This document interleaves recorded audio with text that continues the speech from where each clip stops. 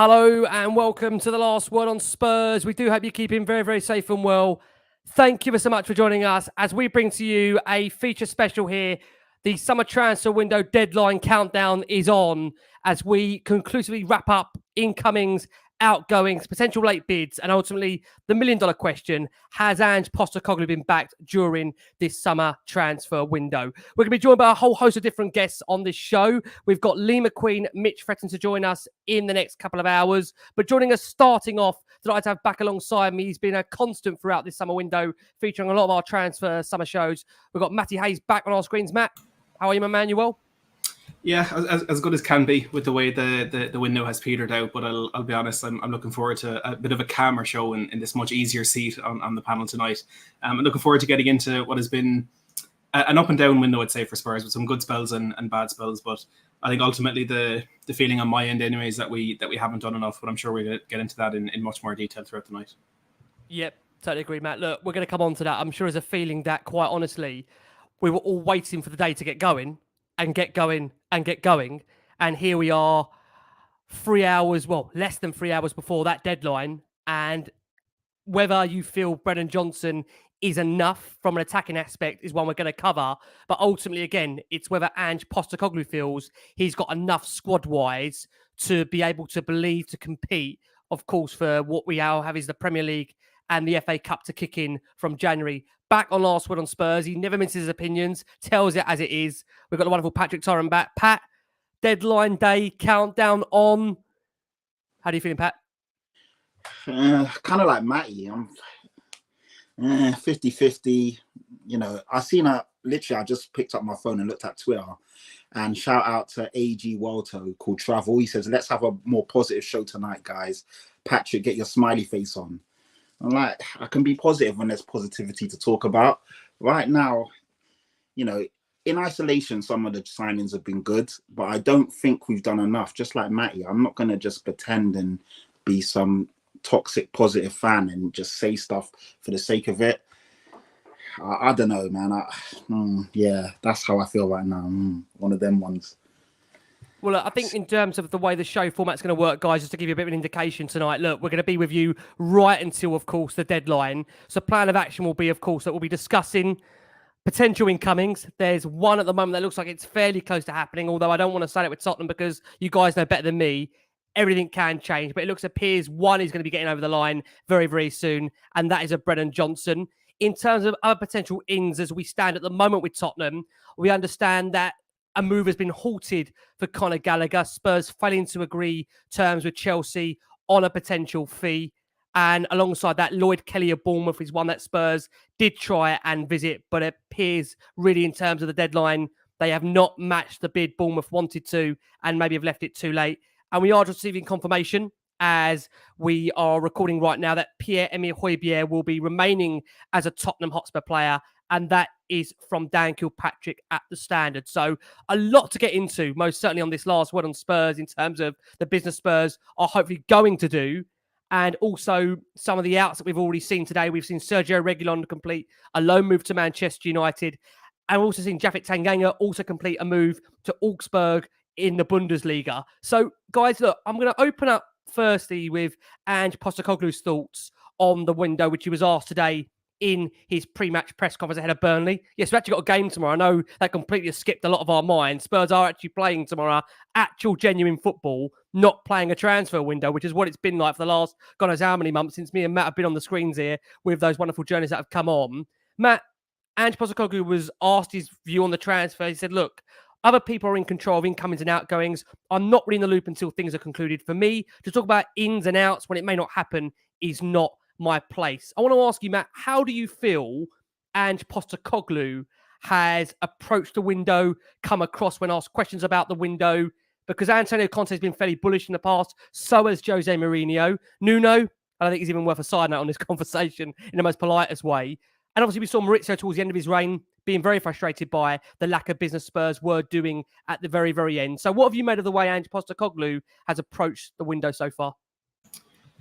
I think he's been honest when he's had to be. Like there's been a few moments where he's been asked. I think he was asked even today about club signings for Spurs, and he's been very open in the fact that he has had most control, if not all control, over making the decisions that have been made for players to come in. And we know James Maddison and Guglielmo Vicario have spoken themselves about how important Ange Postecoglou was in them making the decision to come to Tottenham. So I think in terms of the business that has been done, and for me, this is going to be a theme the whole way throughout the show, for the business that has been done, I think Postecoglou is going to be happy with that. And, you know, as he said today, we're not going to bring in players that if they can't play exactly the style that we're looking for and can't fit perfectly into this team that Postecoglou is building. So in terms of that business that has been done, it's good business, but the problem remains with the business that hasn't been done. And Postecoglou said it himself a couple of weeks ago after we signed Mickey van de Ven that he was still looking to bring in a centre-back.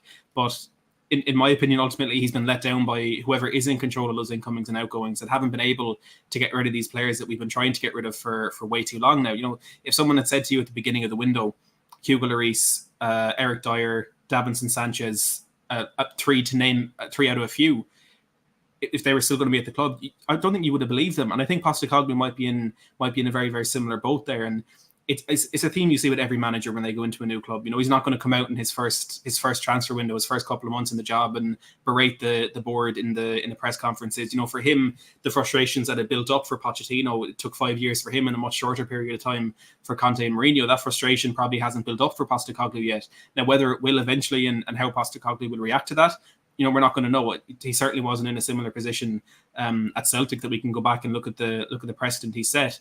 But I think Postecoglou hasn't been the really filtered kind of media trained manager that you're used to in the game nowadays. You know, he spoke so openly throughout the Bayern's pursuit of Harry Kane about what he thought was happening, how he felt, how he thought it was going to affect the club. And he's been very honest in the fact that he has had full disclosure in terms of what players he wants to keep and what players he wants to sign. The problem just comes when you look at the fact that the board haven't been able to fulfill his wishes.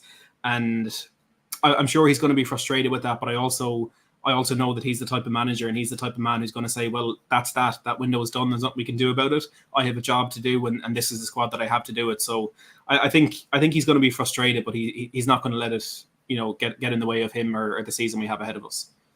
Yeah, you know what? Again, he was also asked the question, and again, Matt, look, I agree with a lot of the comments you're saying there. He's not going to certainly throw his toys out the pram on the back of course, only getting the job in the last couple of weeks. He was asked his view, Pat, on club signings, and he said, look, I don't know.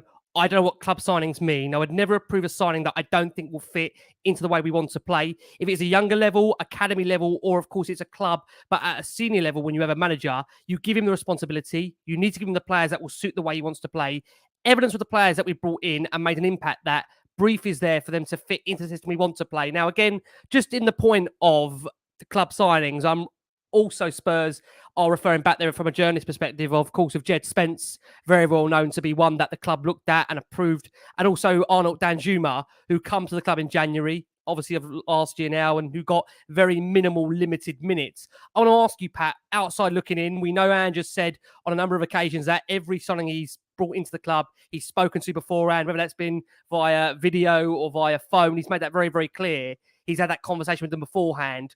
Do you get the vibe, Pat, the players that have come into the club are all of his signings, or do you think it is a collective on the data approach from Tottenham and also the fact that ultimately he has given the say-so? What's your feeling on it?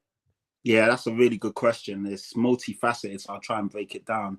Going back to club signings previously, like you said, Jed Spence, Joe Rodon, Ryan Gill, when you think of these kind of players that never really fitted into any of the managers' setups, ethoses, but they were brought in because they were considered good, talented players that possibly may have broken into the team and increased in value and potentially been sold on or become a mainstay in the team. And obviously that didn't happen. And then you're struggling and scrambling to get these guys out. And because they're not playing, no one really wants to take a gamble on them. And you just end up in this vicious cycle that we're in at the moment. This window, the thing is, it's quite difficult because I feel in terms of the players individually, I think we've had a good window. When you actually look at the team now, like I said yesterday, our starting 11, I feel, is as good as anyone's. But I think Arsenal are a cut above us right now. But let's see how the season goes. And obviously Man City definitely are a cut above us. But other than that, toe-to-toe, our starting 11 can go, you know, toe-to-toe or punch for punch with most of the teams in the Premier League. So our starting 11 is really good. I just feel a bit let down and a bit kind of annoyed that we've had so long in the window and we haven't really addressed certain key issues, i.e. another centre-back of a good quality and a striker. That's a glaring, massive hole. This Valise kid might be good. I hope and pray he is, because if he's not, we're in trouble. We've only got Richarlison as an out-and-out striker, and he's not pulling up trees at the moment. I love his efforts and his endeavours, but realistically, the guy's not in the form that we would expect for us Tottenham starting number 9. So these are things that should have been addressed. In terms of the club, the signings, I really like them. Mickey van der Ven is awesome. He's hit the ground running. He looks like he's been in the Premier League for a long time. Udogie, you know, the thing is, before the season started, there was a bit of this discontent because his agent came out and said he's not a left wing back. So he's not a left back, he's a left wing back and all of this stuff. And we was like, oh, is he like, does he even want to come in and play? But he's been fantastic. And then you look at Maddison, looks like he's been a Spurs player his whole life. He's somebody that we've all fallen in love with, and he's been brilliant. And then, yeah, I think the signings that we have now are really good. But I just feel we've just been left a little bit short. But then it goes back to what Matt says. I mean, Hugo Lloris is still here. Eric Dier is still here. And Ndombele, like that one's gone completely quiet. And lo and behold, he's still here. Like if nothing changes in the last 3 or 4 hours, we've got Ndombele here until January. That's criminal, because he's never even going to get into the squad, let alone a starting lineup. Davinson Sanchez, I'm kind of on the fence about him, because deep down I know that he's not good enough. But funny enough, this season he has been quite good in every game he's played. I won't count that Fulham game because no one was good there, and even though he missed a penalty, I don't know why he was taking a penalty anyway. That's criminal in itself. But I do rate Davinson Sanchez's effort and his heart, because he's always there. You know, we booed him off the pitch and he's still come in and played well for us. And even him stepping up to take a penalty when allegedly other people didn't want to take it. Because at the time I was like, why is Davinson Sanchez third on pens? But when you look at it, other people shirked and bottled it, and that's why he's there. And then Ryan Sessegnon's injured, so no one's really been speaking about him. But for me, he should have been out of the door as well. And then Brian Gill, another injury, another one that we've kind of forgot about, and he's still here. So there's so much there that it kind of makes sense why we didn't go for players. But then when I look at some of the players we've been linked with, if you look at the names, they're not really impressive. But I've just kind of relaxed in the sense of if Postecoglou, if they're not club signings like you're saying, and Postecoglou really wants these guys, then I'm all for it. But when I looked at the centre-back we are linked with from Bournemouth, when I first heard the name, I was like, what? Who's that? And no disrespect to Lloyd Kelly, we literally just played Bournemouth the other day. I didn't even remember or notice he was on the pitch. So I don't know if that's a good or a bad thing. I don't know if that's me being naive, but I don't think, you know. But funny, I looked at clips today of him, and I don't know if YouTube can do this to you, but he looks quite good on YouTube. He looks better than most of our centre-backs on YouTube. So I don't know. Matty will be able to tell me. I know he knows his stuff. I know he breaks down football, but do you like Lloyd Kelly? Do you think he's a good player, Matt? To be honest, I haven't seen enough of him to be able to give a definitive answer. But the traits that he has are traits that would fit into the defence. You know, he's quick. He's a leader. He's young, but he's captained that Bournemouth team quite a bit. And I was the exact same when I heard that name. It was surprise, and with considering the names we've been linked to so far, it was Mickey van der Ven, who's one of the best in Germany. It was Per Shores, who has been thought of highly in Italy. Whereas you're then looking at a team, Bournemouth probably not going to be fighting relegation this season, but we're certainly doing it last season, and bringing a centre back from there that doesn't start every game, you know, that can't sort of cement his place in that first team. It was surprising, but I think with the way that it's gone for Spurs in the last 3 or 4 years, those are the sort of signings that work for us. You know, like if you look at our starting 11 now, Destiny Udogie, Pat Mattersar, Dejan Kulusevski for a lot of the fan base. So these weren't players that we were overly excited to bring in. You know, the players in the last 5 years I can remember getting excited about were Tanguy Ndombele, it was Giovanni Lo Celso, it was Richarlison. You know, those big money signings and big name signings just don't seem to work for us. So I'm at the point where I try not to get wrapped up in the name and in the value that's been put in these players, because I think it's just too easy to kind of use that to make a decision. But with Kelly, look, if it was a player that Postecoglou would have wanted, it's a player that Tottenham should have signed. But you know, it's not happening now, so I suppose does it really matter either way? It's interesting because, again, when you look at what Spurs have done, he was also asked the question, Postecoglou, when asked what the balance is with the new Spurs signings between the players he wants and the ones the scouting department suggests. He simply, was very, very, again, firm and said, it is the players I want and the players that the scouting department want that I want. He's very much trying to say this is a collective effort throughout this window. There has been no diversion in terms of Spurs have not gone off on their own, their own case and brought in players either for him or above him that he doesn't want. But I think the key matter of it all is here, if I come back down to you, Pat, he was very, very clear in saying what he did not want is going into the final day of the window, having uncertainty over who would be at the club and wouldn't be at the club. And unfortunately, that is exactly what has happened, Pat. Here we are. We are a couple of hours away from the deadline. There are still potentially a couple of players that could be leaving the football club. There is arguably what we understand to be the priority target Spurs have looked at and what he wants still yet to sign the deal. Does it worry you, Pat? And again, I know we had this conversation again last night as well, that ultimately, if there are key players that the manager wants in, how crucial is it that they're here for the start of the process to really embed themselves in, get to know the other players, get to know the style, get to know the brand of football. So what they're not doing is they're behind the group when it comes to having an understanding of how the manager wants the team to play. Yeah, great question. And yeah, it is quite worrying because a key or glaring example of this is Pierre-Emile Hojbjerg, somebody who's been a starter and a key player for us over the last couple of years, but he's clearly not in Ange Postecoglou's plans or visions for a starting 11. We all understand and know that Hojbjerg isn't probably the right fit for the way we play now. He's clearly not a starter. He's voiced his concerns and he's wanted to go. He's been linked to Atletico, linked, funny enough, to Fulham if they could have got rid of Polinia. And then also, who else was looking at it? Fulham, and I can't remember, some other team were looking at him as well.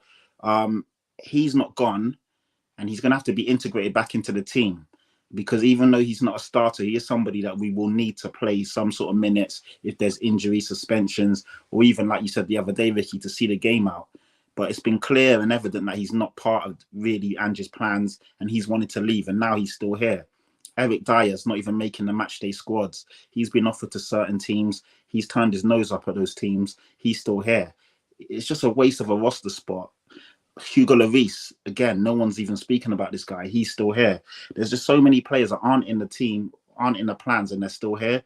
And it kind of leads to a bloated squad, no harmony in training, and just players that shouldn't be here. Like, these guys should have been shipped off 2 or 3 years ago. And I don't know, man. It's so frustrating because we keep hearing this thing, we wanted to go after this guy, but we need a centre back to go first and this and that. We're just not ruthless enough. I mean, Chelsea don't have any problem signing players. Other teams don't have any problems actually adding to the squad. We should have been cutthroat and ruthless like this. And I understand there's contracts, but it's just, we're always clouded in all these excuses. And we're just talking and we just don't seem to do what we need to do to get across the line. And I do like this team now. I do like, on the basis of it, there's some really good talented players. Like Matt said, when you take away like some of the names that first came in, we may not have been as excited, but we've grown to love the team and the energy and the effort and the way they play. But when I look at the bench and I look at some of the guys that are still here, it kind of like, it frustrates me because these are guys that clearly aren't really down for the cause. Whenever they've been trusted, they're not good enough. They seem to not care, and they're still here. And it just kind of leaves a sour taste in my mouth that these guys are still around. Like Hugo Lloris, club legend, fantastic goalkeeper. None of us really know what happened against Newcastle away. He kind of came off at half time, never played again. We all kind of feel something happened, but no one's really said anything about it. He's never got a send-off from the club. The club's never really tweeted anything positive about him since, but yet he's still here. Yep. It's so odd. Like the way we deal with players and the way we've handled some of these situations, it just doesn't, we just don't act like a big club in certain moments. And then we wonder why we kind of fall by the wayside, or if we miss out on top 4, top 5, this moment right here will be the reason why. Because, for example, if we really wanted Conor Gallagher and we really didn't want Pierre Hojbjerg to be here, we should have been more ruthless and more cutthroat and got it done. Why are we waiting for the last couple of hours to see if we can possibly get one out to get one in? It's just, we're just kind of like, it's we're one of those guys that seems to we look like we're doing work, but we're not really doing it. Pretenders rather than actual genuine contenders. Go on, Matt. Over to you.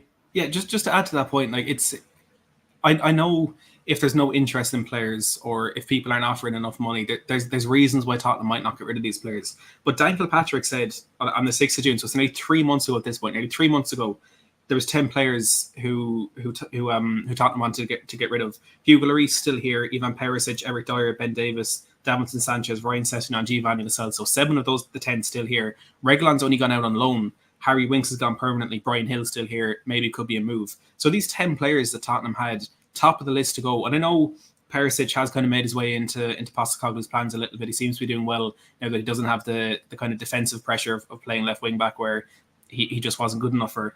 7 of those players are still there. 1 gone on loan, 1 maybe gone on loan. Only 1 of the 10 gone permanently from the football club. And it's Harry Winks, who hasn't been in the team for a while anyway. And we'd also heard around that time that Tottenham were planning on ripping up some contracts, which is fantastic because it was taking kind of taking charge of the situation and saying, well, if these players, if their agents aren't going to find another club for them, if people aren't going to come in and give us the money, that's fine. We don't want them. We're going to get rid of them, even if it does cost us a few million quid.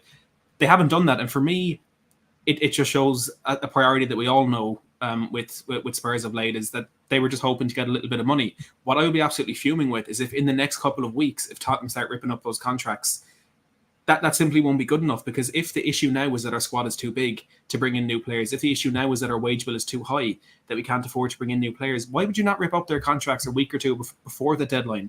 And yes, maybe you're sacrificing the chance of selling some of these players, even though you knew how unlikely it was looking. And that way you have a clean slate to go into the last couple of weeks of the window and be able to bring in the players that you want. And from what we're looking at today, the money was there to sign Lloyd Kelly. The money was there to sign Conor Gallagher or whatever other targets there might have been. You know, it's not an issue of money, especially when you're getting 100+ million for your club record goal scorer.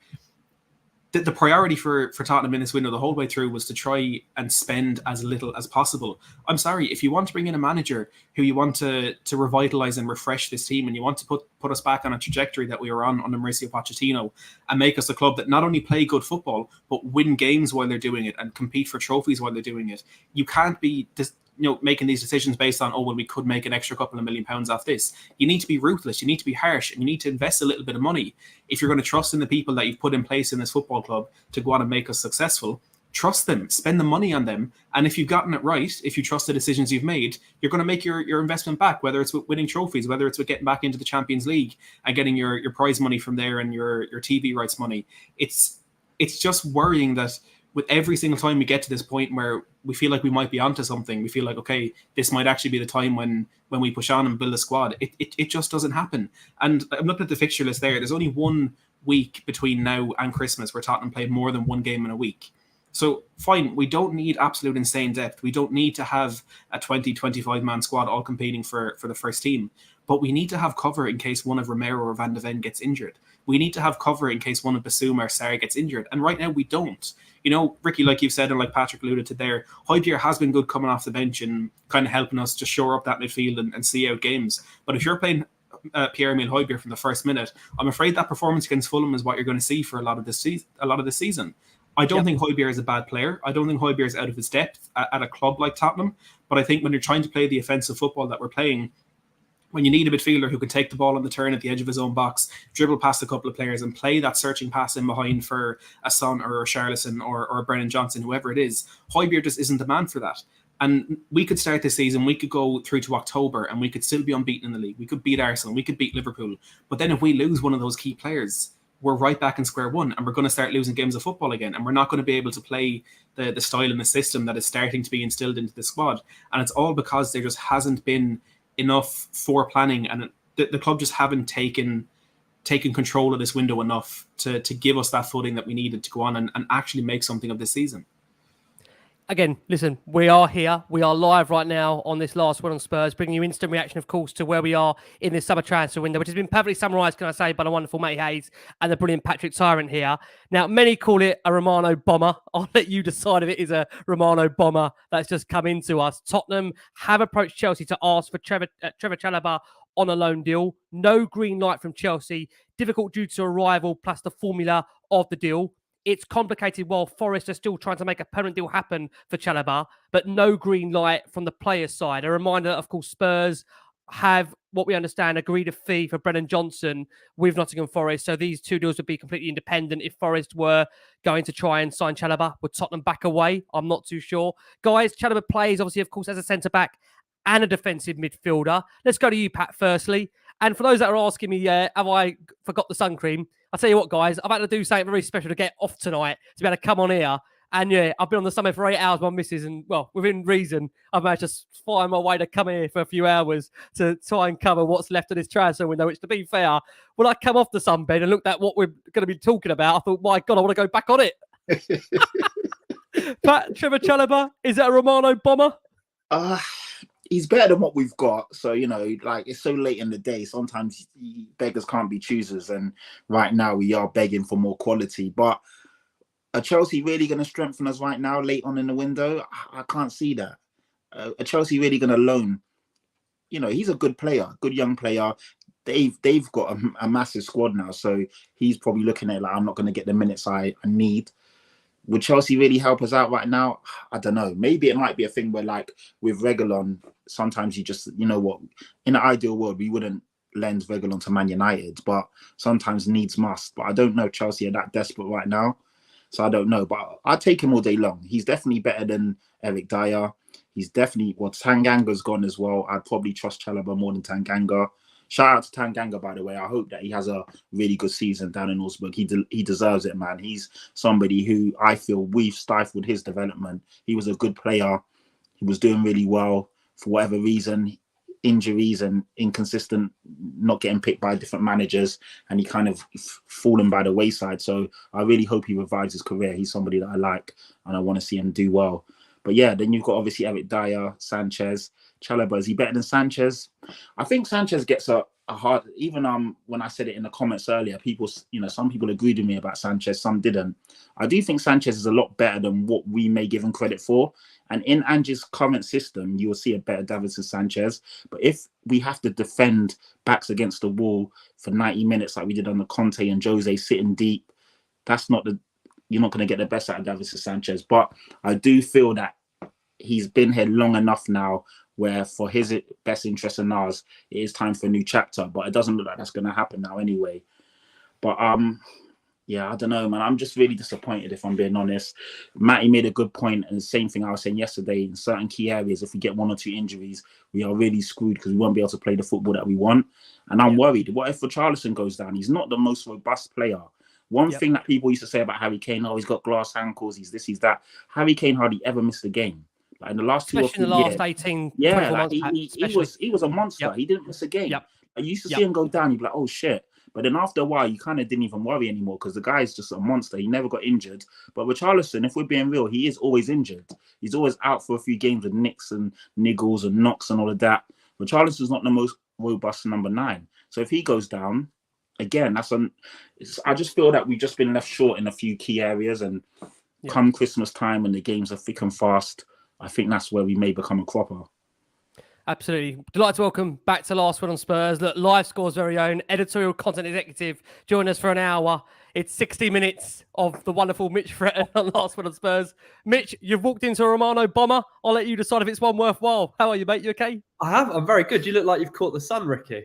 Bro, just a little bit. Well, listen, I've had to find a way, Mitch, of trying to make this work tonight. And what I've had to do is sit on a sunbed for 8 hours and look at Spurs' transfer news, which maybe even more want to stay on the sunbed, but should have applied the after sun and the aloe vera. I promise you guys, by the time you see me in the next couple of days, this will completely fade down. You'll see the Mediterranean glowing looks come through in the next 24, 48 hours. I'll look better than the rest of Spurs' window. I promise you on that. Mitch, how are you, bud? You okay? Yeah, very good. Thanks for having me on, and hello everyone. Mate. Matt, Pat as well. How you doing, guys? Yeah, I mean, I'm in the middle of working as well, so I'm trying to keep on top of everything. I have seen the Fabrizio thing about Chalobah. People will laugh, Mitch, when you're going to say we're trying to keep everything that's happening with Tottenham at the moment because nothing bloody is happening. I know, yeah, it's crazy. I'm trying to keep on top of everything Tottenham and everything else in terms of the transfer window as well. But the Tottenham stuff's a little bit of a bombshell thrown in there late on, which has surprised me. I think is my overall feeling towards the Trevor Chalobah thing. I can see the reasoning behind it, and us making that sort of approach, because at the end of the day, we need someone at the back.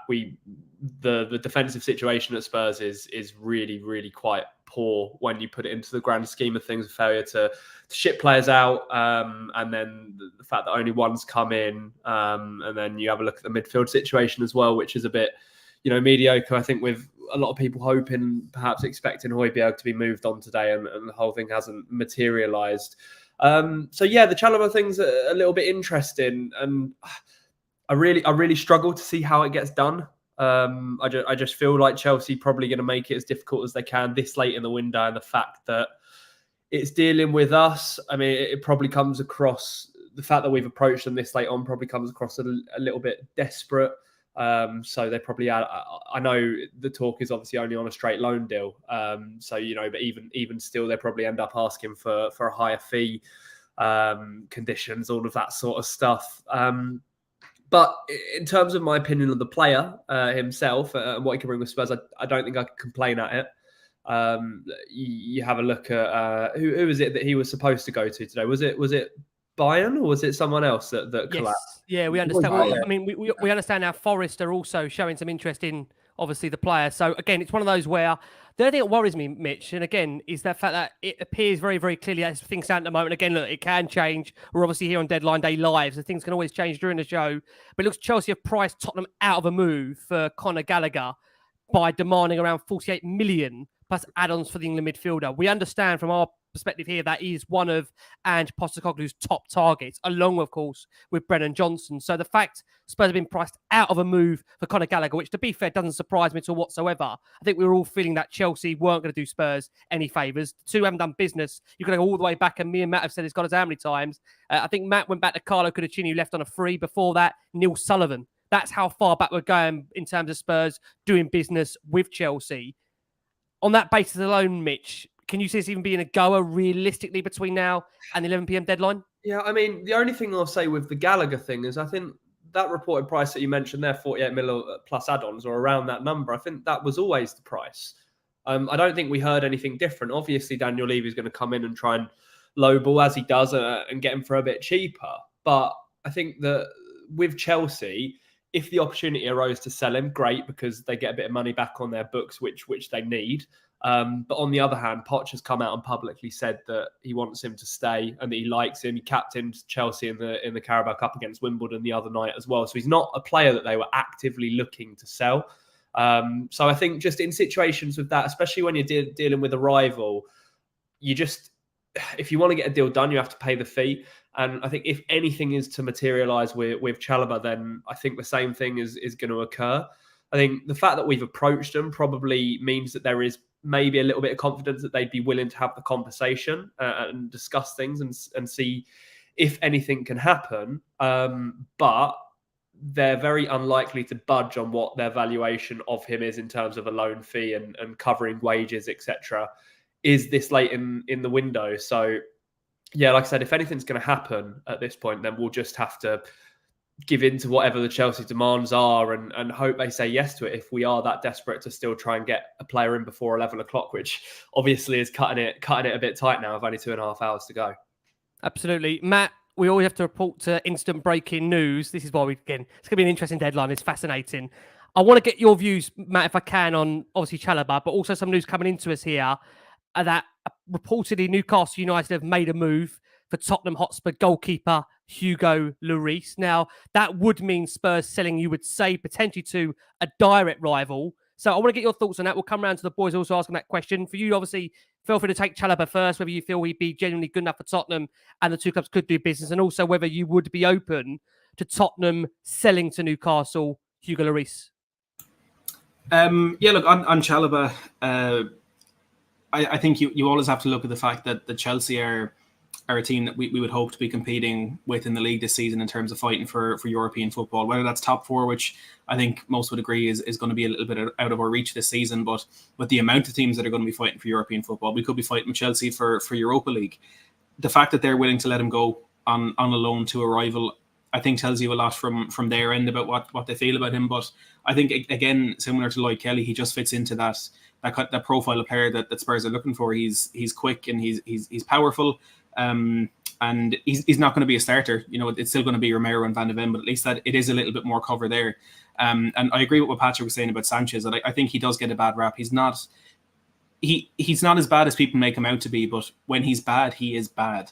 But when he's good, he's all right. You know, it's the highs just aren't as low as the lows are, if that makes sense. You know what I'm trying to say? Yeah, it makes sense. It makes sense. Yeah. So Chalobah is just another option in there. And on Hugo Lloris, you know, you speak of London buses. In the last 20 minutes, Nice have terminated the contract Kasper Schmeichel as well. So there could be a deadline day battle for Hugo Lloris. Imagine that. Exactly. Yeah, imagine all this time we've waited. We could have two clubs coming in battling out for Hugo Lloris. You know, let's start a bit of a bidding war. I think that's what we need to do. But yeah, look, would I be open to selling him to Newcastle? Yeah, I feel I don't feel we're strengthening them. You know, Lloris is past his best. He was an absolutely insane servant to this football club throughout his time, and he was an incredible goalkeeper for so long. But he is past his best. I don't think we'd be strengthening Newcastle if he did go in there. Maybe look, he's someone that could play, you know, a bit like a coach in training while he's training with the keepers, that he could help. He could help those around him at the football club, but I wouldn't be too worried about strengthening them if we did let Lloris go over there. You know, it's interesting, Pat. Not often do I disagree with Matt, but I would be firmly against selling Hugo Lloris to Newcastle. On the basis, number one, I'm really surprised Spurs would allow Lloris to continue in the Premier League. And again, I appreciate the fact that he's only got, you know, less than 12 months left. You could terminate his contract. He is, of course, I think, on par he was with Harry, the highest earning player at the football club. So Spurs would still be having to pay those wages until the point of termination. So you could argue from that perspective, it would be worthwhile to let him go to Newcastle. But just the fact that what we are doing potentially is, I know people will maybe disagree with me on this because of the way Lloris has had a decline. I don't know if you could argue that we are strengthening their squad, that if they were to have an injury to their number one goalkeeper, Hugo Lloris is still, in my opinion, a okay goalkeeper. He's not world class, he's not elite, he's not great, he's not good. In my opinion, he's okay.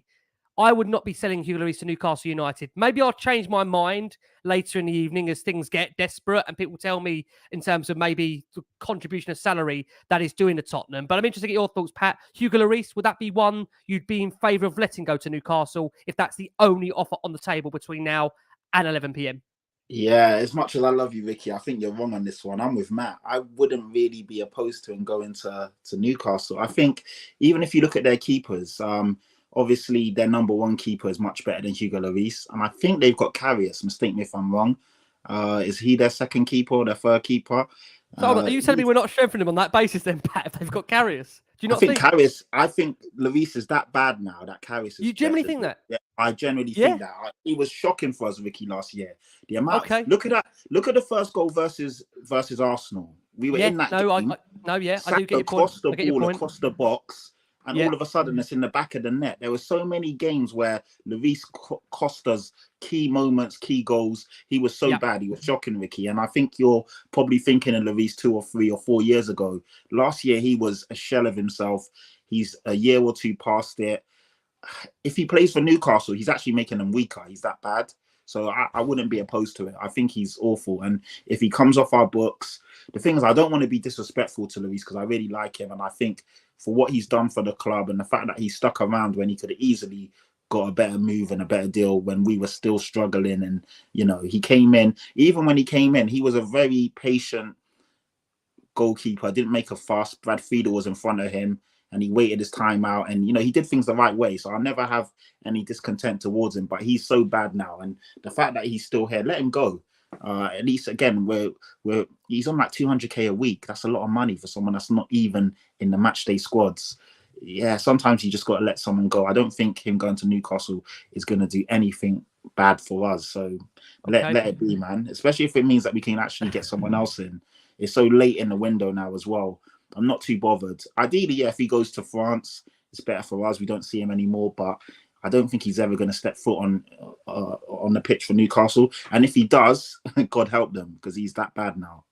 Well, listen, let's come over to Mitch. Mitch, are you going to save me or put on some armbands on me and drag me out the water that Matt and Pat are putting me in at the moment? And we understand, just a bit more context to that news, that the Magpies have offered a season-long loan deal to Hugo Lloris. Newcastle's approach has come out of the blue and there would have been no loan fee. But as we understand at the moment, Lloris has so far turned down that switch to the northeast. So, for our understanding that Lloris has turned that switch down, as Pat and Matt shake their heads in utter disbelief. Listen, maybe it's not the wages. Maybe it's the wages that are the problem. Mitch, if that move does come back on, would you be a favour on it, or do you think we should hold out maybe for Nice to approach us 5 minutes before the deadline? I'll half agree with you, Ricky, because I don't think he will want to go to Newcastle for several different reasons. But it's one of those ones where, I don't really like the idea of him going to another Premier League club when he's been at Spurs for as long as he has. And he is a club legend, no doubt in that. And he's been our captain for many years now. So I don't know. I agree with what Pat was saying. I don't think he ever would step foot on the pitch for Newcastle if he joined them. But the details of that deal just sound ridiculous anyway. A season-long loan when he's got 1 year left on his contract with no loan fee and what they'd probably cover his wages. I just don't see the point in that at all. So yeah, it's a bit of a weird one for me. I would much prefer him to go abroad anyway, and I think he would prefer that personally. Him and his family. I can't see him turning down a move back to France if Nice were to come in at the last second to try and bid with that. So yeah, it's a bit of a weird one. I think if it did happen, I don't really think I'd be that upset by it in the grand scheme of things, because like we've already discussed, he's not really going to play for them. It's a season-long thing, and he'd just be, I think, like the guys referred to already, making up the numbers and joining from a perspective as more of an experienced head on the training pitch and trying to get them thinking, Hugo Lloris is someone that's been there and done that. He's a World Cup winner. He's played in the Champions League quite a lot, and that will help Newcastle, especially with that draw they've got in the Champions League yesterday. So yeah, the whole thing doesn't really make sense to me. I can't see it happening personally, but at the end of the day, and in the grand scheme of things, we need to clear players out, and the likelihood is if he's still at the club after 11 o'clock tonight, he's probably not going to get registered for our Premier League squad, and he won't be, doing anything for the next year, or at least until January when the window reopens, unless we tear up his contract, which, I'm not necessarily sure that Daniel Levy's willing to do, but we'll see. Yeah, what's interesting, Matt, coming over to you, is that obviously Saudi's window is open for a further couple of weeks. I just wonder for some of those players that at the moment it's going or seeming fairly quiet in terms of what is going to happen with their futures. I'm looking at the likes of Ndombele at the moment. I'm looking at the likes of potentially Davinson Sanchez. And again, you can maybe argue Eric Dier. I don't think Eric Dier, in my opinion, is going to probably go out on loan to Saudi. Just again, in my opinion, things could obviously change. Do you think, Matt, we are going to see some surprises from Saudi interest in the next couple of weeks, or do you just think the players that we're trying to shift are not up to the adequate level where you think Saudi clubs are going to be genuinely interested in taking these players on deals? Look, it's difficult to say. I think we've spoken about it quite a bit throughout the shows we've done with the fantastic journalists we've had on, Ricky, that you're looking at all these players who've had interest from Saudi clubs, all the huge players have been signing. There hasn't seemed to be really much interest in Spurs players aside from Son and Romero, who are the ones that we don't want to let go. I think that the big ones for a few of the players you mentioned there, I think the Turkish Super League window stays open for another week as well. So that's Tanguy Ndombele, if he still does want that move to Galatasaray, that's one that can materialise there. Eric Dier, I don't really see him making that move there. But I think there's some players who would have said you don't see making that move that have gone on to do it. So if they come in with a certain amount of money, at any moment, anything can change, like it has for a lot of this window.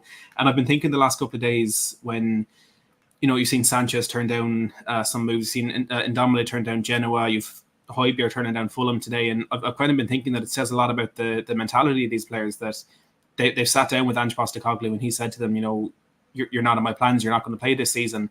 And they're still being picky about the clubs that they're going to. And for Hojbjerg today especially, he's gone into a Fulham team that would have been losing João Palhinha. He would have been guaranteed a place in that team, aside to finish up as a 10th or 11th in the Premier League last season. Not exactly relegation candidates, and he's turned that down. Maybe they are looking at, if they're not going to get a move to, like if Hojbjerg's not going to get that Atleti move, or if Ndombele is not going to get the Inter Milan move, maybe for them the second best option is to hold out for Saudi Arabia. Maybe they've heard that there is going to be some interest there. And look, if you're looking at the way that the Premier League teams have kind of sped up their business over the last week, I'm sure there's going to be a lot from Saudi teams the next week or so. And I'm hoping one of those deals is Mohamed Salah, because I think that would be really funny if Liverpool lost him after the deadline. But another point, when you're looking at the wages that some of these players are on, not many clubs are going to pay Tanguy and Ndombele £200,000 a week, no matter where you are in the world, except for maybe Saudi Arabia, where they do just seem to have that money to burn. For Hugo Lloris, I think he does want to play a little bit more at that level, and Nice will be the absolute perfect spot for him. I think it's been mentioned for a couple of years that he would like to go back there and finish his career there. And there was one of the shows we had over the summer, Ricky, where I think we were speaking about Lloris and the potential to go back to Nice. And forgive me, because I forget which journalist was on at the time, because there's so many of them. But I think he'd said that for that to happen, Schmeichel would have to leave Nice. So maybe that's one thing sorted there. But I'd be a bit annoyed if we did end up shipping out some of these players to Saudi after the deadline had closed and after we can't get in those players that we've been planning to sign. I mean, Mitch, if I can come back round to you, I'm really intrigued to ask you, when we haven't asked this question yet, what you have made overall of Spurs' window so far. We understand the club are closing in on a deal for Brennan Johnson. Again, we won't go too hard on that until we know that deal is completed. We understand Spurs have been priced out of a move for Conor Gallagher. As things stand, it appears that move looks dead in the water. Pierre-Emile Hojbjerg looks set to stay at the football club, is what we understand at the moment, unless there is any late bids or a revival from Atletico Madrid. He's also turned down Fulham today as well. Again, it looks like, as we see, Lloyd Kelly, as Matt mentioned there, Bournemouth simply do not want to sell in terms of the fee Spurs have proposed on the table. And that in itself, we've seen Eric Dier now look like he wants to stay and remain at the football club past the 11 p.m. deadline. Again, we have to emphasise that point. Saudi's window is open for an extra couple of weeks. I can hear the laughter track in the background when I mentioned Eric Dier and Saudi. But look, stranger things have happened. He is an England international.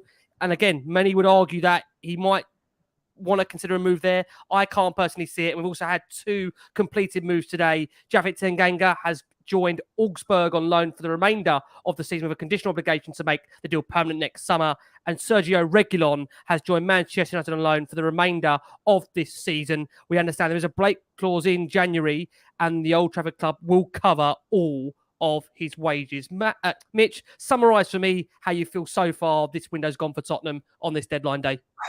Well, I mean, firstly, for all of these players that are sort of sitting there saying, oh, not interested in going to this club, don't want to go there, blah, blah, all of that, I really hope he just kicks them out of the squad entirely and they just sit there and rot over the next year, because I'm getting pretty fed up of all of these players like deciding on, the outgoings at the club. I just feel like Spurs as a whole haven't been ruthless enough this summer in trying to get players out of the door.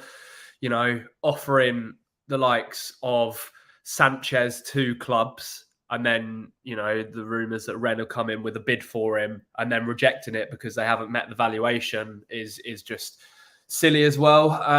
So I think it's sort of been a summer of two halves in terms of our incomings and outgoings. I think on the outgoings front, it hasn't been nearly good enough. Like I said, we've still got a bloated squad. There are still going to be players that miss out on a place in the Premier League squad when the window closes later tonight. Obviously, the incomings, and we've discussed this on previous shows as well, I'm relatively happy with, but I think I've made my feelings pretty clear on the whole centre-back situation. I'm seeing things flying around on Twitter at the moment. I've seen obviously the Chalobah links. I've also seen something a second ago saying that Tosin still remains an option for Spurs to Fulham. That's what's being reported at the moment by 90 Min. They are still saying that. People are saying that's just from one bench to another bench in terms of Adebayo. But again, you might argue if Spurs can get a deal done there late for Tosin, does that maybe free up them to try and again, it's the most, just being the realist way, Eric Dier, can they push him out the door? So maybe, because he's not going to get regular first team football, is he? He's not been in the last 3 match day squads. And again, if Tottenham decide to bring in Tosin, how further down the line would Eric Dier be to the point of where he just thinks, I have to get out in these next 2 hours and go somewhere, because some football is surely better than no football, Mitch, isn't it? Well, I said this earlier. I put a tweet out about it. I said he's 29 years old. Last year he worked his way back into the England squad, which was difficult for him. you know, when Conte first came in, he put himself out there and he got back to some pretty decent form. You know, fans were praising him. And then again, he just seems to go through this cycle where he just really drops off. And again, since he got back into that England squad and got that call up, he's been pretty awful and hasn't been seen there since. But I mean, I just feel like if you're in Eric Dier's shoes, and I don't know if he's taken a leaf out Harry Maguire's book and hoping that Gareth Southgate might just pick him off of merit and previous experiences in the England squad, but I just feel like there's still the opportunity for him to go away and find regular first team football and work his way back into that England squad. You know, we can sit here and discuss whether we think he's good enough overall to play for England. That's a whole different conversation. But yeah, I think the general consensus was that Eric Dier was expecting to stay today. I think Sanchez was the one that they were actively trying to push out, which looks like it's failed as well. So, you know, we're still sitting here at the end of the transfer window with Eric Dier and Davinson Sanchez in the squad, which is, I mean, if you're being blunt about it, it's really poor. We've known for the best part of 2 years now that the club have wanted to refresh at the back and get new centre-backs in. Antonio Conte was huge on it. You know, we had all of this excitement and hype about wanting to bring, who was it on the shortlist? It was obviously Bastoni when Conte was here, and also 𝐿𝐴 𝐺𝐵 as well, who's obviously at City now. We had all of that hype, and you know, we've had multiple transfer windows to do something about it now. And I'm not knocking the Mickey van der Ven signing because I really like him and I think he's going to be an excellent player for us. But I just feel like bringing one centre-back in when that is probably the position on the pitch where we lack the most depth, and if we get an injury there, we are in the biggest trouble. Bringing just Van der Ven in, who's come in as a starter, we're one injury away from either having to play Davis or Sanchez or Dier at the back again, which, you know, is just back to square one with it. So I just, the whole thing confuses me. From Dier's perspective, I don't know why you wouldn't want to go and get a move somewhere else this season. There's Premier League clubs interested in him. I get it. He wants to leave on a free next season and go abroad, but I'm not being funny. If you're sat rotting in the reserves for a season, there's probably going to be less interest in you because you haven't been playing at that top level for a consistent period. And, you know, your value goes down as well. Are people going to be willing to offer you the same wage and the same contract? It's little bits and pieces like that. So, yeah, disappointed on that front. And I just, you know, I keep seeing notifications pop up on my phone next to me. I just really hope that there is something under the blanket going on in regards to trying to bring someone else in at the back. If it is, Mitch, I think it's a very, very small, minuscule blanket. Probably the one that I cover my 5-month-old son in, to be honest with you. That's the size of that blanket at the moment. Matt, I want to come back around to you before I come to Pat and just ask you defensive-wise, as it appears that Tosin Adarabioyo, from what we understand, is still a name on the table. Are you fairly okay defensive-wise in what Spurs' options are, of course? They've got Mickey van der Ven over the line, Ashley Roberts as well through the door, of course, from Blackburn. That looks more of an academy product rather than one that's going to come in and hit the ground running first team-wise. And as I say this to you, Matt, this is all, again, we love doing these shows live. On that defence, Chelsea are aware Spurs are sniffing around Chalobah, but are not clear yet on what the exact terms of any offer would be. Once they are, then they will have to have a decision to make. It's unclear whether Chalobah would consider a move to Tottenham. So as I say that to you, look, it does feel at the moment there might be a few jigsaw puzzles still ongoing with this defence. But if it remains as it is, Matt, are you fairly content with the options that we got? Well, until we get an injury, yeah. But once we get an injury where, you know, we're in trouble, then, you know, like I mentioned earlier, we don't need insane depth because we're not going to be playing games very often. The starting defence that we have, I think, is absolutely fantastic. You know, it's only conceded one goal from open play this season in that first game against Brentford, 2 clean sheets in a row against Manchester United and Bournemouth. You know, it's a very good defence, and it's one that I think is tailor-made for the way that Postecoglou wants to play. And it's not something we said for a while, but I'm very happy with the fullback options. You know, Udogie has settled into this a lot better than any of us thought that he would, especially in this inverted fullback position where it just didn't seem like he had the attributes that were required to do that. You know, he was playing in a much, much different position in Udinese, a very, very offensive left back where, you know, he's still getting into those offensive positions now, but not as the man out wide kind of swinging the crosses into the box. And And on the other side, Emerson and Pedro Porro, again, ones that we probably didn't think would fit into this system, but they seem to be okay. And it's peaceful, I think, to actually not be going into some transfer windows thinking, what right back are we going to sign? Who's it going to be? It's been a while since we've been in that position. But in the centre, I was only thinking about it there as Mitch was speaking. If Clement Longley was still available right now, I wouldn't be against Spurs going in for him. And I think that speaks volumes, because we just need more options back there. And Chalobah will be a good option, Adebayo will be a good option, but we need something at this point. Whatever it is, we need something different, because we've been let down by these same players time and time again. And that game against Fulham on Wednesday or Tuesday, whenever it was, must have been an eye-opener for Ange Postecoglou about those players that he might have to rely on if something does go wrong with the first team that we have there. I don't think that defence is going to be able to win games of football consistently in the Premier League, especially when we're playing a system where they're going to be so exposed. They're going to have to deal with counterattacks themselves. They're not going to have a block of 4 in front of them like they have had under Conte and Mourinho that's going to protect them. And even then, they couldn't keep the goals out of the net. So I'm concerned about where things might go if something does go wrong. But if we're going to be optimistic, we're going to try be a little bit positive about it. That first 4 that we have in that defence, I'm really, really happy with. And I think Romero and Van de Ven could become the new Toby and Jan. They have Van de Ven, very, very similar traits to Jan Vertonghen. That left-footed player, loves to be on the ball, has quite a bit of pace about him, can move out to that left-hand side, can play as left-back if required. 2 defenders who are good in the air as well, which hopefully will be helpful for us as the season goes on. Pat, I know it's because I've just got flashbacks of Clement Longley's performance against Brentford in my mind, but if he was still an option right now, I still think I'd turn him down, and that says a lot about where I am with Clement Longley. But I massively, obviously, always respect Matty's point on that. Pat, do you think on the defence that because of the fact Spurs have got the genuine 2 central defensive options of Mickey Van de Ven and, of course, Romero there, that it is harder to entice a genuine top-class defender to come to the club when you've got 2 starters there? Or do you think it's just the fact that Spurs haven't acted like a big club to really push the boat out to try and bring that player in? Exactly. I'll go with the latter part, because other clubs, that are doing better than Tottenham can go out and get quality. And there's no doubt that we could have attracted better quality the thing is, I wouldn't even call it a backup, because we will have games where Ange may want to rest one player.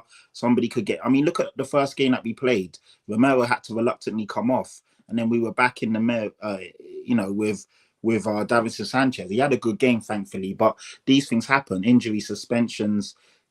Maybe Ange might want to rest somebody. So I wouldn't look at it as you're coming in as a backup. If you're good enough and you back yourself, you can push yourself into that first team. It also means that the level of the players around him will improve, because no one wants to be considered, the first backup. So no, other teams, good teams, have quality players fighting for spots, and that's what makes you better. And I just think that we've not acted in the right way. And like Matt said, and like I said yesterday, we are in that centre-back position. I do love the partnership. I think they're 2 top centre-backs, but if one of them, God forbid, gets injured or something happens, we're in big trouble, big trouble. And, you don't want to be negative, but you've got to be realistic. You can't go a whole season, touch wood, I hope it happens, but it's very unlikely you go a whole season without having to change something up or something happening. There could be an instance where there's a family issue, or someone's, I don't know, his wife, one of the players' wives or girlfriends gets pregnant and they have to miss a couple of games, or there's family issues, and then again you're stuck with defenders that shouldn't even be here and they're starting big games for you.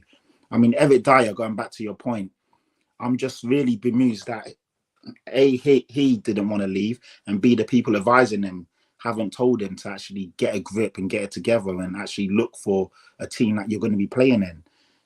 Against Fulham, on Tuesday, he didn't even make the matchday squad, and we made 9 changes, and he still wasn't even in the team.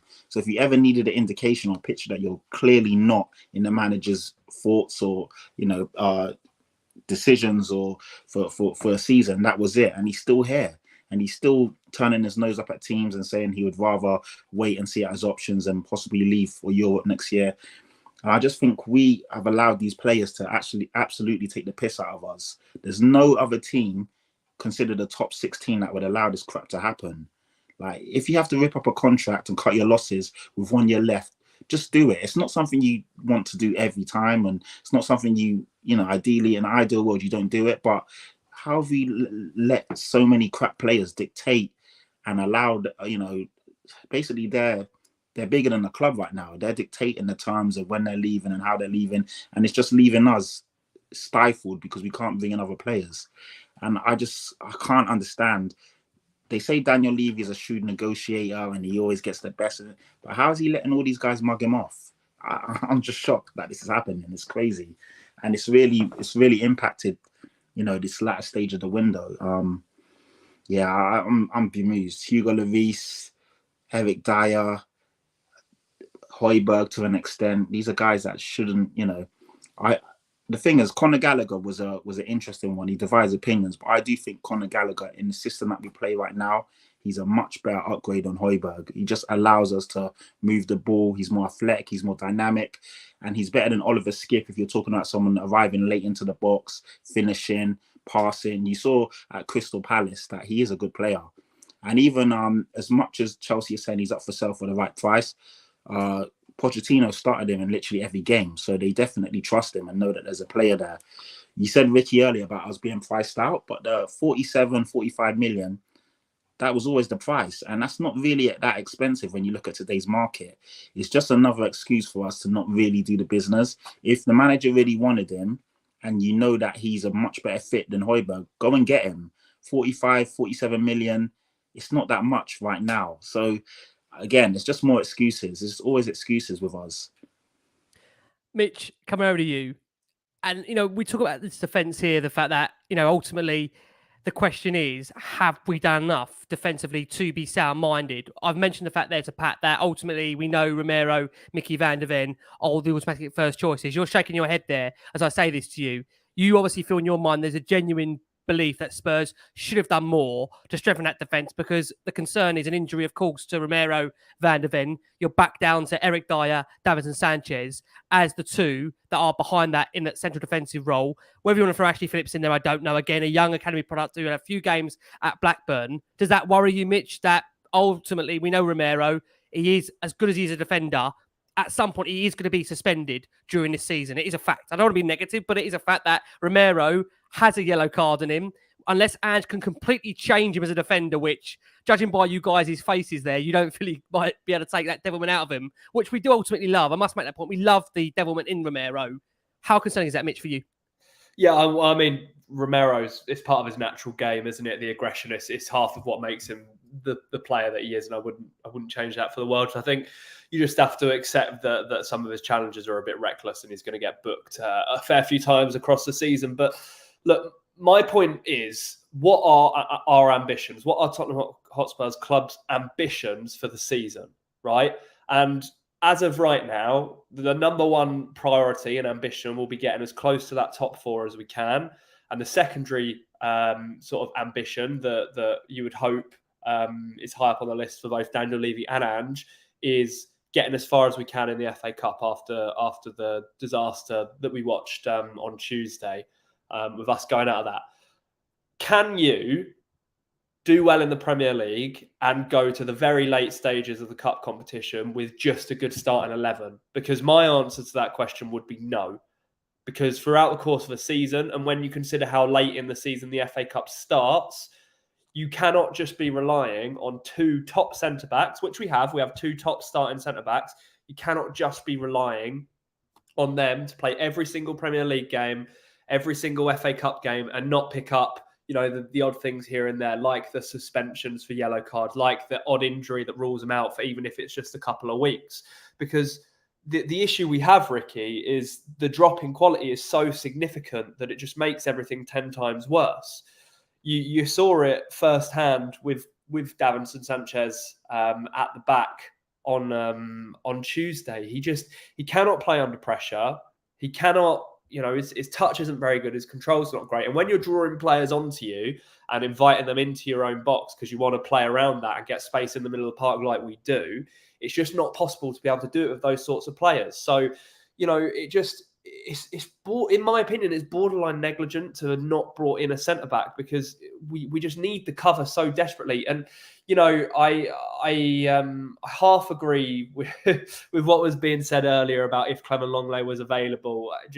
We need an extra body. And the thing is, I'm just keeping an eye on things as well. You can't necessarily rule out Davinson Sanchez leaving before the window as well. The links with PSV seem to be staying and not necessarily going away. Now, I'm not saying that deal is necessarily going to get done, but if it does, and we lose Davinson Sanchez, and then we don't bring someone in, well, all of a sudden, then what have we got? All of a sudden, it looks like actually Eric Dier will be registered for our Premier League squad, and he may be called upon here or there, or we'll be relying on Ben Davies in centre back, which I'm not a huge fan of anyway. So, yeah, it's just such a huge issue, and I think the club, to be fair, are aware of it. Hence these stories leaking out this late in the day about us still chasing, a couple of centre-back targets with everything going on. Something has to be done, even if it is just a loan deal for the season. I've seen as well reports that that Southampton fella, that Southampton centre-back, Bella Kotchap or whatever his name is going on loan to PSV. Looks like that is getting close. That looks like it's getting closer now, yes. He would be perfect to bring in on loan for a season from Southampton. Southampton fancy themselves to try and get back up to the Prem. Fine, we'll take him on loan, give him that opportunity in our squad, and he's a player that can come in and do a job for us if we need it. So, yeah, it's just really frustrating. And I get it. People will want to be cautious of panic buying, as every club is on deadline day. But then you can present the argument, well, why have we left it to deadline day in the first place? And the ultimate answer, again, is because we have to shift players out. We have to get centre-backs out the door.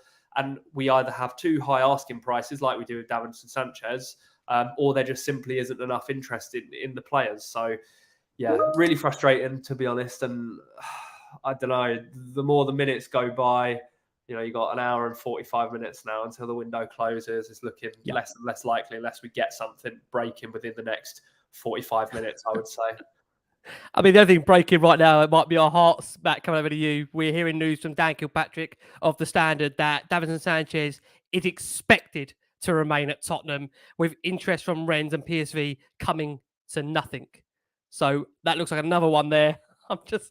Pat looks in a complete, utter he just looks so depressed. At least it's only football, guys. Matt, your reaction to that? It's not exactly surprising. I mean, with that Bella Kotchap move going through, and what I don't understand with Sanchez is that we turned down, was it 12 million? We turned down apparently from Rennes today. We are nuts, aren't we? At times, we moan about not getting players out the door. Spurs are their own biggest. I'm sorry to cut you in there, Matt. I know you're going to probably come and mention it as well. We are our own biggest enemies at times. We shoot ourselves in the foot. You've got a £12 million bid there for Davinson Sanchez. Granted, he was at one point the record signing for Tottenham. But get something. Take anything. The argument might be, as Pat has alluded to, is that if they do let Sanchez go now, would he be the one you'd want to let go over Eric Dier? Probably not.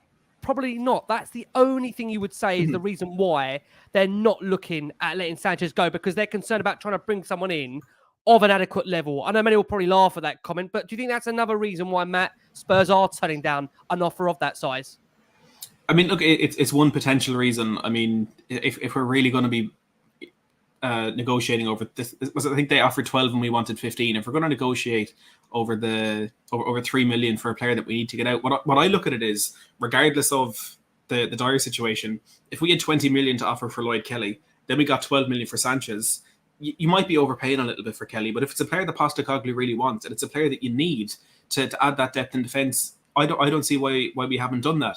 Now, I don't know if maybe if maybe Sanchez wasn't keen on the move and that swayed the direction that Tottenham were going in those negotiations. But I just think if it is as simple a case of we need one player to go out so we can get one player in, I don't care who that player goes out, who that player is.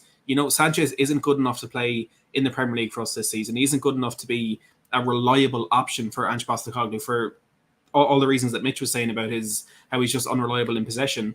I don't think we're in a position to turn offers like that down. You have to accept it, and even if it just gives us an extra couple of million to pay a loan fee to Chelsea to appease them to give us Chalobah, if it's to offer a little bit more for Lloyd Kelly, if it's enough to convince Hassan Adarabioyo that he shouldn't wait for Monaco in January, he should come to us, there's just no reason for me why I should turn that down when, again, 3 months ago, he was one of those players that we were hearing was top of the list of players whose future was in doubt and who we wanted to move on. It's just beggars belief.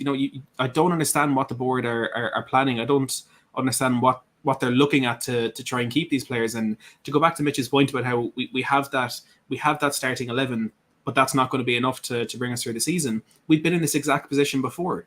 2016, 17, 18 under Mauricio Pochettino, we could all absolutely name that starting 11. But the reason that team wasn't successful, the reason things went bad there is because we went 18 months without signing a player and there was absolutely no depth. The only position in that team that you could argue we did have something was in the right defensive mid position. You could swap Wanyama for Dier, and both, fair enough, did different roles within that system, but they could go in and play alongside Moussa Dembele and be good enough in that team for us to still play the way we wanted to.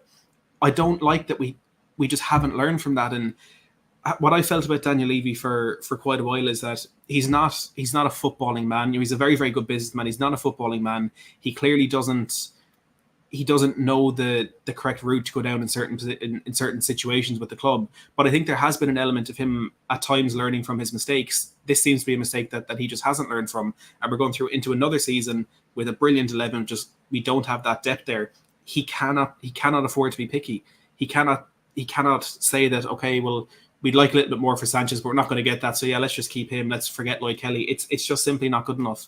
And it's so hard to get that optimism and motivation going into a season when we're just in the same spot every 18 months. Is there an argument, Pat? And again, I'm just trying to play devil's advocate here. They cannot get the exact profile of an additional centre-back they want, and therefore they are willing to wait until January, bearing in mind that Spurs are only playing one game a week. They're not playing, obviously, of course, every 3 to 5 days with Europe and, of course, with the League Cup participation, that they're confident that they can, hopefully withstanding injuries, get through to January. And looking at that again, that's the first thing I want to ask you. And second thing I want to ask you is Lloyd Kelly, in your opinion, from what we've seen, again, YouTube pickings here, not much of him, is he any more of an upgrade than what Davinson Sanchez is on those 2 points? And Pat, I can't blame him. Doesn't really want to speak. He's muted himself. Listen, it's that time of the evening already. Pat, this cover killing you, mate. Sorry, man. Sorry. Yeah. I'll answer your second point first. I think Lloyd Kelly is an upgrade on Davinson Sanchez from what I've seen. He looks quite capable defending 1v1. He's quick. He's fast. He looks much better on the ball than Davinson Sanchez. Granted, he's playing for Bournemouth. It's not the type of style that we play. But then, if Ange Postecoglou was earmarked him and said he wants him, he's obviously done his homework on him. So I would trust Ange that he's somebody that he could see fit in the system better. So that one is one where I'd say, yeah, if Ange wanted him and Ange has come out and said time and time again that every player coming in is somebody that he said he wants and he doesn't do the whole club signing thing. And secondly, sometimes it's just good to get a refresh, a fresh face, young blood, hungry blood. These guys have been there for way too long. They've seen all the ups and downs. They've been thrown under the bus by different managers. They've not performed for different managers. They've been in toxic situations. For their good and for our good, I felt it would be better for them to take a move. So that's why I can't understand why someone like Eric Dier, who's been here, seen it, done it, still wants to stay when he could actually go and refresh and reinvigorate his career, get back into the England team and play. He'd rather sit on the bench. Not even on the bench. He's not even getting to the matchday squads. So the mentality from these guys is all the way in the bin. And that basically describes and explains why these guys can't perform. The mentality is just not there. Again, for Davinson Sanchez, for all his faults, his mentality is a lot better than some of the other guys. He still steps up to the plate. He still performs to the best of his ability, but his ability isn't where we as Tottenham fans would like it to be. Yeah. So, I can't, as much as I want to go in about Davinson Sanchez, I do, funny enough, I actually like the guy. I think he's a top guy. I really rate his commitment. Even right now, he's still playing and giving his all, but his all isn't good enough. And I kind of feel sorry for him because he keeps getting hung out to dry. Like the fact that he had to take that third penalty, that's criminal. But it's our fault as well because he shouldn't be on the pitch. And it's our fault because we shouldn't be allowing him to take a penalty when we know he's not good enough. So it's crazy that it's just this vicious cycle. Going back to us not being able to get a defender or someone that we feel fits the profile, I really think that's nonsense. I think if you look through the Premier League, there's many a player that could come in and be better than the guys we got. Even like you said, Bella Kotchap, who's down at Southampton, they're in the Championship. He's much better than the guys we've got. We could have went out and really got him if we wanted to. It's just, we just keep making these excuses.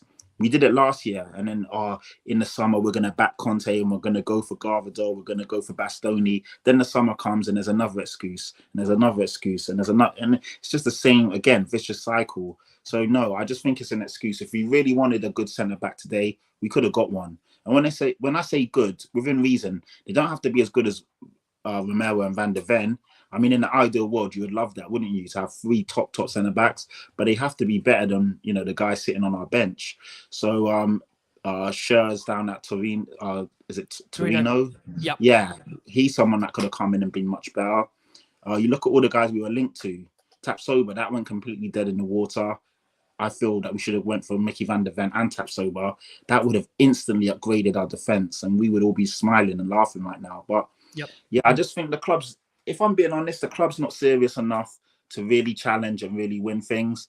And this is why I'm so frustrated with Tottenham and Daniel Levy, because we're always so close, but yet so far away. And it's because he doesn't really want to spend that extra 20 or 30 million to go out and really get the players we need. Same thing with Conor Gallagher. If we really wanted him, why didn't we go and get him?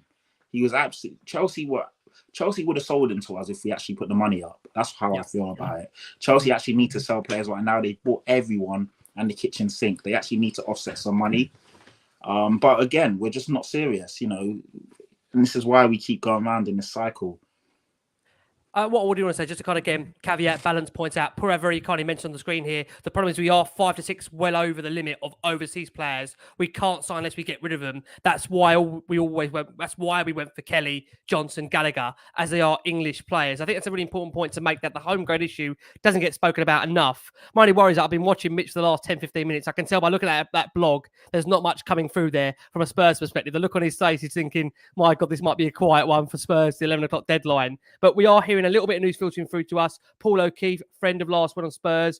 Paul says that from his perspective, Tottenham are working tirelessly hard of getting players out at the moment. Sorry, guys, not players in.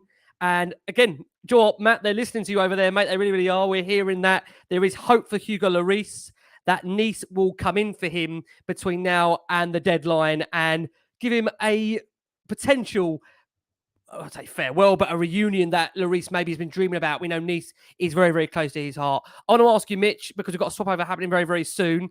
You've got to carry on to 11 o'clock. I can see the look on your face thinking, why am I doing this for a living at times? It is, isn't it? I think the $1 million question, Mitch, I want to ask you, and I'm going to ask the boys right at the end of the show, is do you genuinely feel with the business Tottenham have done throughout the window, incomings, outgoings, those still to be done in these final couple of hours, has Ange Postecoglou been backed, in your opinion, during this summer transfer window? Really tough question. Has he been backed? I don't think he will have any complaints. And I find that difficult to think that...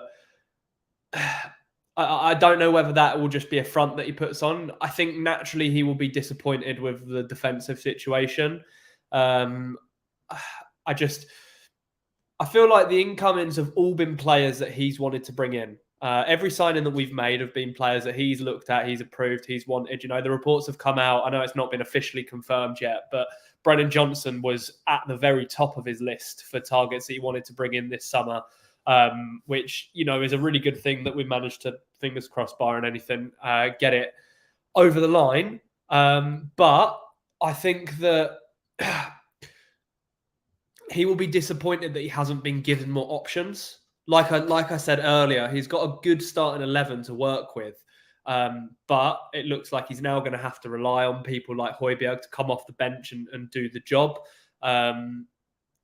Also, the centre-backs that he's going to have to rely on, he's got no choice but to throw Davinson Sanchez in there if one of the two gets injured.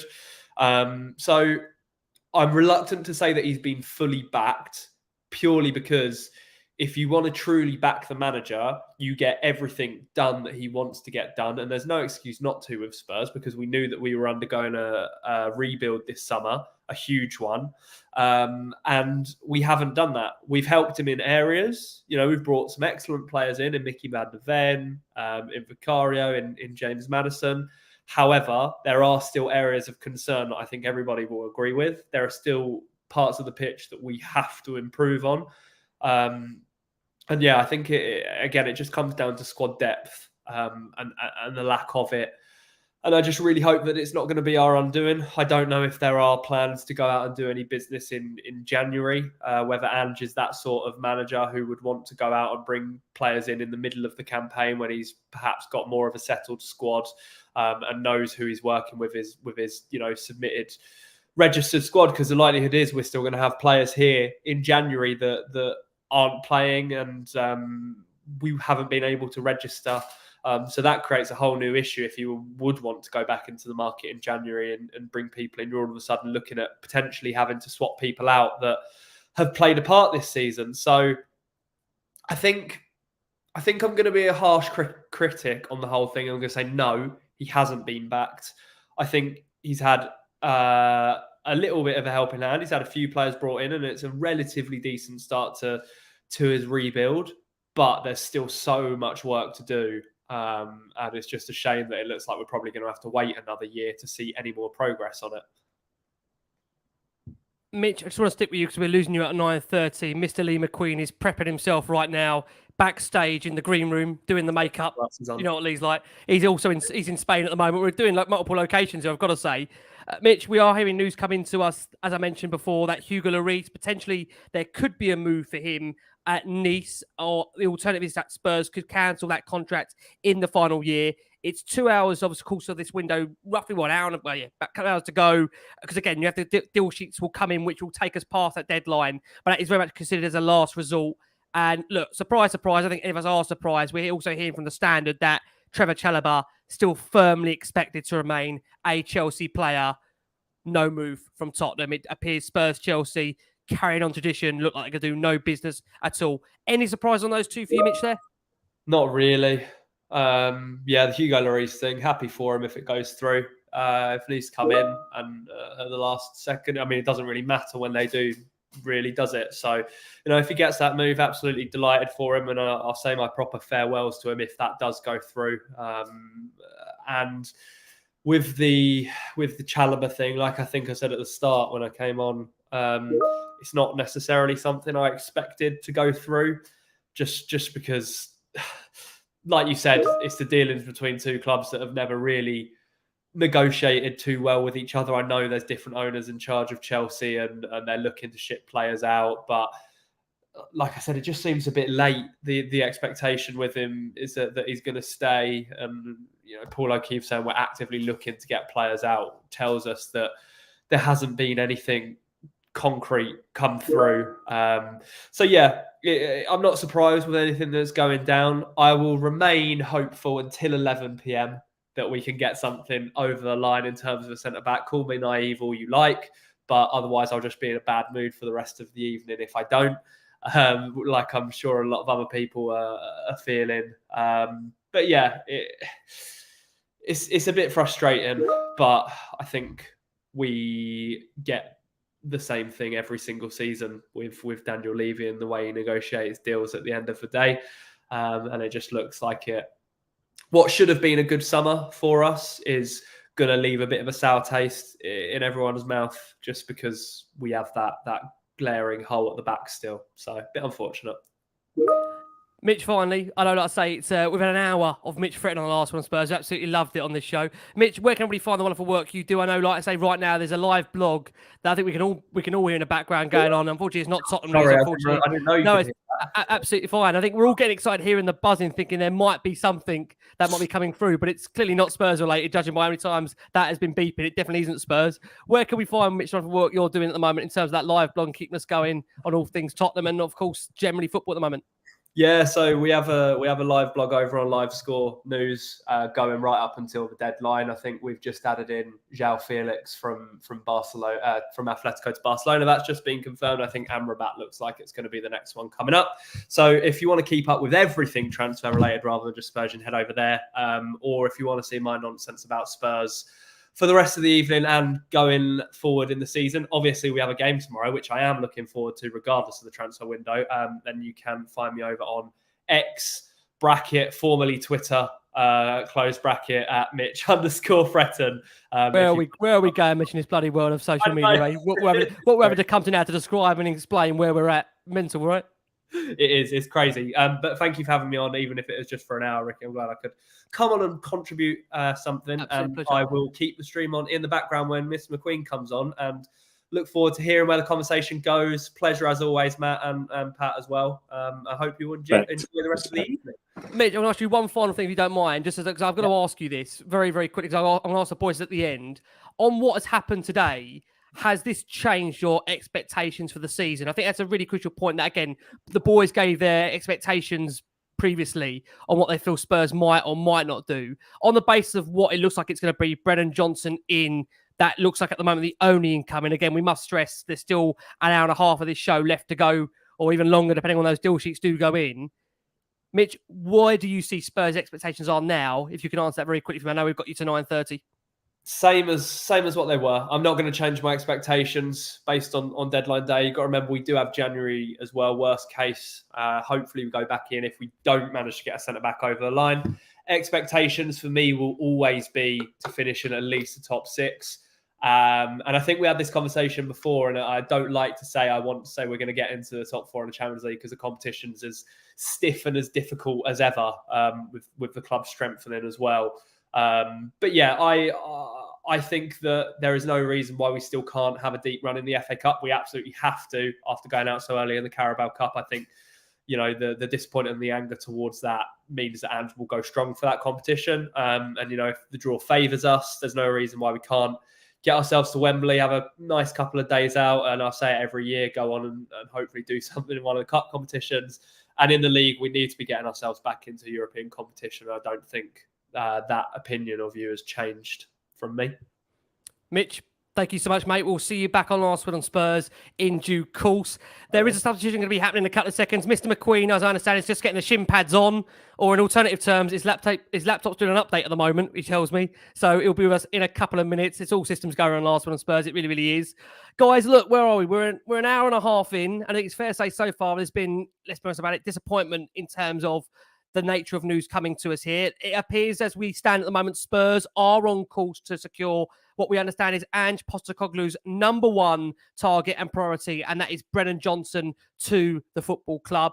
It appears it would be for a fee in the region, I would say, of 40 million plus add-ons. It's one that Spurs have looked to try and conclude on this deadline day as we approach, I say, that time of the evening where Mr. McQueen has been through makeup, been through the green room. He's actually smiling, which, to be fair, on the basis of the WhatsApps we've exchanged, I am really, really surprised. But we're joined by, as things stand now until the deadline, the wonderful Matty Hayes, the superb Patrick Tyrant, and coming in is our crazy instructor, conductor, the runner, Mr. Lee McQueen, also wearing a shirt. And Lee, I think I've taken your tan, mate, a bit too far on this end. I'm going to get some aloe vera on after this.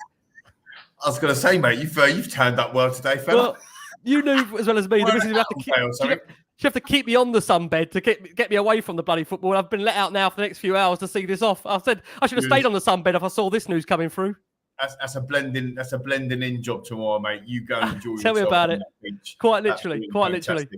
Good evening, everybody. Matty and Patrick, phenomenal job during the week, mate. Matty, hats off to you, mate. Outstanding. And Patrick, obviously, I've been on with you a couple of times as well. Hello to all the viewers and listeners. And look, I am smiling because I'm actually celebrating the fact that we've only got, an hour and a half left of what is an absolute... It just does everyone's head in. It's not even enjoyable, is it? Do you know what I mean? I don't think it's enjoyable for any fan. Maybe I'm wrong. Maybe if you're a Chelsea fan at the moment, you just go and spend the Monopoly money or whatever. I don't know.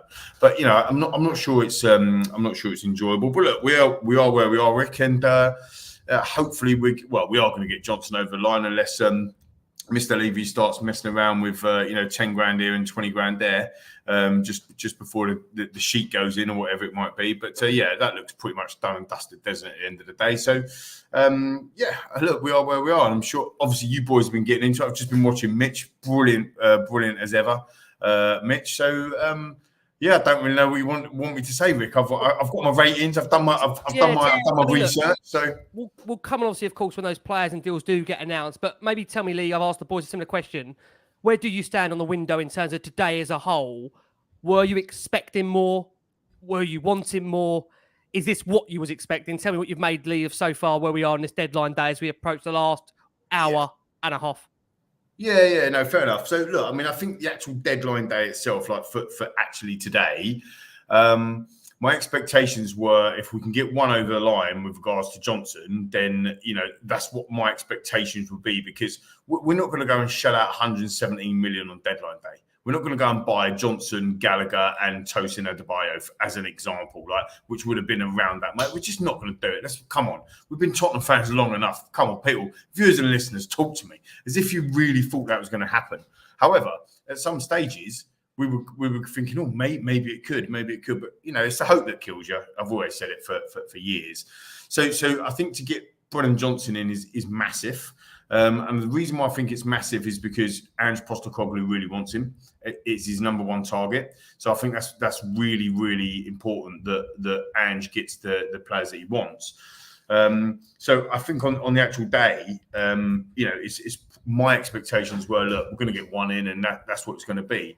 I don't know if you want to follow up the question that I'm going to ask myself, which is, am I happy with that as a transfer window? Absolutely not. No chance. We are, as it's probably, lads, you've been saying this, I was out for dinner earlier this evening, so I didn't catch the whole show to begin with, and I can see in the comments as well, we're well short in centre-backs. Absolutely well short. I've been banging the centre-back drum from day one. We needed 3 centre-backs in my opinion. It's just my opinion. It's why I'm on the show. So you can at me if you want. It's there, at Lee McQueen on Twitter, X, whatever the hell you want to call it, right? But the reality is, in my opinion, we needed 3 centre-backs. And then 3 centre-backs, we've only got 1. Now, granted, that one that we've got in looks class, like he does, and I'm falling in love with him rapidly, right? I think he's been brilliant for VDV, but he's only played a couple of games, and he's only young as well, and he will go through spells. Everyone thought 𝐀𝐻𝐿 was absolutely outstanding in his first half season when he joined, and now how many of them people are now going, oh, actually, I'll stick Brennan Johnson straight in over 𝐀𝐻𝐿? Really? Right? He had 9 goals and 15 assists, but now all of a sudden we're dropping the fella. So he is young, VDV, and he's going to make mistakes, and he's probably going to get injured. Please don't. But this is the problem with Tottenham Hotspur Football Club: is we're short. We are too short FC. We are too short FC time and time again. This is just on the centre backs, and then when you move into kind of midfield and obviously up front as well. We haven't touched upon the fact, I'm sure you boys have, we haven't touched upon the fact that we've just sold our best ever striker, and we have got Brennan Johnson and Manor Solomon on a free to supply that front line to take away Harry Kane's 30 goals plus or whatever he scores every season. So whatever you look at that from an overall perspective of the window, and I've rated it, Rick. I don't know if you want me to shut up and you go on to the next thing, but I've rated the window in a sense of like player by player. So Lee, I'm going to ask you, for the sake of the fact that we could curse Brennan Johnson, maybe we hold off the ratings until we know for certain these players are generally in or out. What do you reckon?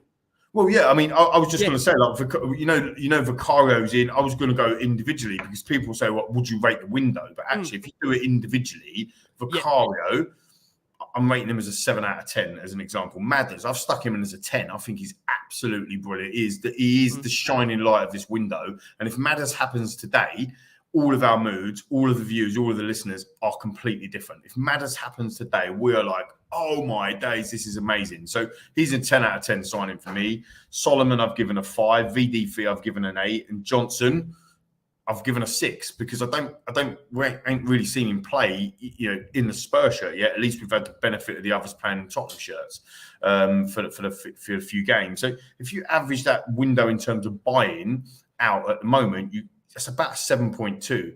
But then you've got to put in this shit show of the going outs because that's the other major problem. And I want to caveat this, right, because we are on in the training. We are on in the in the training centres or whatever people watch from the club, whatever it is. And I don't want to be derogatory to players, but you've got the likes of Lloris, who actually said, "I want to leave." Who actually didn't go on the pre-season tour because he wanted to find a new club. And as we talk, he is still a Tottenham player. Like, how is that even possible? You know, you've got the likes of Davinson Sanchez, who has had, by all accounts, a decent bid from Rennes, and then another decent bid. I think it was just over 10.2 million English pounds bid for Davinson Sanchez in the last year of his contract. So that's quite a good deal. Like, I get the Russia deal. Like, I get that. No one wants to go Russia right now. Let's be fair. But to go to France, Dav, not a bad deal, son. Dier wants to. Of course, he wants to look at his contract and see out his contract. He doesn't want to fight for his place. He hasn't been in the match day squad for four matches. He couldn't even get in the match day squad for a second string side, who, by the way, that was disgraceful from Ange, in my opinion, to make 9 changes. He couldn't even get in that squad. So he's not really sitting there, is he?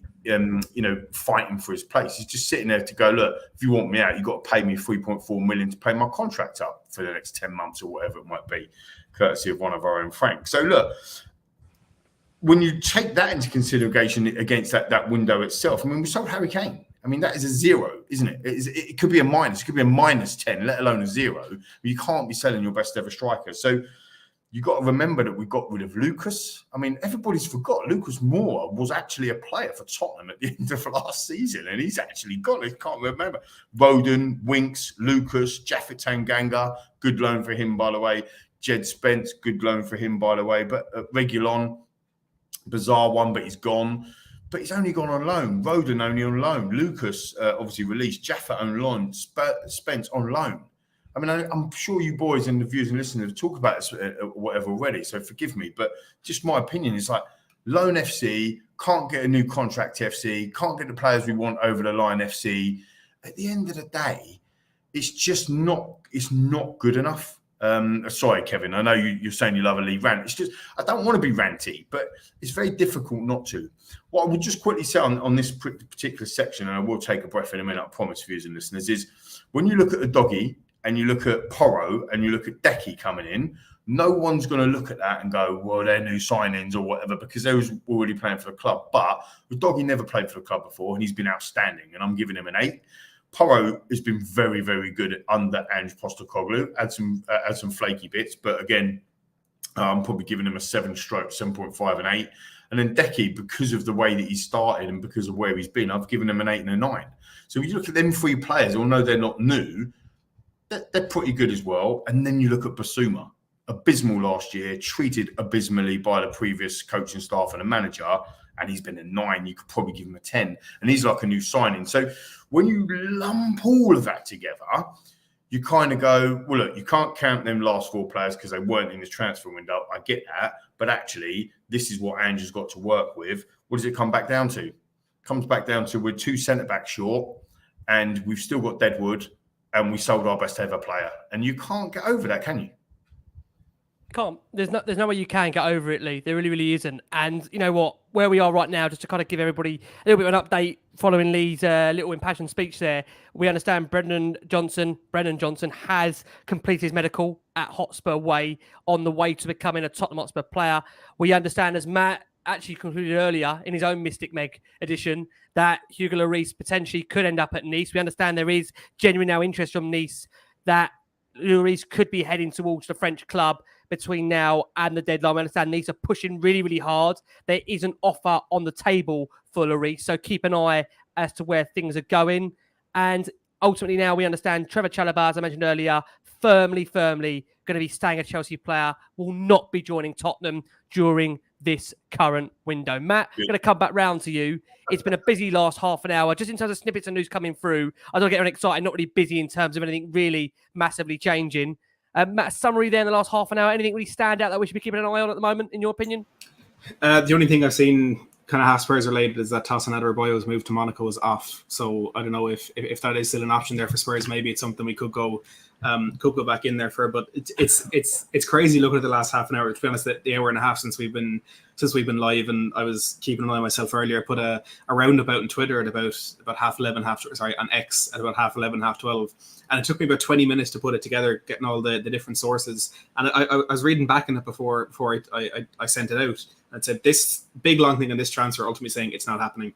Big long thing on the next transfer. It's an extremely busy day of things not happening, which I think absolutely perfectly sums up the winning that Spurs have had. And one thing that really struck me there is Lee was talking about the outgoings that we've had, including Lucas Moore, who I'd completely forgotten about. The one thing that struck me is, as Mitch was saying before he left, we were on this summer for an absolutely huge rebuild. There was so much that needed to be done for Tottenham. It was the birth of a new era. We were supposed to be absolutely ruthless in what we were doing. We've sold two football players in this massive rebuild. It's crazy. I don't think it really isn't the Tanganga loan. I think there is an obligation to buy there. So maybe if we want, we can tentatively count that as a sale. But this huge rebuild, and the two players that we've sold is our best ever player and a guy who was loaned out and couldn't get games for a team relegated from the Serie A last season. But I don't mean to be disrespectful to Winks. He was obviously much more than that to Spurs during his time at the club. But when you're looking at what was supposed to be this huge window, what was supposed to be revolutionary, we were supposed to not recognise the squad that we were seeing on the football pitch this season. To have sold two players is nothing short of neglect. You know what, Matt? When you put it into that perspective, it is utter madness, isn't it? It really, really is. And how we're here now on deadline day. That's the thing. Like, you read that list out. I totally agree with you, by the way. You read that list out: Reguilon, Rodon, Japhet Tanganga, Jed Spence, all out on loan. I mean, Ndombele is still here. I mean, come on, we can't even move him out. Do you know what I'm saying? But look, you've got to look at it as the overall piece as well. Are we going into? I suppose, sorry, Rick, you're the host and whatever, but, seeing as you've got loads of other hosts on there tonight as well, I'll pose a question to you. And Rick, I want to ask you this question as well. So I'll put it over to you, Rick, first. Go on, don't. Are we stronger today? Are we stronger today? Like, say Johnson's done, right? So just say he's in. Are we stronger today than what we was at the back end of last season? So the last game of the season, are we stronger today? And I mean that as a whole. Forget the transfer window as well, but everything, the manager, the setup of the club, etc. Well, listen, we're stronger in management. I think we've got no doubt about that. You're asking me as an overall, are we stronger? We've sold 30 consistent goals in a season with the hope, promise, and optimism that the forwards that we've got, the midfielders that we've got, are going to contribute to get those 30 goals to essentially propel us in a better position. I know many, again, I look at the comments, many do genuinely believe we are in a stronger place. Again, and maybe I'm sitting on the fence by saying this, that I would wait to see. Again, look, I'm really happy with the manager. I'm, again, ecstatic with how Mickey van der Ven has started. But the reason why I reserve my judgment is, and again, Pat and Matt have alluded to this, and I know, Macca, you've been obviously at dinner, but an injury to some of those areas, and Spurs are back down to what I would say is genuine backups. And, listen, King Hoddle, bless him, he's here every single show, every single week. I'm a massive, massive fan, love him coming on the show. But you can't tell me that you shouldn't be worried that if Spurs get an injury to Mickey van der Ven, to James Maddison, to a forward, that you are not concerned by those that are coming in. You are back down to Davinson Sanchez, Eric Dier. You look at that midfield situation, as we've seen with the loss of Bentancur has been huge. If Spurs lose James Maddison, who is the other genuine creative outlet? We saw Lo Celso come on the other night, and I'm glad I missed that show, because you wouldn't want to get me on that show again with Spurs going out of a cup. My passion. Can I just interact with you on that? Yeah. What I thought was quite interesting in his presser today, Ange actually said that he brought him off for an injury. Which I actually think is a smokescreen, because I thought he was shocking on the day. I gave him a 2 out of 10, but he's actually said that he's come off as an injury. So if he was injured, then maybe it is Lo Celso that will be Madder's replacement. You know what I'm saying? I think it's a really important point James says here, is that if you're looking at it from a formation perspective, I think we are better set up 100% from a formation perspective. But when you're judging the overall squad of an analysis piece, and you are taking out, and I'm sorry to say this, guys, 30 goals, consistently over a 6-7 year period, and you're not guaranteed, you are hoping, you are clutching onto straws that players are going to genuinely come in, or the players that are there are going to get you those 30 goals back. There is no guarantee. So I can't see how anybody at the moment can be absolutely hell-bent on the fact that we are stronger now than what we was before. There's no doubt. Look, what Conte did to Basuma and Sarr, I mean, it's almost criminal when you look at the way those two have been performing outright for Tottenham. And you think, again, had they been in the team last season, where would they be? Where would they be? Honestly. Sarr, another one. I mean, Pat, if you want to take that question as well. Pat, what do you think? Do you look at that squad now, Pat, and think we are genuinely stronger, formation-wise, overall-wise, that we are in a better place given the management that we're now with Ange, and we haven't got, you'd say in the most politest way, someone that doesn't want to be there? How do you feel about that, Pat? You know what? It's a tricky one, and I think I can give. It's like we've given with one hand and we're taking away with the other. I feel the comment that the guy put up. Forgive me because there's been so many comments, but so I forgot your name. Where he said formation-wise we are definitely stronger. Manager-wise, I feel we're stronger. We have a manager that actually loves being here, speaks well, seems to get the players, get the club, gets the mentality, and he actually looks like he's going to implement a good brand of football, and teams are going to be scared to play us. And that's a big factor because teams under Conte loved playing us because they knew we were fucking shit. We were shocking, we were awful, we would sit behind the ball and allow them to press us. We had teams like Bournemouth. I mean, literally every team in the league looked good when they played us because we were so bad at retaining and holding on to the ball. And allegedly the players said that Conte wanted them to play like that. It was crazy. So when I look at the defense is definitely better. The goalkeeper is much better. He actually can play out from the back and he actually complements the defenders in front of him. The defensive partnership is better. The wing backs are better. And we actually have strength in the wing-back area. The midfield is chalk and cheese compared to last year. Basuma, for me, has been the best midfielder in the league. Like, if you look at his stats, the way, he's had like 2 or 3 man of the matches back-to-back. Different guys giving him man of the match. He's absolutely ran everyone ragged. Sarr just gets better and better with every game. And Maddison, for me, is probably the best deal of the summer. He's been that good. 40 million for a guy of that quality easily can get you 10, 15 goals and 10 assists. I think he's, provided he stays fit, that guy's going to be a superstar. He's going to actually propel himself and the team to the next level.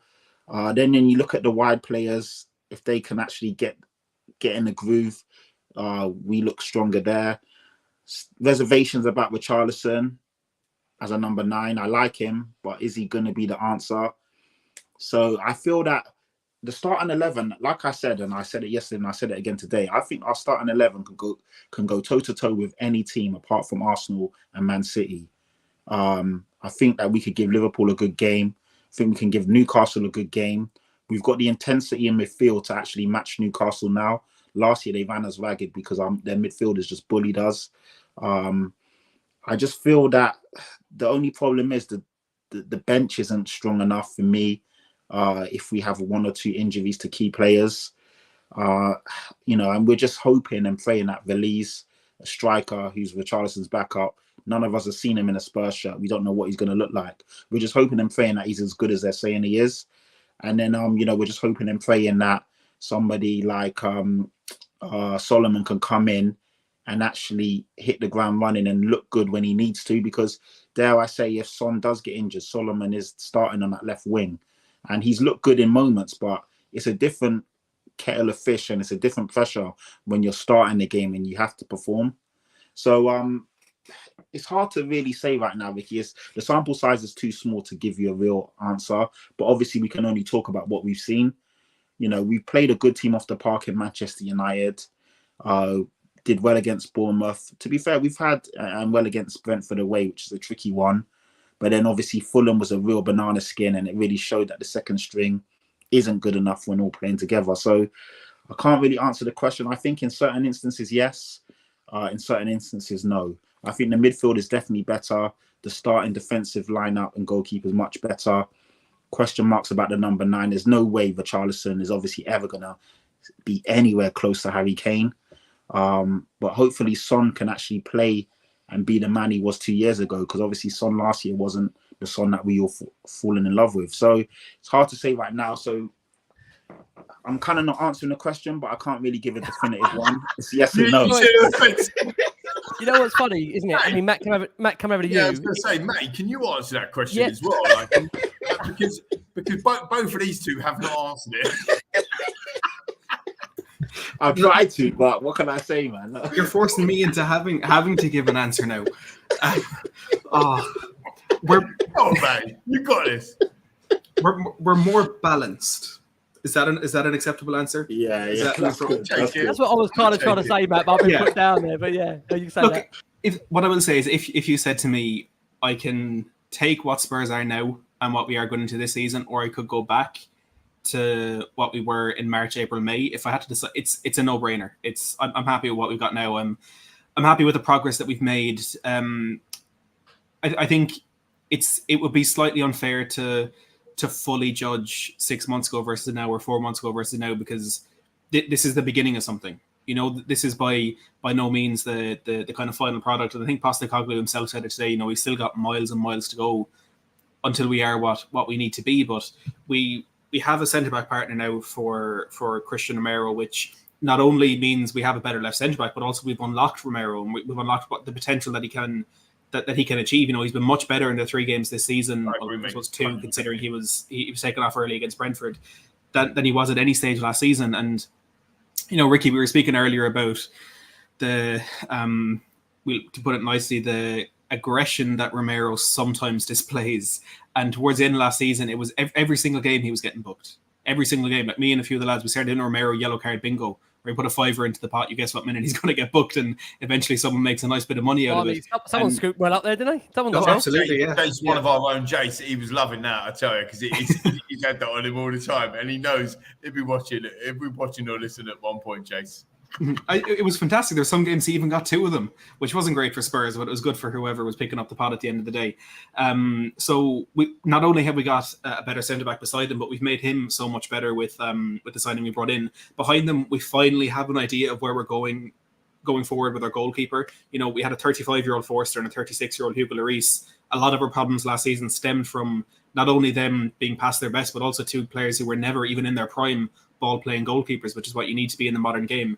We're stronger in goals, we're stronger in centre-back. In the full-back positions, 100% we're stronger out in the right, because we're playing a system now that these players can actually play. You know, it's like I mentioned earlier, it's not exactly a system that we would have expected these players to be able to play. But I think Emerson, he did well in the first game against Brentford, but I can understand why Power has been picked over him in the last couple of games, because he's been very, very good.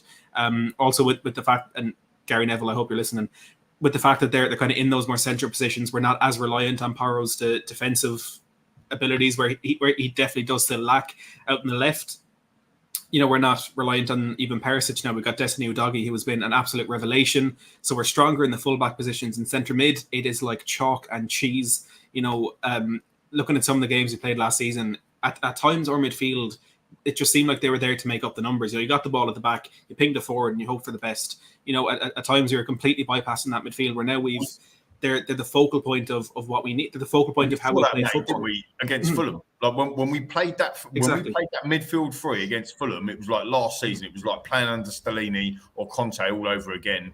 I make you bang on right with that for sure. Mm-hmm.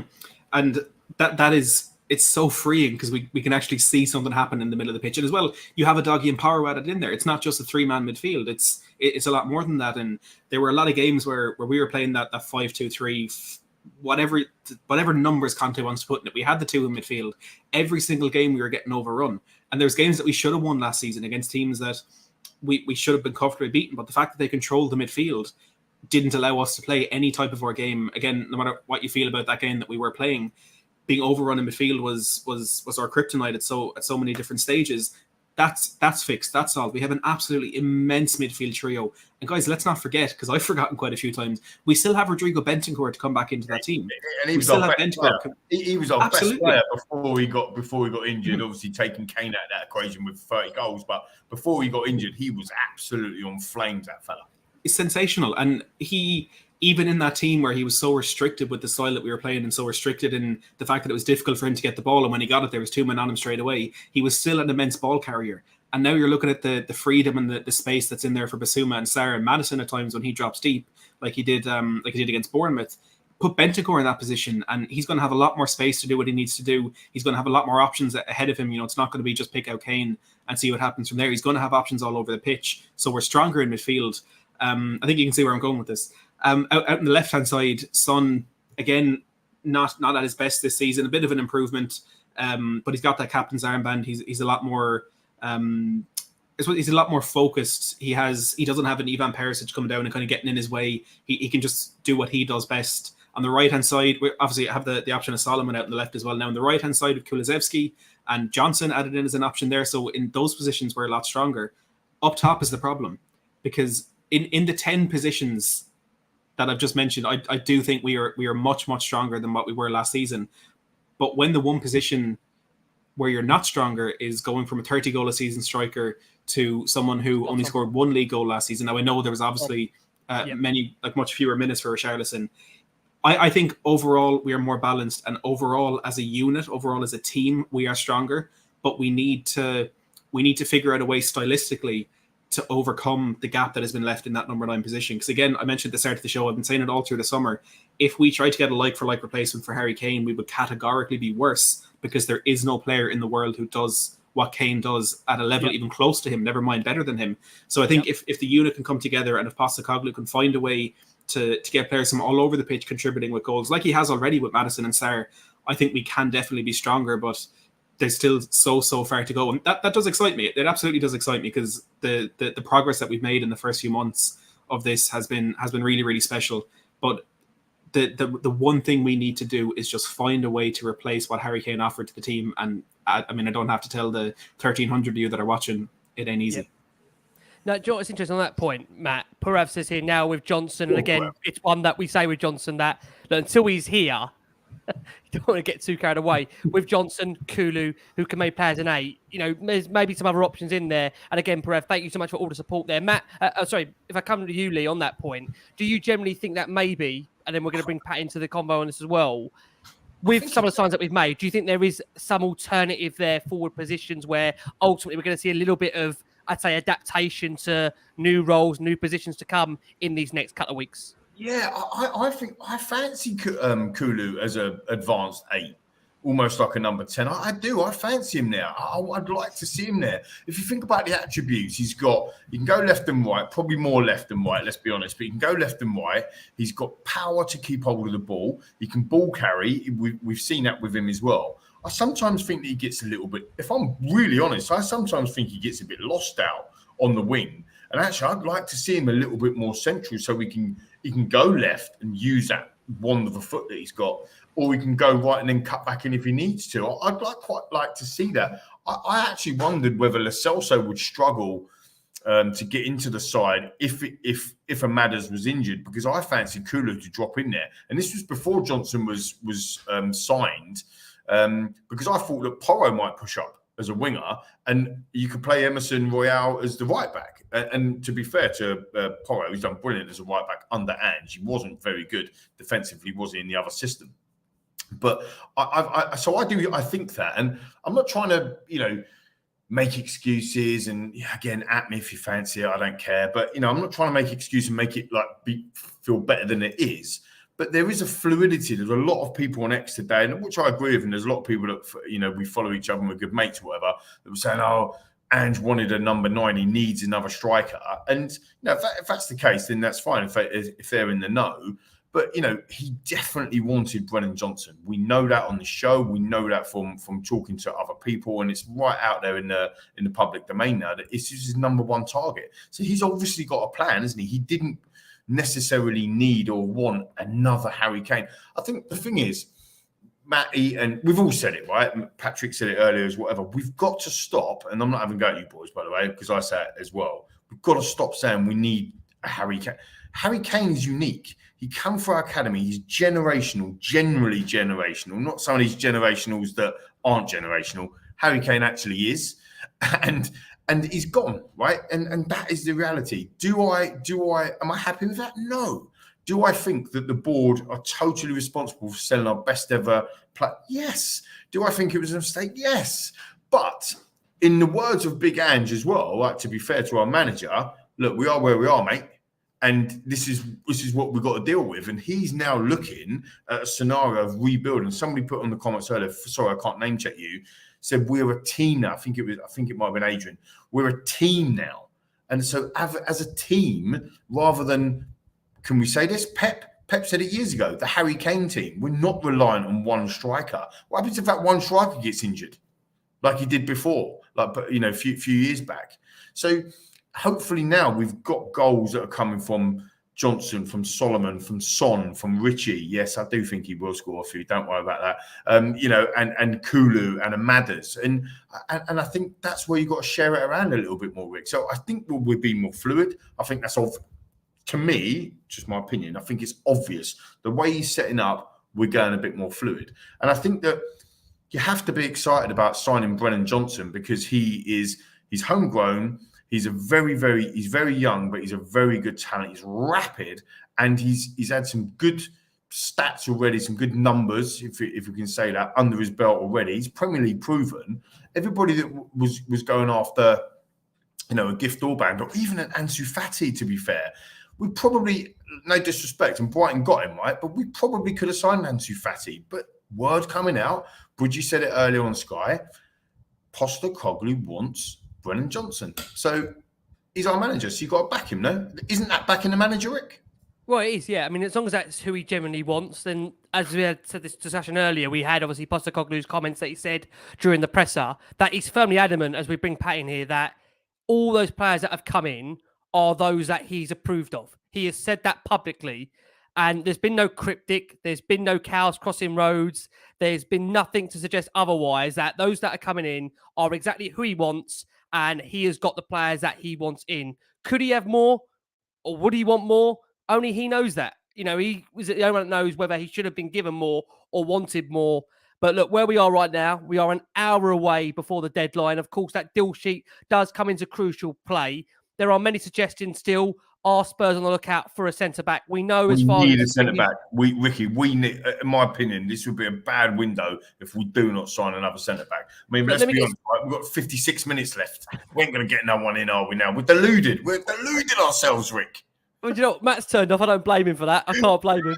Pat, let me come over to you. 56 minutes remaining. Is the elusive centre-back the be-all and end-all here? We've seen, obviously, tonight that Trevor Chalobah is one that Spurs have, according to Sky Sports' Lyle Thomas, who's been on Last Word On Spurs throughout the window.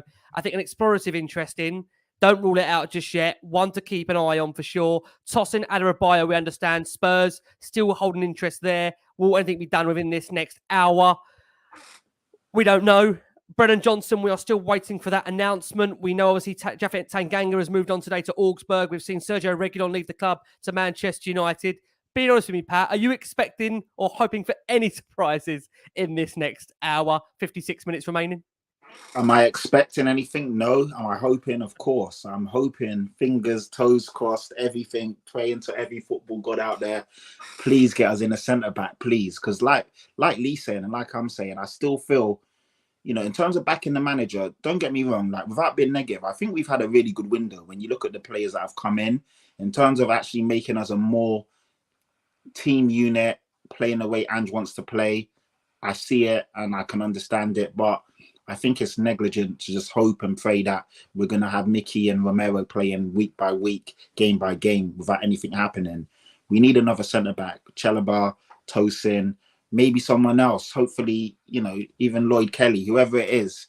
We just need one more decent ball-playing, quick centre-back that can come in, be comfortable on the ball and slot right in. They don't have to play every minute, but we need someone where if one of these guys gets injured, we don't go into a big game concerned and worried. Because God forbid, you know, we've got Liverpool and Arsenal, Liverpool back-to-back.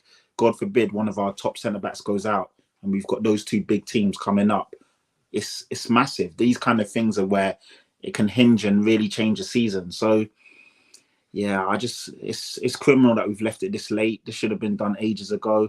I understand it's a revolving door and we need to get players in and out, but it shouldn't have been left this late in the window. And yeah, we need one more, man. We need one more. You know, we're not asking for miracles here. This, I feel, is just what every Spurs fan would have said. And I'm shocked that it's got to this, but I'm also not shocked knowing how we operate as a club. Yeah, shout out to Ren as well for the comment. Shout out to Ren. Not Ren's the football club. Ren. Yeah, about to say, what we shouting him out for? I mean, shout out to Ren's, put a bloody bigger bid in or you'll get Sanchez from us. You know what? Saying that, the Sanchez bid, I don't think that's such a bad bid, to be honest. No. If we really wanted them out, I don't think that. Exactly. Come on, man. What are we expecting? I genuinely think, what are we expecting? Honestly, the guy's played. Yeah. Look at the minutes he's played.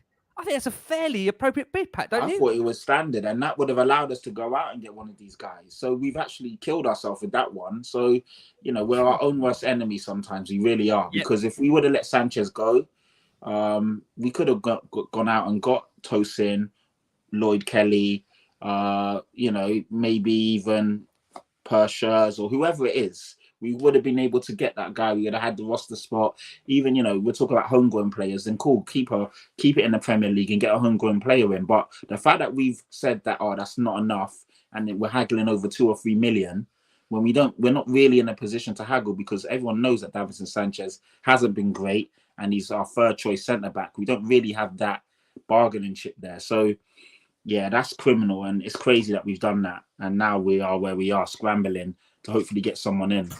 Do you know what? I just on that point, I don't think I've ever heard of another one of the top Premier League clubs having to do business dependent on the homegrown rule.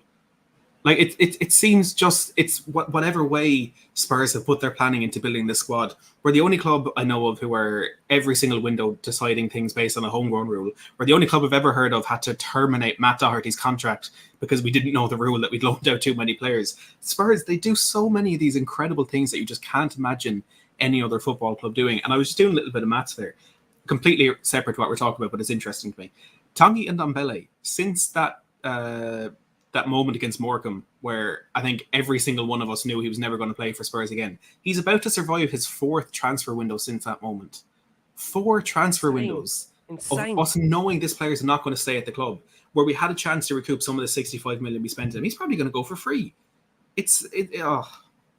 Spurs, huh? It's fascinating, Matt, you say that. Again, you look at the fact of the money. The money, Lee, coming over to you. And as a businessman, you see some of the deals that we have done, as he shows us there, the glass of apparel there he's got.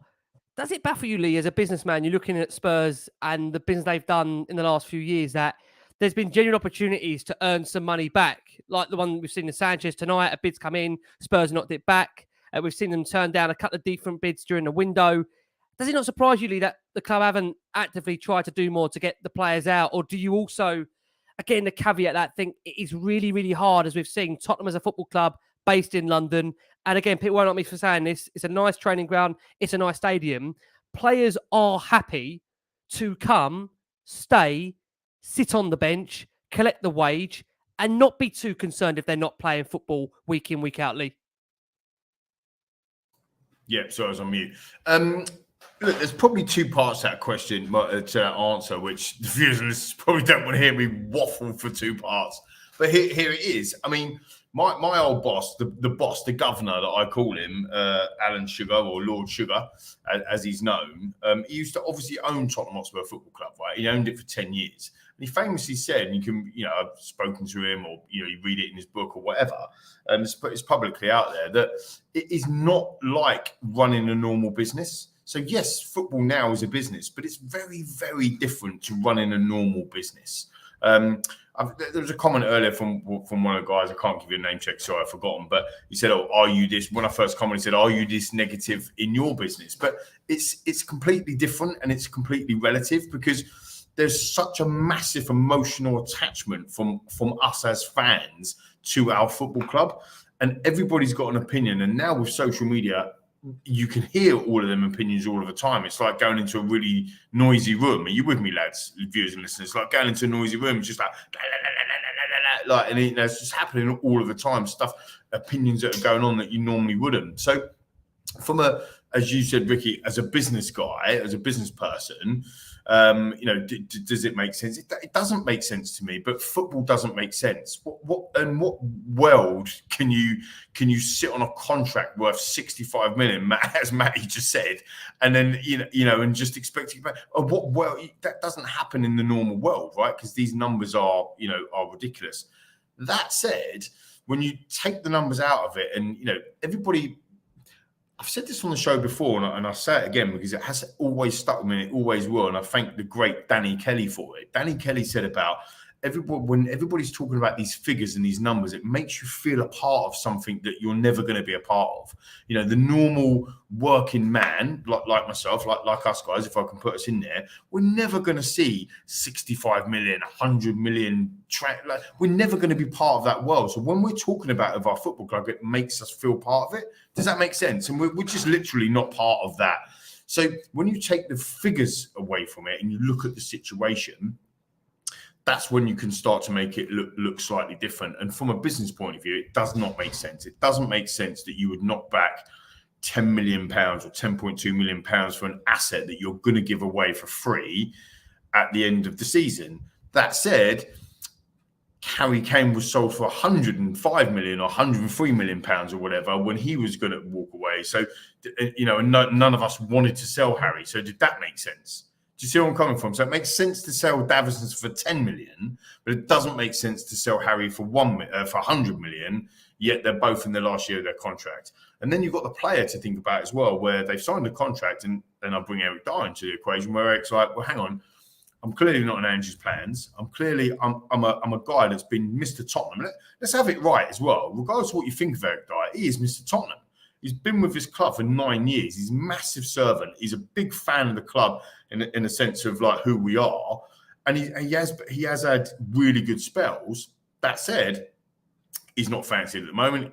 The new manager doesn't fancy him. He's not been in the matchday squads. But he's only got a year. He's only got 10 months left on his contract. So are you honestly going to give up 80 grand a week to go somewhere like Fulham for 50 grand a week when you know that you can go wherever you want in 10 months? Honestly, you're just not going to do it. You're not. And so that's why, and then come back to the emotion bit. As an emotional fan, as I literally clearly am, as you can see, and all of us are, that's why we get the ump. And that's why we get angry. But actually, if you take that emotion out of it and think about it from a more practical perspective, you're sitting down, Rick, with your family, with your lovely two boys and your wife and whatever, and you're having a conversation going, should I leave Tottenham on deadline day because I'm going to take a 30 grand a week pay cut? It's just not going to do it. You're not going to do it. And that's where the rationale has to come in. So you have to, I'm not saying you have to give Eric leeway or Davinson Sanchez any leeway or whatever it is, but the point being is that that's where that kind of business sense come in. But football isn't business sense. It actually isn't. It is a business, but it's not like any other. That is for sure. That is for sure. And as we've seen, just quickly to finish on that, as we've seen, football can change in an instant. And it doesn't normally happen like that in business, in normal world. It doesn't normally happen like that. We've just seen, we might sign Tosin Adebayo in the next 45 minutes. I mean, where does that actually happen in the normal world? It just doesn't. So that's what I would say, mate.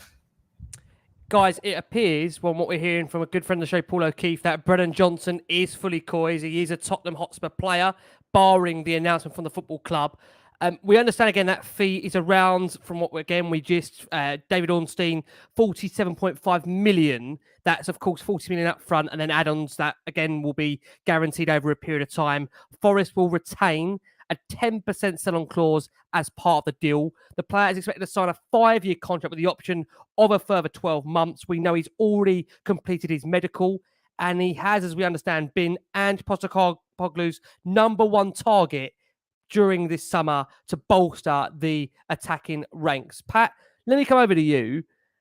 From what we understand, Postecoglou was offered a various number of forwards during this window, but he was absolutely insistent that Johnson was the one he wanted to sign, and he has been a long-term time target. Pat, how excited should we be of the potential of the player?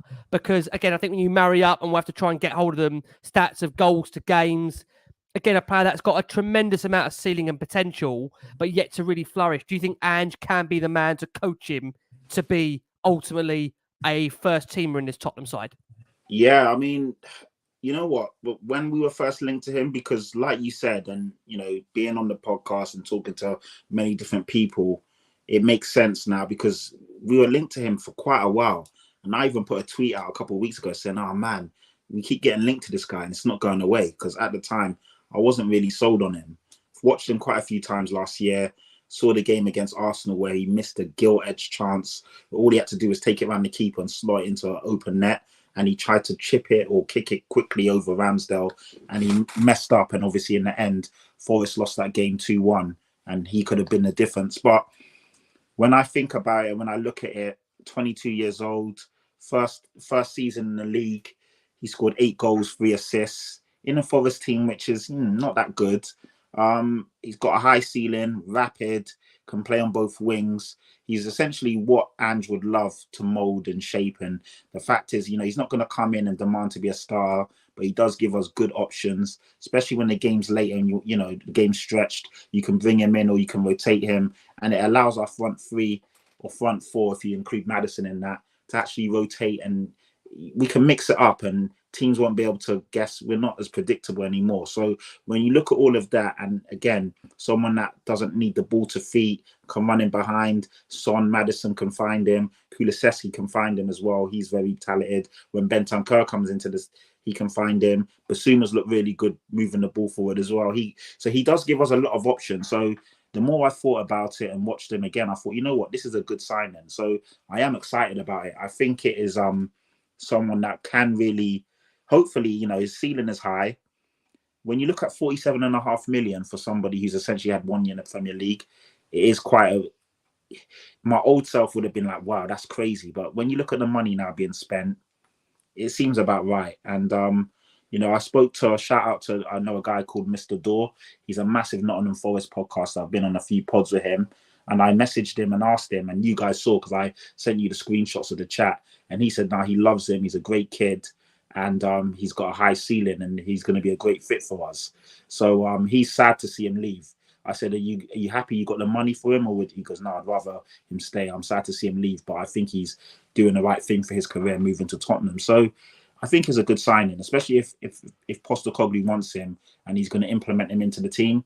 It allows us to be a lot more fluid and have a lot more options. And like I said, we're not as predictable, which is a key thing for us, because with Harry Kane, we were very predictable. Everyone knew what was going to happen. Every game is the same thing. Don't get me wrong, Kane's fantastic. I never wanted to see him leave.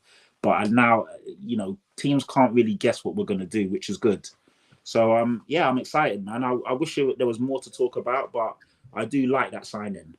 Can I just add, Rick, you just put Enders 357 comment on there. Just like to answer that if I can. So Enders says for the listeners on audio, from a business perspective, would it be crazy to have written off Dier and Pierre-Emile Hojbjerg's wages, etc., or essentially cancel their contracts and just go get Gallagher centre-back today, deal with them after if we need to pay them off? And to be fair, you'd done a brilliant show last night with Adam on, as well as Pat and George, of course. And you talked about this, and I think Frank, to be fair to him, in our WhatsApp group, one of our own, Frankie Major on the ones and twos, so good one. He worked it out. It would be probably about 3.4 million to pay off Eric Dier. He's got 10 months left on his contract. It's about 80 grand a week, whatever it was. And it's about 3.4 million. I think with an Eric Dier and a Lloris, actually, I'll put a Lloris in there, probably the club could have that conversation. And the reason why I say that is because, contrary to what Adam was saying on last night's show, when you're looking at an Ndombele, and Ndombele's on for 200 grand a week, he's got 2 years left on his contract, that becomes very expensive. Whereas an Eric Dier with 10 months left at 80 grand a week as not as much. And also, Eric Dier has done so much for the club. It's almost like a testimonial. Do you see what I'm coming from? Like, Hugo Lloris has probably earned the fact that he could probably walk out of his last year of his contract, get it paid up by the club as a thanks very much, farewell, you've been an amazing servant. Same with Eric Dier. Does that make sense? But so from a business point of view, you probably could weigh that up. But again, that's on the board. That is the decision. That's not an Ange Postecoglou decision. That's not a player decision. That's not an agent decision. That's the board decision. The board can have the ability to say, do you know what, Eric? You've got 10 months left on your contract. This is the value of what that looks like. Here you go, buddy. You're free to go and go to a club of your will. Thanks very much for your time. They've decided not to do that, obviously, but that is their prerogative. Ripping up contracts, you can't just rip up contracts, right, and go down that route, but you can pay them off. Ripping up a contract is like paying up a contract, right? It's basically saying, Rick, you're contracted me for the next 12 months. I've got to pay you X. I'm prepared to pay you X now, but you don't have to work for it. Right? That's quite normal. So they could do that, but they. At this point, as we talk, they've decided not to. That might change because that could happen at any time, right? They could do that. You know, the Saudi Pro League window is still open for another week. Yep. And Dembele might end up there. Eric Dier might end up there if they want to do that as well. Do you know what I mean? So maybe the club's just waiting until there's any final offers. I mean, look, I think Matt, you just X'd it. Do you even say that? Tweeted it about the deal sheets going in. We still got till 1 a.m. to get the deal sheets in for people to go out. You never know. Matt, can I ask you just your opinion on Brennan Johnson, a player that, to be honest with you, look, we've been very lucky enough and afforded to have some really top journeys come on Last Word On Spurs. It's been a bit of a late news, this one, in terms of him arriving on the scene. But a player that, you know, as Pat says there, Forest fans, they do have a certain amount of real, you know, good things to say about the guy. He's a player that they do have a real decent connection with. It's one that they feel, I think, for Forest, they'll be disappointed to lose him, despite the fact that they're signing 20 players plus a window at the moment. I mean, I've never seen a club turn over business like Forest do. It's actually remarkable, really, when you think about it, that they are, like I say, trying to stand the league and have a connection there. And the absolute, overhaul of players each and every window really does fascinate me with Forest. Brennan Johnson is one they like very, very much. He actually has registered the fastest speed in the Premier League this season, 36.7 kilometres per hour. Just, again, absolutely blistering pace there. Absolutely blistering pace. Matt, are you excited by this prospect? Are you quicker than him, Rick? If you was to go down the wing, do you think you could keep up with a bit of Brennan Johnson? Only if you push me off a cliff. With a gravity. Yeah, absolutely. Push me off a cliff, I might be quicker than him. Matt, how about you, bud? That is absolutely insane speed. My God, if he runs through like me come off the cliff or Brennan Johnson? If Brennan Johnson runs through a housing estate, he's breaking the speed limit. That is absolute. That is totally insanity. No, look, Johnson is a very exciting signing. You know, I think it's always exciting when you bring in a young player who can kind of become, who can reach their potential with your club. You know, it's obviously it's fantastic when you get in players who are already at their peak, but it's a different type of excitement when you bring in a player like this. And he's a player who has, you know, he's developed, I think, at a rate a lot quicker than most people would have expected. And what's so impressive with him is he's played every game for Forest since they got promoted. It's 41 games. He's played all 41 of them. 11 goal contributions. It's not the biggest return in the world, but you know, Forest don't score a lot of goals. They were a team who were down there battling relegation last season. He scored some important goals for them as well. I remember a brilliant finish from the edge of the box against Leeds towards the end of the season. You know, he's good off both feet. He's got that insane speed, as you mentioned. He's a little more versatile as well than I think people are giving him credit for. You know, he can replace 𝐀𝐀𝐬𝐧𝐭 out on that right hand side. I also think he could give it a go down the middle of that attack if we wanted to rotate Richarlison or just give a little bit more competition there to the Brazilian. And I'm really excited to see what he can achieve. One little gripe that I do have with Spurs fans is they've been going on to FBref and saying, well, if we're signing players because of the data, why are we signing this guy? Because truthfully, his FBref doesn't look great. First of all, I think Spurs have a little bit more data than a free side offers. I think they might have a little bit more at their disposal there to decide that Brennan Johnson is the man to bring in. But also, we don't know what data they're looking at. You know, for us, we've only been exposed to 4 Postecoglou games. We've only been exposed 4 times to what he expects of a player who plays out the right hand side or of a player who plays in the middle. So as much as we can maybe look at those 4 games and think, oh well, this player might need this player might need this. The truth is we don't know. We don't know what Postecoglou is looking for in these players. And clearly, if he, as was said today, I think it was by Sky Sports, that he gave a presentation to Brennan Johnson's representatives about how he thinks Johnson is going to fit in and his plans for Johnson going forward. Clearly, he's thought this through, and clearly it's a player that he was so keen to get in. So even if I didn't have my own opinion, my own high opinion of Brennan Johnson as a player and what he can achieve and what he's done for Nottingham Forest, even if it was just the fact that Ange was that keen to get him in, that would be absolutely enough for me. But I am, on a personal level, really excited to see what he can come in and what he can do. And for Kulusevski, there's not really any competition there for him at the moment. That could be a kick that he needs. And the same for Richarlison, as Pat has been mentioned, Alejo Valise not quite in and around the scene just yet, not given the competition that might be required up there. So yeah, I'm thinking this is going to be a very, very exciting one. And on the points, I've seen a few fans, pleasure, George. I've seen a few fans kind of get annoyed that we went down the Brennan Johnson route instead of Ansu Fati. And I could list off a number of reasons why I'm happier that we've gone for the Brennan Johnson route. The main one is it's a permanent deal. It's a permanent deal, and you can't understate how important that is. Barcelona weren't willing to put any sort of an option or obligation to buy in that deal for Ansu Fati. And I can say in the same breath that I think it's been a fantastic signing for Brighton. I think he'll do well there. But I'd rather bring in a permanent signing because it's sign of progress, and it's something that we can build on and start to a player that Ange can mold into what he needs to become. Ansu Fati is very injury prone. He's missed something like over 100 games in his career so far, and he's barely getting started. Now, granted, a lot of those were a few seasons back. The last couple of seasons, he's been a little bit better there, but still someone who does pick up a lot of injuries. And as well, as we've seen with players that have come in from La Liga, and the main one of that being Bryan Hill, it takes a while to really, really adapt to the physicality of the Premier League. And Fati's a player who's small, he's quick, he's got a low centre of gravity. He might not, in La Liga, have needed to be physically very strong to get to the level where he's at now. We don't have the time to let someone kind of bed in and work on that side of their game if he's only in for a year loan. So for me, Johnson is absolutely what was required for Spurs at the moment.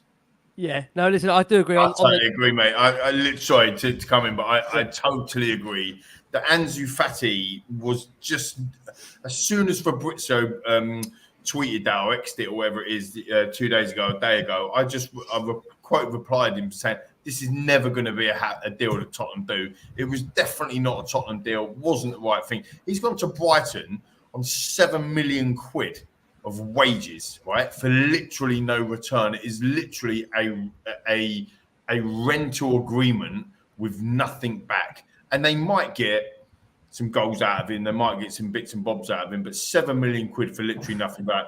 When your manager wants the number one target is Ange Postecoglou, wants Brennan Johnson, it's a no-brainer, isn't it? Permanent deal. All the everything you said, mate. It's just bang on, mate. I totally agree. Yeah, I mean, I think the key thing, Pat, is ultimately whether the signing of Johnson is going to really now up the game of Son and Kulusevski and really get the best out of those guys. Because I think one thing that we are absolutely crying out for is an absolute rocket up the back of those guys. I'm not talking from a speed perspective. I'm talking from a general perspective that ultimately we need to have better contributions there with the forwards. We were just speaking earlier about trying to replace those goals that obviously Harry Kane has left behind, consistently 25 to 30 over the course of the last 5, 6, 7 seasons. I must have had a point. Look, tomorrow on the sunbeds, I'll be trying to top up on the top half rather than the bottom half. And instead I did wear a hat, I fell asleep. Look, can anyone blame me for falling asleep during this transfer window? Classic. Come on, seriously. Come on, seriously. Seriously. Who could not fall asleep during this deadline day? Nothing was bloody happening. In the comments says, Matty speaking fats on Fatty. Absolutely brilliant, mate. Loving that. Pat, what do we need to, mate? Do you feel for you this will add genuine competition to that forward line and get the best again of the Kulusevski that we know we did, well, allegedly, obviously, get over the line first half of that season when he came on board, and obviously Sonny getting back to that golden boot season, of course, under Conte? Yeah, 100%. And I said it before, it just allows us to be a bit more fluid and flexible. We can mix it up. We don't have to rinse Son and rinse Kulusevski. They don't have to start every game and essentially play every minute of every game. You've got Solomon, you've got Johnson, you've got hopefully Lo Celso, Maddison. You've got options in that front line. And it means that you get the best of these players because they're not playing 90 minutes week in and week out. So it's really refreshing. And then obviously, like I said, late on in the game, you've got talent coming in that can stretch tired legs, tired defenses. And yeah, these guys, we're going to need 4 or 5 guys chipping in and digging away at that 30 goals that we've lost from Harry Kane. And with these guys, hopefully we can do it. Brennan Johnson's young, like I said, 22, like Matty said, and like I said, 11 goal contributions, 8 goals, 3 assists in 38 games last year. He hasn't scored or assisted this year. So it's now stretched up, I think, 41 games. So, decent return for a young player. Hopefully that will improve under a better manager. and better players around him. So, you know, the ceiling's quite high. He's going to learn on the job. But I do feel it will get the best out of, you know, your wing players or wide players, because they know that there's someone chomping at the bit who can come in with quality. So, yeah. Mate, Again, guys, Lappers 82 says there on the screen, I need to tip Rick on how to use a bronzer. Don't worry, Lappers, I'll tip him, mate, after the show. We've had a conversation. I don't know what to worry about. I'll be brown tomorrow. This Mediterranean boy's going to be happening. Don't worry about it. I'll be absolutely fine. Don't you worry about it. We are getting just make a point. Just quickly, I know, just coming back in there with the breaking news, but just there was a few people that said it on the screen. I think it was Fardine said it as well. Jacko Moni as well. Hill. Like, I know he's injured at the moment, right? But he ain't gone out on loan, so he's going to be with us as well. Does he play a part in Ange Postecoglou's revolution or evolution? Because ultimately, you know, we've seen him play out wide, but actually he could come in the middle and play maybe potentially an advanced eight. And everybody said when he first joined, and Arsene Wenger famously didn't sign him, Luka Modric, he was too slight. He couldn't handle it in the Premier League. He went on to win a Ballon d'Or, of course, as we all know. And he's still playing now. What is he, 48 now? So that he's saying that. He's been here. God, it does I feel like know. you. But the point being is that, you know, if Hill gets an opportunity as well, that we've still got him into the mixer as well. The squad's massive. So sorry, Vic, I was interrupting your breaking news. No, that's fine. I mean, it depends if you think this is breaking quite literally our hearts, so it's worth a mention. Hugo Lloris, we understand, is now in direct talks with Nice over a move. Spurs would go as far to potentially even cancel his contract and let him leave on a free transfer to get Lloris, again, off the wages, which, again, I've got to say, again, for Tottenham, I think, again, you put him on pace with Harry Kane, par with Harry Kane. He was one of the highest paid players at the football club. So Spurs would be saving an absolute shed load there on wages. The argument will be, okay, they're saving there, but why are we not bringing somebody else in to fill those wages? You'd imagine Brennan Johnson, as much as Spurs are outlining quite a hefty fee, I can't imagine Brennan will go straight into being the top bracketed of the earners there. As we know with Tottenham, a lot of their wages are massively, massively incentivised. So, look, it's one to keep an eye on. What I am keen to ask you guys about is, it looks like a failed move of Pierre-Emile Hojbjerg on this transfer deadline day. We had early reports that ultimately Atletico Madrid were going to make a final bid for him. We also saw Fulham were also pushing for his signature. However, we understand Hojbjerg made it very, very clear if he was to go anywhere during this deadline day, it would only have been to Atletico Madrid. So I just wonder, guys, whether any of you feel there might be that concern where you've got to then reintegrate players that ultimately weren't in the picture. What I would say of Hojbjerg is I think he's a genuine professional player that I think when he comes on or when he does play for Tottenham, he gives his absolute everything. And that, again, shouldn't be taken out of context when I say that. That's not me saying he's good enough to be a first teamer. I'm just saying that as a professional guy, he'll get his head down, he'll work, he'll give his everything for the football club, because that's the kind of character and man that he is. I mean, Matt, let me start with you on that. Pierre-Emile Hojbjerg, do you feel that he will be easily integrated back into the squad? Because, of course, he did want that move to Atletico Madrid. We can't get away from that fact. Yeah, look, I think when we heard that he wanted that move to Atletico, I think it was a surprise when it came out really at the start of the window that it's also something that Tottenham were open to doing. But I think when you get to the point that clearly he wasn't in Postecoglou's plans, I've absolutely no issue that he wanted that move, especially when it comes to Champions League football. Again, like I mentioned earlier with some of the other players, turning down that move to Fulham, question the mentality. Why is he happy to sit on the bench, if even the bench for Spurs for another year when he could have been playing first team football? But the question that I'd ask is where is he in the pecking order? You know, like how much do we actually need to reintegrate him back into the squad? Because I don't believe Ange Postecoglou would do it. If Levy knocked on Postecoglou's door on Monday morning and said, well, we need to play Hojbjerg so we can get a fee next summer, I don't know if Ange Postecoglou would really give into that. And you're looking at the Basuma, Sarr, Madison starting three midfielders, Rodrigo Bentancur still to come back from injury, Lo Celso, who seems to be in Postecoglou's plan certainly more than Hojbjerg, then Oliver Skipp. Is he ahead of Hojbjerg in the pecking order? So you're looking at him being 5th, 6th, 7th choice midfielder at this point. Is he just going to be a bit par player for the season? Is he going to be the man coming off the bench and just kind of helping us shore up games? If the early stage of the season is anything to go by, he's going to be quite good at that. But I think if Hojbjerg is expecting to stay at Spurs and fight for his place in that team, and with the view of maybe becoming one of those first choice midfielders, I think he has a big, big surprise coming towards him. Again, Matt, Pat, let me come over to you. Pierre-Emile Hojbjerg, player that I think you were fairly open to letting depart the football club. I mean, there was lots of talk, of course, that some would say, do we need a direct replacement? The way Sarr's been playing out of his skin, the way that midfield does work. I just wonder, Pat, for you, are you letting him back in with open arms that ultimately he can play a pivotal role, whether that's off the bench now, between now and, of course, January, where I'm sure that situation will rear its head again. I can't just quite imagine when you think for Hojbjerg, he was part of that leadership group. He's no longer got that role. And ultimately now is going to have to really have a reduced period in the team. You know, when I say that in the most politest way, he's a player that ultimately isn't going to have a huge amount of games on that he would usually be used to. I think when you look at the stats up there for Hojbjerg, I think he has played the third most amount of minutes over the course of the last 3-4 seasons. So we're talking about someone that is used to being in that first team. To then suddenly then have that completely taken away and then go to essentially playing a bit part role. Do you think he'll be motivated enough to still give his absolutely everything until January at the minimum? Yeah, I mean, I've got nothing against Hojbjerg, or as we used to call him, the Viking. I mean, when he first came in, fans liked him. He was actually a solid player for us. And he's almost someone that's kind of been caught in the wayside of a different change in formation, tactics and managers. And, you know, he doesn't fit what Ange is doing. You can clearly see that. But he was very good in moments under Conte and Jose.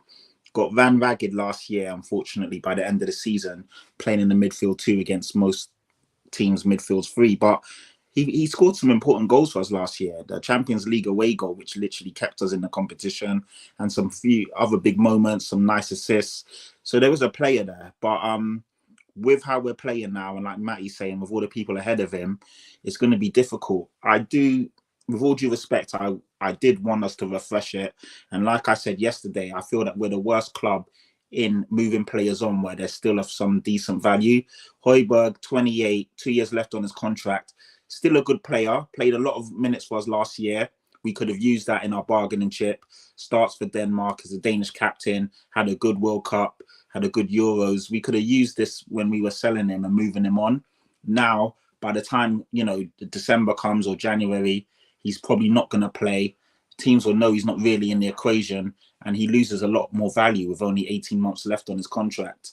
So I would have liked to have seen him move on this summer or in this window, and I would have liked us to go out and get Conor Gallagher, who I would have felt was a really good upgrade on Hojbjerg for the way we play. Is homegrown as well, younger, fresher, more durable, and I felt would have fitted in the system. So it's a bit of a shame we didn't be more proactive in that area. I know it's kind of like a domino effect. Maybe if Paulinho would have went to Bayern Munich, then Fulham maybe would have been a bit more aggressive, and he may have taken that move, or Atletico came in and they wanted a loan, but maybe with no obligation, and we didn't want to do that. So it's not just on Hojbjerg. There is other factors, but yeah, Hojbjerg will have to obviously take what he gets, but I don't see him being someone that will kick up a fuss in the dressing room and hopefully not be negative. But if he's not part of Ange's system or Ange's plans, then fair enough. I'm sure he also came out and said he would like a new challenge and is open for a move. So it kind of goes both ways, isn't it? If it doesn't work, then you also you've got to try and integrate yourself back into the team. Yep. I will say we've got some really interesting points from Ange Postecoglou to share from his embargo press conference, which I'm going to bring in to the show in a second. Before I do, Lee, same question to you on Pierre-Emile Hojbjerg to cover him off. Looks like the Viking will be staying at Tottenham. And yeah, as I've said, again, he is going to have to accept a bit part role between now and January. And again, look, the way football works, that it's not a huge amount of time in the context of things. But as a player that has experienced and played a lot of football in the last 2-3 years with Tottenham, are you surprised, Lee, that ultimately he has not got some form of a move and turned down Fulham? Do you think ultimately now he'll look back and regret the fact that he's not pushed harder for a move? No, I don't know. I mean, again, I think that I'm with Pat on this one as well. Like, I've got a bit of a man crush on Pierre-Emile Hojbjerg, to be honest. I've seen him play some fantastic games, and people will say, "Oh, shut up, Lee." You can at me again if you want. Shut up, Lee. What you on about? You know, he's rubbish, backwards, sideways. And I thought he was rubbish the other night, but I think he was rubbish the other night because he had him and Skip, in the same team, which we know, and Lo Celso that hasn't played for the club since January 2022 or whatever it was. When you put Hojbjerg against or alongside Bentancur, for example, some of them games he played well. Has everybody forgotten the unbelievable take and goal that he scored against Marseille to win that game, to make us top of the group in Champions League? These are big goals. This is not somebody who goes away hiding. Yeah, he flings his arms around. Yes, he does backward, sideways, and whatever. And yes, he was part of that leadership group. But I don't think it's a disaster. Like most of the people in the comments who are agreeing as well, I don't think it's a disaster him staying. I think he's a good player to have with other players around him. Do I want him to start every game? At the moment, no, I don't. I don't think he suits the system well enough. Should he have pushed for a bigger move? Is the other part of your question?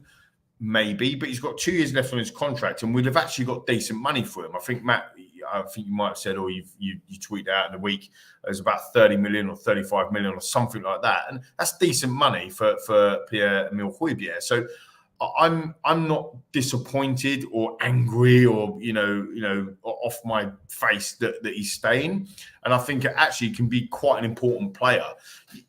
You got games where, and here's the other thing as well. We're talking about the squad, and I wanted to make this point about 20 minutes ago, but we're talking about the squad, we're talking about depth, we're talking about this, that, and the other.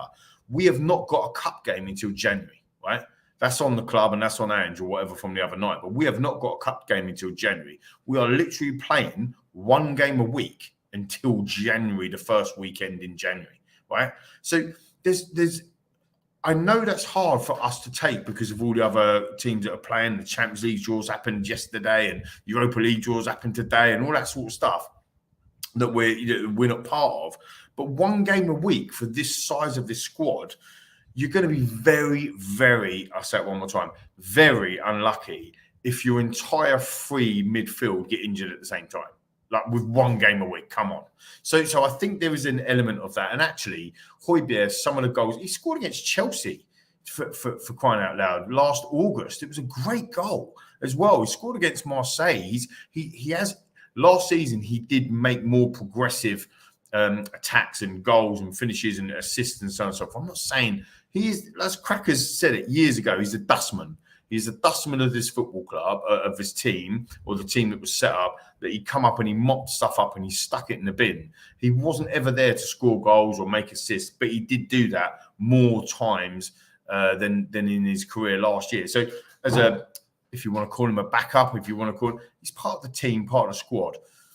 I don't think the reintegration piece that you talked about at the beginning, Rick, it applies to Emile Hojbjerg because he's been playing. Like he's come on, I think, in all Premier League games, is he? Certainly in 2, and he started the other night as well. So it's not as if he's in a situation like Eric Dier is, where he is actually going to have to be integrated or even left out.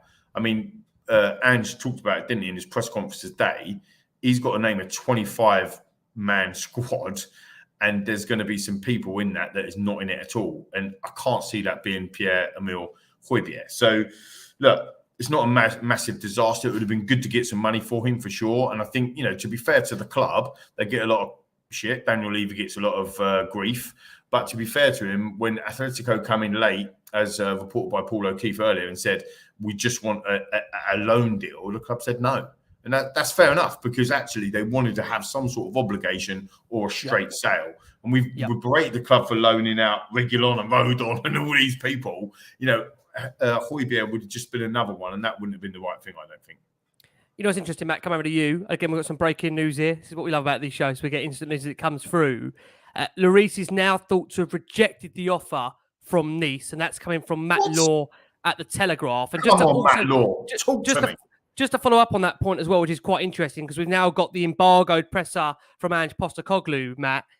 Ange Postecoglou has admitted that Hugo Lloris will not be registered for the Premier League if he stays, and the player is fully aware of that, which I find absolutely fascinating, that he's turned down that offer from Nice, which would be, from what we understood, a really, as you said, Matt, earlier in the show, the move that Lloris would want. So is there something more going on than what we know with Lloris? Is there a Saudi bid in the background? Is there an offer that we are unaware of? Matt, are you surprised by that news coming to us here? I just don't know anymore, Ricky. To be completely honest with you, I don't know. I don't that seemed the logical one of the window. Absolutely, there was finally something might happen. A player might actually leave. I have to tell you, I am absolutely stumped by Lloris turning down Lazio, turning down Nice, turning down someone else, by Ndombele. It genuinely makes no sense. And with those comments coming out from Postecoglou at the same time as that news coming out from Matt Law, I think that just sums up the Spurs window absolutely perfectly. If there is an offer from Saudi Arabia for Hugo Lloris, I don't know why it wouldn't have materialised yet. You know, everyone knows he's not going to be part of this Spurs team. Everyone knows. I know the Saudi window is open for another 6 days or number 19, another 19. No one really knows. It just doesn't make sense to me why that move wouldn't have fully materialized just yet. And for Lloris to turn him down, what's he like? What does he want? What's he waiting for? If he's waiting like Ndombele is for a Champions League team, buddy, wake up! Come on, I really don't get it. And look, again, I feel it has to be every time we speak about this, you do have to caveat it by saying I absolutely adore Lloris. He's been an incredible servant, and I genuinely feel lucky to have been able to see him play for as long as he did at Tottenham Hotspur. But those times are gone. You know, they're gone. Maybe the Newcastle news, maybe that kind of gave him a little bit of optimism that he could play for a team at that level. But it really doesn't make sense to me. And if he doesn't find a club in the next couple of days, I assume Spurs will rip up that contract. But I'm not sure that matters anyway, because if we're going to rip up that contract, it'll be by mutual consent. We probably won't pay him any money. So I don't know why he would wait for us to terminate that contract when either way he has his choice of any clubs. There's no money going to be involved in any deal. It's just absolutely baffling. I don't understand it. Pat, can you work that one out? Can you work that one out at all? It just makes no sense, does it? Hugo Lloris, an opportunity to go back to his home country, an opportunity to be a number one. From what we understand, as Matt said earlier, they've terminated the contract of what their number one goalkeeper was or is. And yet again, he's decided he won't be joining there. And from what we understand, again, he's been informed by Postecoglou. Not only will he not be obviously part of the registration process, he won't at all be featuring for Tottenham. So any sense in that at all, Pat, for you? Can you work that out? I just think a lot of these players think that they're better than they are, and they feel that bigger clubs would have come in for them and they can still play for bigger clubs, like Matty's saying. And it's confusing. Like, with all due respect, yeah, Fulham may not be, you know, the glossy and shiny team that you're looking at, but if you want guaranteed minutes and they're coming in for you and they're still in the Premier League and still in London, and you're serious about, you know, playing for your national team in the upcoming Euros and all of that, Eric Dier and Hojbjerg, who Fulham had keen interest in, why wouldn't you make that move? Revive your career, show that you can play at this level, and then if another bigger club comes in for you, cool. Hugo Lloris could have went back to Nice, decides not to. God knows what's going to happen with him. And it's just a lot of these players are just turning down clubs where I feel you can go there and pull up trees and show that you're the man, and then move on if you want to, or be the big fish in a small pond. There's nothing wrong with that. You can still have a good career and still do what you need to do. If you're playing for Fulham, like Eric Dier, for example, and you're playing well, you'll get picked for the England team, no problem. Same with Hojbjerg. So they're just lazy, comfortable, staying at Tottenham, not playing, but picking up a wage packet, still at a big club. And the mentality stinks. And this is the reason why the club hasn't been successful over the last couple of years, because you've had these guys, dare I say it, in the leadership team, some of the senior figures in the dressing room. And when push comes to shove, none of these guys actually want to make a move to better themselves. It's crazy, but I can understand why it's happened, because these guys have done it for the whole window. It's nothing new. What they're showing now is what they've been showing all window. It's not a surprise. It's not like these guys were open for a move and then it fell through at the last minute. These guys have been doing this time and time again. Lee, your opening line to me was, on this show, Hugo Lloris wanted to leave the football club and he's still here. And you've been here for just over an hour and 20 minutes or so, I believe. And I'm telling you that he's turned down a move to his home country of Nice, and he's been informed by Postecoglou that he will not be registered as a Tottenham player, and he's turned that offer down. There's got to be something in the background here that we're not aware of, right? There's got to be. It makes no sense. Yeah, it doesn't. I mean, I think, can I just check just quickly, how many years has he got left on his contract? Is he free agent at the end of the year? Under 12 months. Yeah, now, so he's in that final 12 months. Basically. Same as Eric Dier, same as Harry Kane was, right? So, and I don't know actually how much Hugo's on, but I read reports that he when he extended for that extra year, he didn't want any extra money. I think he was on a long-term contract, wasn't he? It was quite low. It was quite low wages. So I don't know I think he's on about 200. He's on about 200k. Is he? So he's on a decent wage. Yeah, he was up there with. My understanding is, Lee, he's up there with. He was with Harry as the one of the highest earners of the club. Obviously, with the captaincy and the fact that he's been at the club for over 10 years. He's easily on. So there's the answer. So there's the answer. With again, great respect. There's the answer. So if he's got 48 weeks left on his contract and he's getting paid 200 grand a week, that's not 9.6 million quid. So it's 10 million pound.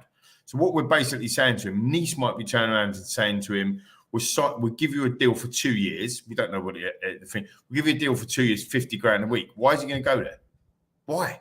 He's not going to do it. Like, again, I know we're saying like, oh, it stinks, and I do agree with you, right? I do, and you need to get him out, whatever. But why is right? So you're going to go home to your wives or your boyfriends, your girlfriends, whatever it is, right? Your husbands, and you're going to say, oh, I've got a really good deal here, love. I've got a really good deal here, fella. And they're going to go, what is it? And you say, I'm currently on 9.6 million quid. I've just been offered 4. No thanks. I'm not going to do that. I'll tell you what you're going to do. You're going to sit on that contract for the next 10 months and then pick up the 10 million quid. I mean, I know you're laughing, but that's again, it's no, you're right. It's totally true. You've also got agents. You've also got agents in there that are going to get a cut of the money. So I'm the agent, and I'm like, Pat, I've got you a good deal here. I've got you a deal here. You've been offered this. I'm only going to get the way Pat starts going here. He'll take anything. Do you see where I'm coming from? So, look, I'm not.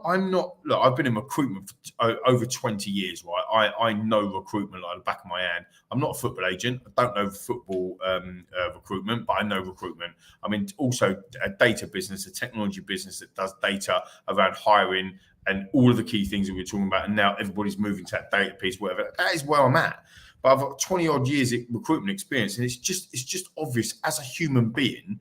Why would you do that? Now, here's the thing. If Nice were in the Champions League, he's going to be the number 1 goalkeeper. It's his hometown. They're in the Champions League. Would you then go, actually, now I'll come home to you, Pat. I'm your husband. I'll come home to you and say, Pat, I've got a really good deal. I've got to take a wage cut, but we're going to play Champions League football. We're going to go home to Nice. We're going to do this. The family's going to be... Now what are you going to say? And that's the point. So you've got to take this into consideration. The easiest thing to do is for the club to pay up his contract. Are they going to do that for 10 million quid when they think they might be able to get a loan deal out of him or sell him to the Saudi Arabia club in the next week? Why would you do that tonight when potentially Saudi Arabia might come in from? Do you understand where I'm coming from? Yeah, no, I get that. Go, Matt. Can I just argue on that point? For a second, I'm not saying you're wrong. You obviously know a lot more about this than I do. But like, if I'm looking, like you were speaking earlier about how, from a business perspective, football is just completely different. It is another world, and I think it's the exact same from a footballer's perspective. I mean, like if someone offered me like a €100 a month raise to go to a rival company tomorrow, I'd probably bite your hand off for it. But if you're someone like Tanguy and Ndombele, and he's on 200 grand a week now at Spurs, absolutely incredible money. But he's a player who had so much potential, who's obviously worked so hard to get to where he's at in his career. He's 26 years of age now.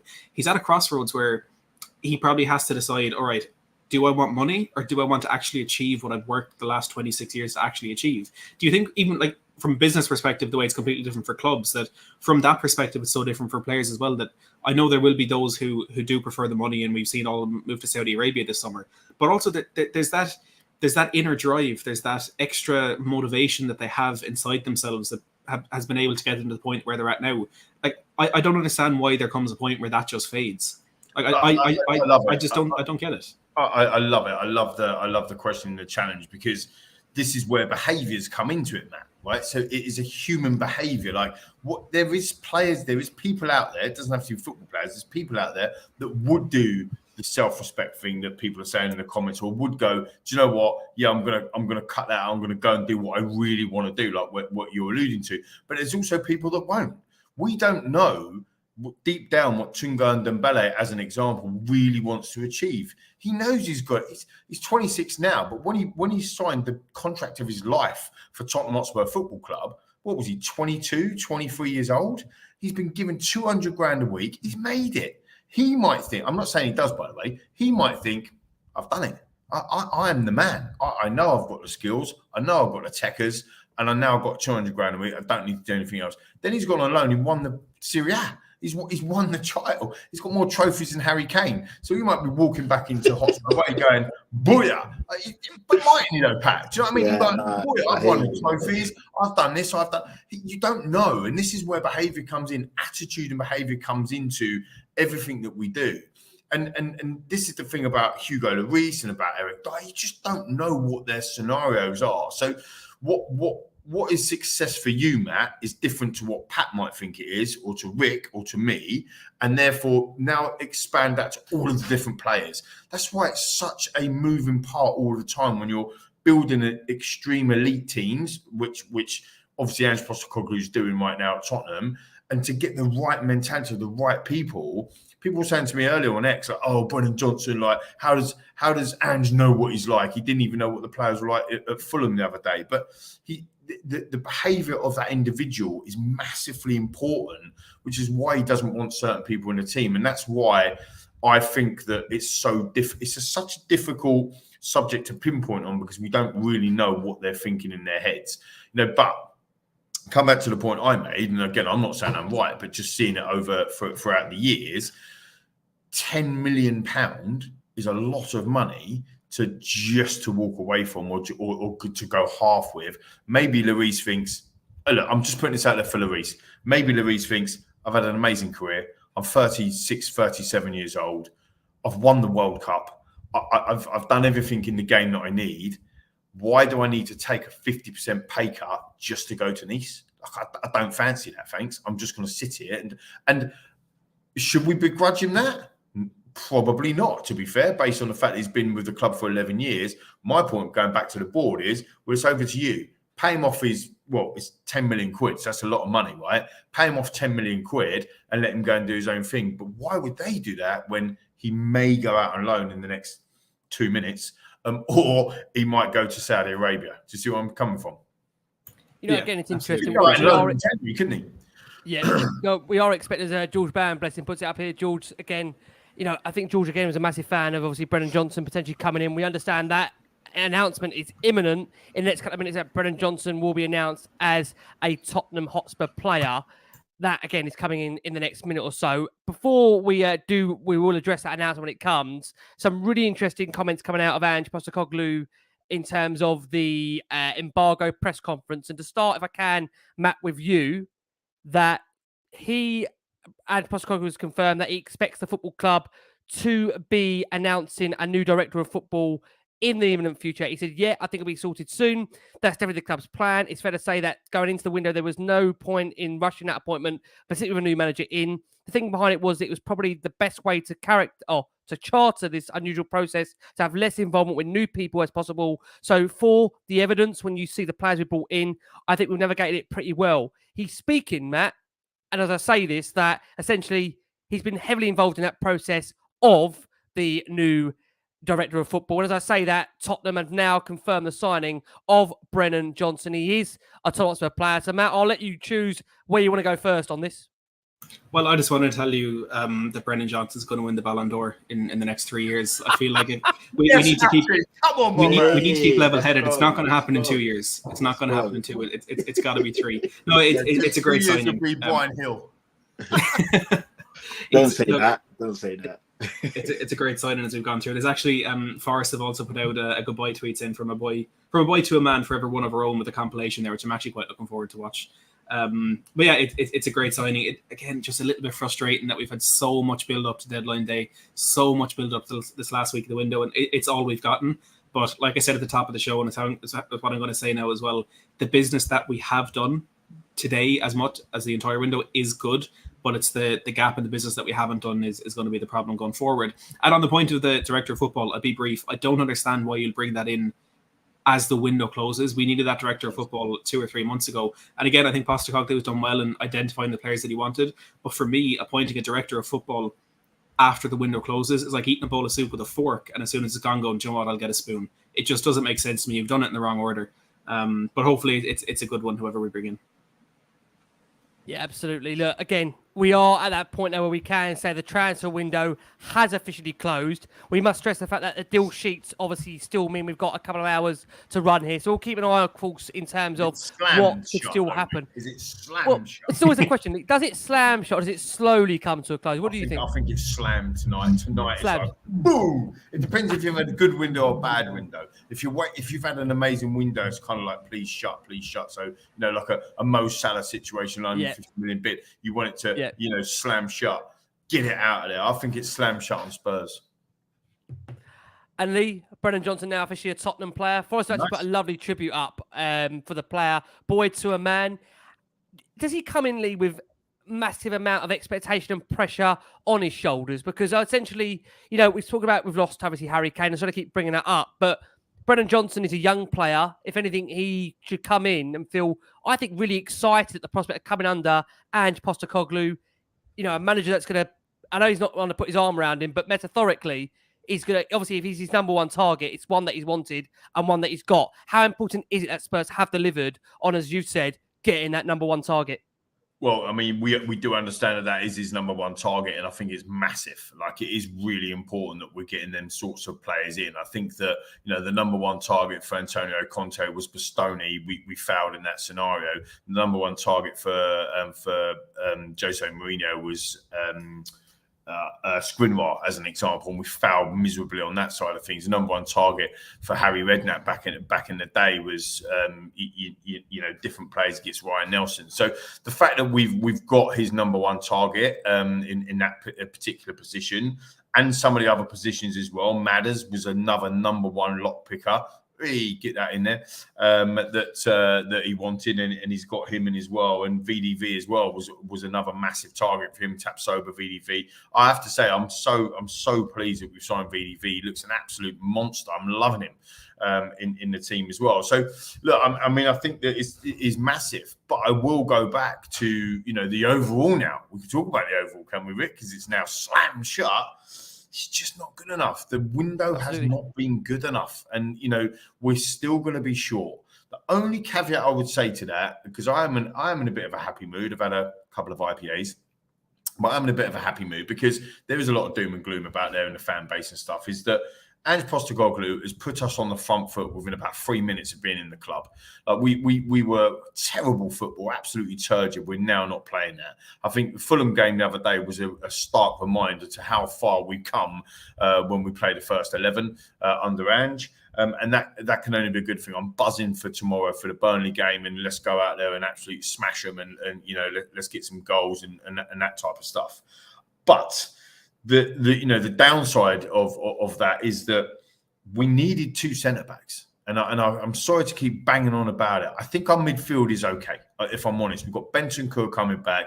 The chances of you having all three of them midfielders injured at the same time, I don't want to jinx it, by the way, but the chance of you having all three of them midfielders injured at the same time, and then having to play Lo Celso, Bentancur once he's obviously back fit, and then one of either Skip or Hojbjerg is very, very slim. But even then, when you read them names out and you think, well, actually, Hojbjerg and Bentancur with a Lo Celso in front of him, not too bad, is it? Let's be honest, lads. It ain't too bad, viewers and listeners.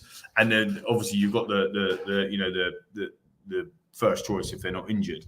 So I think we're light a little bit in attack. I do think Richarlison will come good. I know that I'm going to get pelters for that, and that's absolutely fine. But you lot are pelting Richarlison are probably the same ones that were pelting Emerson, the same ones that were pelting Kulusevski that couldn't run, and the same ones that were pelting Porro when he couldn't defend and all that sort of stuff. So, but I do think he will come good. But he's not Harry Kane. We get that. I know that. Do not worry about that. There's only one Harry Kane. Stop comparing them. There's only one. But we did need two centre backs. That's the thing. We didn't get rid of Lloris. We didn't get rid of Dier. We didn't get rid of Sanchez. We didn't get rid of Ndombele. That is a massive problem. And we didn't get an extra centre-back in. I personally think we needed 3 centre-backs. We got one brilliant one in. We needed another 2. But we at least needed another one, and we didn't do that. So that's where I'm at, Rick. I know you'll come round for my scores later on, but that's where I'm at with the window.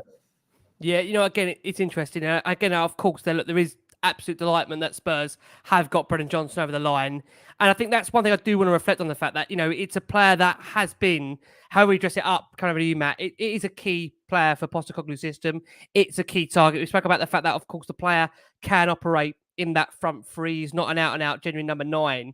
And again, I think we have to, if you're unsure about the player, just go have a look at Forest's social account and look at the way the fans have reacted. They seem absolutely devastated to lose him. And look, I'm loath to compare players really, because again, we've seen what that can do in terms of trying to make comparisons. But there's a likening there to say it to, do I say Dele Alli when he first came on the scene at Tottenham, that there's a player there with an absolute raw potential that if you can coach him, there is something maybe very, very special in him. There's a lot being spoken about the high ceiling. Is that what you potentially see as well there, Matt? That as a player that has got a lot more development and shouldn't be judged really on what he's about right absolutely now? Yeah, 100%. I mean, we're paying for the potential. We're not paying for the player that he is now. We're not paying for a guy who scored 8 goals in a season for Nottingham Forest. We're paying for what he can become.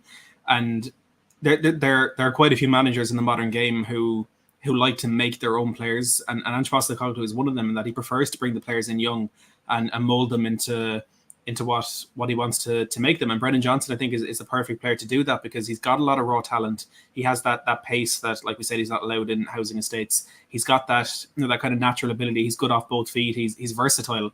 But his game is still quite raw. He's only had a year and 3 games at the top level, at the Premier League level. And he's going to be coming into a Spurs team where there's incredible players that he can learn from. Not only KulusEvski playing in that same side, but he's going to get to learn from Heung-min Son. He's going to get to learn from James Maddison. That I don't think that can be understated by any stretch of the imagination. He's going to be a big part of this Spurs team. I think a little bit more than people do realize. And like I mentioned earlier, even just that competition for the players that are out there already is going to be extremely important. But yeah, I'm so excited to see what he can achieve in a Spurs kit. And like you said there, Ricky, the reaction from the Nottingham Forest end towards his departure, I think, tells you everything you need to know. He's only 22 years of age, and clearly he's left a massive impact, not only in the fans of that football club, but also on the football club itself. You question with how fantastic he was for them. Would they be in the Premier League without them? Were his goals that crucial that he's brought this club back to the pinnacle of English football? I'm very excited. Like I said earlier, better signing than Ansu Fati for me. And again, if Ange Postecoglou wanted him enough to put together a lovely little PowerPoint for his representatives, absolutely, I'm excited to see what he can achieve for Spurs. Pat, if I tell you, look, 41 appearances for Forest in the Premier League, 8 goals, 3 assists. I agree with Matt there. We are paying on that word potential. I know with football now, it's crazy when you look at the kind of money players go for.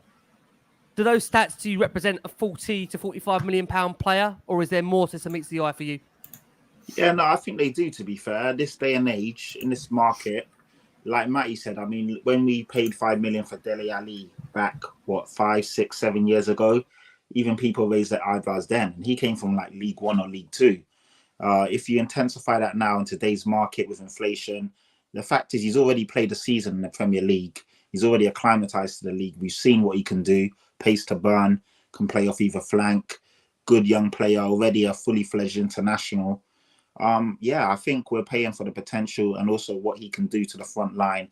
Matty said it perfectly. He'll come in and work alongside some very talented players and learn a lot from them. So it is an exciting signing, especially if Ange Postecoglou earmarked him at the beginning of the window as someone he wanted.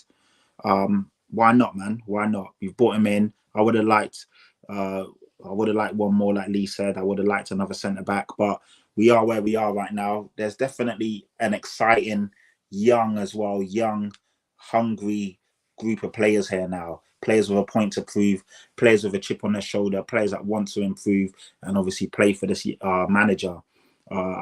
He looks like someone that will run through a brick wall, someone that will listen. Like you said, Lee, as well, these guys are now looking at not just the player, but also their personality. We don't want any more Tanguy Ndombele's, and even, dare I say it, the Celsos, guys that are going to sulk, strop around, not really give their all. And I think Brennan Johnson is someone that I feel he's going to surprise a lot of people. And I think that as well, we're going to surprise a lot of teams with the way we play. Dynamic, fast, rapid. We can play balls over the top. We can cut through the lines. hopefully he can get his shooting boots on. Like I said, I was really disappointed with his chance against Arsenal. But hey, Sonny's one of the most clinical players in world football, if you look at his stats. And even he misses sitters. So, yeah, I'm excited. I am excited to see him play. He probably won't make the team for tomorrow, considering how late it is. But, yeah, he's someone that we can look forward to seeing him, slowly get implemented into the team. And fresh faces are always exciting. There was a while where we never refreshed the squad and we were all screaming out for new players. So the fact that we got some in this window, sometimes you need to take a step back. I am disappointed we didn't get a centre back in. I am disappointed that we didn't get Conor Gallagher in. But there are a lot of good young players that we brought in. So I'm going to look at that and be excited for that. Before we come on, Lee, we've had some really good comments in from Ange Postecoglou that I do want to read in terms of his embargo presser, and then we do a bit of a window review rating. Brennan Johnson, look, you spoke glowingly about the fact that the most important thing is to bring in a player that ultimately is Spurs' genuine number one target as Lee walks off the screen there. That's the best. When we get the bloopers up, that'll be absolutely on that list. Just as Sorry, I'm running out of battery. My laptop was about to die, so I had to put the power cable in. I thought he was in genuine favour, and then the lights were going to go off, and that's it. Good night. He's been waiting 2 hours for the ratings, and they finally come up, and he's gone. Been waiting 2 hours to get the player of the line. He's turned the laptop off. I'm done. Get out of here. Do you think, Lee? Look, again, it's hard to think ahead, but do you think we're talking in 12 months' time? Brennan Johnson is one of the first names on the team sheet, or do you think it will be more of a player that will alternate in that front line? What kind of hope do you have that this guy will genuinely take Tottenham by storm and come in and be a first team regular, in your opinion? Well, I think that's up to him, isn't it, Rick? And I think that comes down to attitude, and I think that comes down to how he applies himself, and I think that's up to him. His ceiling is absolutely massive. He's got all the key attributes to become a top player. When you look at the likes of Anthony Gordon, that we were linked with heavily, Chelsea were linked with him, Newcastle ended up getting him. In terms of a young player, Matty obviously talked earlier about Ansu Fati as well. He's got a £1 billion release clause in his contract for crying out loud. So when you look at things like that, generational players. It's up to Brennan. It's really up to him how he goes about that and what he wants to do. Well, I've done some statistics earlier about Brennan Johnson and against Kulusevski and the games that they've played, and it was very similar, the amount of games that they've actually played, and 41 appearances for Brennan and 51 appearances for Dejan Kulusevski, and they've both scored 8 goals, 3 assists from Brennan, 15 assists from Kulusevski. This is just in the Premier League, which is absolutely amazing. This is huge competition for each other. So if he's just going to play him down the right-hand side, Kulusevski is all of a sudden now standing up, and viewers, you'll see what I just did there. Listeners, I'm puffing my chest out and saying, hang on, I've got to step up here now. I've got somebody that's actually going to be challenging me. And now Brennan's coming and going, all right, Dejan, what's going on? I'm going to have some of that. And that can only be a good thing. Don't forget, Kulusevski, 23. He's only young as well. These two lads are now battling it out on that side with very good statistics, as I was just reading out. Attacking wise, really good statistics against each other as well. 76 shots for Kulusevski, 58 shots for Brennan Johnson. So that's genuine competition. When you flip him over to the left-hand side, you can't compare a statistic for Heung-min Son as an example, as Patrick said earlier, genuine world-class finisher. But he's got a ceiling to be able to come to that. Can he play down the middle? Can he drop deep? It's exciting. It is exciting from that perspective. And it's exciting for me because Ange Postecoglou wanted this guy. That for me is where it's at. So for me to sum up on that side of things, it's totally up to him. He's got a massive ceiling that he can go and just absolutely become one of, why can't he become, I'm going to say this live, I cannot believe I'm going to say this. Why can't he become the English Mbappe? Why can't he? Okay, maybe I've had a too good few minutes. You should say Welsh. She's Welsh, so Welsh. Well, no, he should. Do you know what? British, Absolutely, I should be saying that. And actually, why can't he become the Welsh Mbappe? Yeah, he might end up being the next Gareth Bale for us. You never know. You never know. Southampton, and he was played as a left back, and he went was it 30 games or 26 games? Yeah. Something about winning. He had that hoodoo over him, and won 5 Champions League, Gareth Bale. So you just don't know. Like, I don't think we should be comparing him to Mbappe's, all jokes aside, or Bale or Kane's or whoever else. Let's just compare him to Brennan Johnson. Let's give him an opportunity to go on, son, go and play, because you're a good talent. You've got all the attributes. It's up to you. And he could turn out like Chinga Ndombele, if he wants to, or he could turn out like Harry Kane if he wants to. Yeah, I do agree. Interestingly, if we come back over to you, Matt, Postecoglou was asked in his embargo presser about the process of rebuilding Tottenham. He said, look, that's reality that the team finished 8th last season. That gives you an indication of where the club was at and what it thought it needed. I've taken that on board and haven't been blocked in any sort of way in terms of the changes that we wanted to make. There has been a lot of change. It is probably not ideal in the short term, but the fact we've handled that is a good sign. I love this part of the process. You know how challenging it is. It is really difficult. There are going to be many, many bumps on the road where anything gets questioned, decisions get questioned. I love that process. When things are going well, you obviously enjoy that success. But usually when you get to that point, you reflect back on the beginnings and realise that none of it would be possible if you didn't stay strong and true to what you wanted to do at the beginning. This has been the 5th or 6th rebuild in a row that I've done, and I've loved it. That doesn't strike Matt as a man that has been let down at all during this window. Either that or he's a very, very good talker. So what do you take, Matt, from those words there from Postecoglou in the aspect of the rebuild now for you? Yeah, look, it's great. I mean, like we were saying earlier, maybe he just hasn't had enough time at Spurs to really develop that frustration that got to so many other managers. Maybe the bumps in the road he's mentioned there are the fact that there were some deals this summer that didn't get through that he wanted to get over the line. The truth is we don't know, and we can only really reflect and engage with the vibe that he's given off and when he's talking. And he just seems to be loving what he's doing. And he did it at Celtic. You know, it's easy to look at the fact that Celtic have won however many leagues and however many cups in Scotland over the last few decades even. But when he went in there, they hadn't won a trophy in the previous season, and he turned them into treble winners again. You know, it's what he does. I'm sure part of the reason why he was identified from Spurs. But when you're getting a manager coming out with such positivity and with there's an element there that you can tell that he loves what he's doing in terms of being able to kind of get this blank canvas and build his own team, build his own idea, build his own philosophies onto it at a new football club. But also a man who seems to appreciate where he is, and the fact that he knows it's a great opportunity he's gotten to manage a team like Spurs. As much as he has earned that, the fact that you can see he's clearly happy to be where he is great. And as well, the fact that he's acknowledging those bumps in the road. You know, there's a previous manager who acknowledged the bumps in the road, but it's all about the way you say it. Instead of saying we're going to have to suffer, you say it might be a little bit difficult. You know, it's semantics, but it really, really does make a big difference. But every single time I hear a quote from Ange Postecoglou, it just makes me love him more and more. And like he is, I'm really excited to see where he can take this club.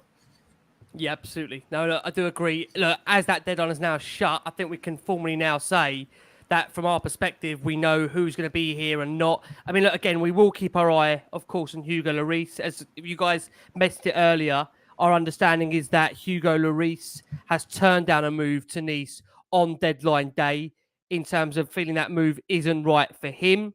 Spurs have told Lloris, and Ange Postecoglou has said this publicly, that, oh God, I really butchered that, didn't I? Ange Postecoglou. It's been a long night. It really has been a long night. How many beers you had, Rick? I don't know. It's just the sun from earlier, I'll be honest with you. It really, really is. Obviously, Ange has said that he will not be given a squad number, and essentially Lloris will not be part of that squad in general. So, look, I think Saudi is still open for another couple of weeks, I understand. Lloris, I think the club will come to some form of mutual agreement and probably terminate the contract, because ultimately at the moment, if you look at what he'll be earning over the course of the next year, I'm sure there'll be some common ground there where they'll find some form of a resolution where Lloris will go out, find the club of his choice, and won't be bound by a window. So what we are going to do now is we are going to turn our attention to bringing you a bit of analysis of the window. Look, of course, any news that comes in on those deal sheets, we'll let you know. But a perfect opportunity to do a bit of housekeeping here on Last Word on Spurs. We've got over 1,300 of you still watching us live. So again, thank you so much, can I just say, for all the incredible support we've had across the summer, across the transfer windows, pre-shows that we've done, the game shows. I've got to say, it's been really a monumental, yet just unbelievable support from the fan base of Tottenham. So again, thank you so much for all the love, that we've received individually, collectively. Massively appreciate it. You guys know that Last Word On Spurs are in the nominations for the Football Content Awards. They are open for 2023.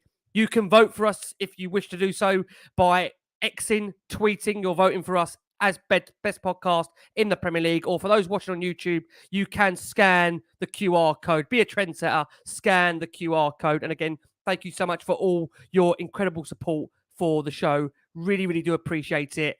And look, we are going to do a bit of a window analysis for you here now as we, let's say, we'll draw this window to a close and ultimately look at the squad that Spurs have assembled over the course of the summer. So, Pat, let me come over to you to start. Brennan Johnson in, James Maddison in, Mickey van der Ven in, Vicario, Alehavliz, Phillips, Solomon. And then you look at the outgoings, Harry Kane, Harry Winks, Jed Spence alone, Reguilon alone, Joe Rodon loan, Tanganga loan. God, you see this common theme there, can't you, with Tottenham, how they have struggled so much to generally get players out. Before we go through some of the individual players there and how they've made their moves, give me a rating now, if you can, Pat, of this window in general for you. Okay, so we include that Dejan Kulusevski and Pedro Porro were loans to made permanent? Some people include those in the window, some people Really don't. Good point. That's a great point, that, isn't it? Because that maybe changes your emphasis a little bit if you do. The reason why I ask is because at the beginning of the window, people actually worried that we might miss out on Kulusevski, and he was even linked to Arsenal and to other clubs. And there was this big hoo-ha because we were haggling the fee. And in the end, we got it for 30 million, which is a snip for someone so talented. Obviously, Pedro Porro was 40 million because essentially those outlays are put down to this window because the money was made or handed over this window. So I don't know. But if we're talking about the guys that we definitely know, Mickey van der Ven, I think he's fantastic. Jan Vertonghen on steroids, essentially. He's like Jan Vertonghen with a rocket booster, settled in so well, and he looks mustard. Valise, obviously, we don't know how good he's going to be, but he's here. Ashley Phillips, another one, we don't know how good he's going to be, but he's here. Vicario, I didn't understand, and I said it on this podcast and on tweets, when he got slaughtered against Brentford, I really didn't get it. There was essentially a witch hunt out for him, and then that's completely died down after the following games where he's looked really good. Maddison, amazing, one of the best attacking midfielders in probably world football. I mean, it's not a stretch to say that. In the last 2 or 3 years, his stats are up there with Bruno Fernandes and Kevin De Bruyne and Odegaard. He's definitely one of the best there. Manor Solomon, obviously the jury's out, fresh, brand new. And then Brennan Johnson, again, good young player. So there's a lot of good talent there, if I'm being honest. For me, the gripe is the players out, or the lack of players out. We've only sold 2 players. One is one that we never wanted to sell, Harry Kane. If you would have asked me at the beginning of the window, would Harry Kane be leaving? I would have thought he was crazy, and especially not to Bayern Munich. 100 million for him. Harry Winks, 10 million. Good luck to him. I hope to see him back in the Premier League next year. Obviously, he's at Leicester. I want to see him do well. Again, he's someone that we kind of moved on. He wasn't good enough, but I don't have any malice or ill intent for him. Good professional, always gave us all for Tottenham. The loans is obviously a bit frustrating. Good that we got them out, but we would have liked to see some more money in. Like you said, Tanganga, Spence, Reguilon, Joe Rodon. So all in all, it's been a good window. I can't sit here and be like super angry. It's been good. The only frustration for me is that we just didn't get another centre-back in. But I do feel that the window has allowed the team to shape up and play the way Ange wants. And fans have got to remember that I mean, we've essentially got 7 new starting players in the 11. Because obviously Udogie and other guys coming in that weren't part of this window, but a new player. So, yeah, it's a brand new, refreshed Tottenham team. We've looked good in the 3 games. So it's a good window, but just, like Lee said, a bit of a sour taste in... I'm sorry, I'm just seeing comments coming in. Some of them are wild. Yeah. But, what was it? Just a bit annoying that we didn't get another centre-back in. But I am optimistic with what we've done, but I just hope and pray that there's no injuries. And of course, every football fan's going to say that, but I just feel with us, we're 1 or 2 injuries away from being really pissed off that we didn't do more here. Yeah. Do you know what? Interestingly, Jonathan Weeks puts here, what are the panel's top signing? and he actually is throwing in there Basuma, Sarr, Udogie of last season. So, Yeah. Lee, a bit of a two-parter there for you. I'll let you give us your window rating and maybe give us your pick of them, and we'll ask Matt the same on that point. Well, I think on that one is Basuma. For absolute sure. I was absolutely buzzing last season when we signed him, and we just did not see the Basuma that I thought we were signing. We've absolutely got Basuma plus a bit more of a Basuma, if you know what I mean, this season. So I'm absolutely buzzing for him. So definitely on that comment was Basuma. Look, I rated the window right at the beginning, and I'm rating it again. What I've done is I've gone through individual signings and given them a rating out of 10, and then I've made an average. So I'm looking at the incomings at about an average of 6.8, without sparing you everything. If you want to ask me, at Lee McQueen, I'm happy to tell you.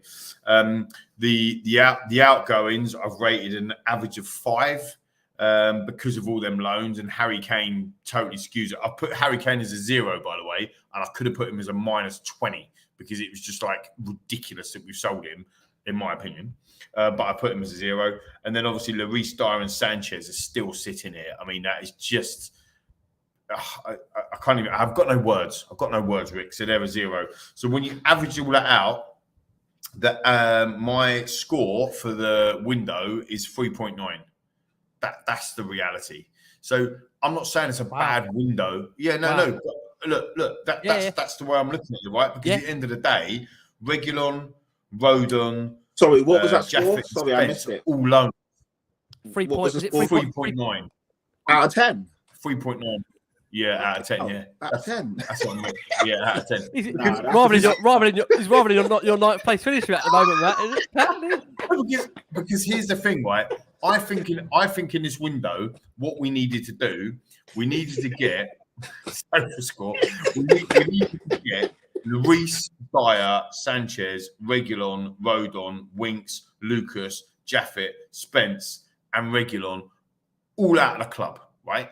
But we haven't done that. What we've done is we've got Lloris, Dier, and Sanchez that are still here, and then the rest of them, other than Winks and Kane, are all over on loan. As Matty said earlier, we've only sold 2 players.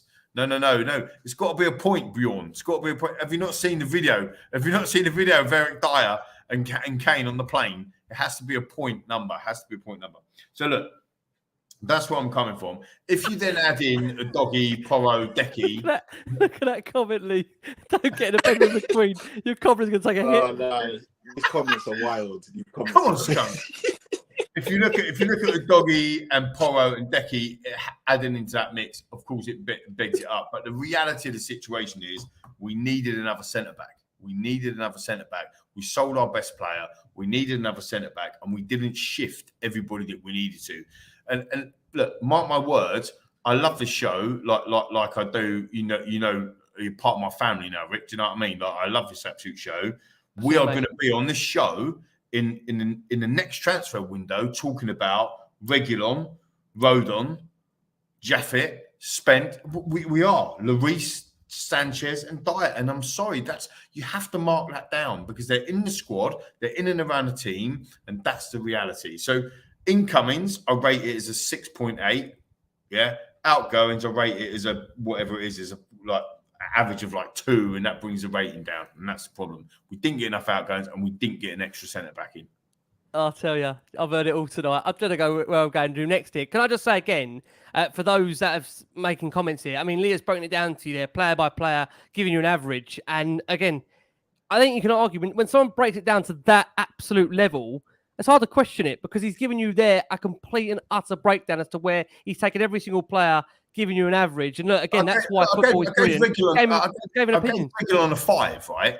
I gave Reguilon getting out of the club as a 5 because he's coming back in January, right? They can cancel the contract in January. I mean, you could have given him a 3. He's actually still on the books. I mean, you could give him below a 3 if you look at some of the performances, even in pre-season. No disrespect to him. Exactly. Rodon, I've rated it as a 5 to get him out because he's coming back. He's only on loan. He's coming back. Right, I've given Jaffet a 6. He's coming back. Like he's got an obligation at 𝐷𝐷𝐷𝐷𝐷, to be fair, but he's coming back. Spence, he's coming back. Right, so you can't rate these as high. You know, the only way that you can rate them as high is if they've been sold, as Matty said earlier. And we're not rating Kane as high to be sold because none of us wanted him sold. So he's obviously a 0. So at the end of the day, that's where I'm coming from. Right? Look, it's not higher than a 4 because we haven't done what we said what we needed to do, which is get out players on a permanent basis, sign an extra centre back, and bring them players in. And if we'd have done that, it would have been a 7, but we haven't. And we sold our star player. Come on. Yep. Matt, let's come over to you. I'm interested to get how you're going to break this down for us in terms of the analysis of the window there. I read the players obviously out a couple of minutes ago in terms of those incoming, those outgoing. Matt, on the back of God knows how many journalists joined us during that window, we must have had a good 14, 15 across what was, again, an interesting window with great insight, great analysis that you were part of as well. Matt, overall rating of what Spurs have done in, out, shake it all about. Well, I don't know how I follow that from Lee, to be honest.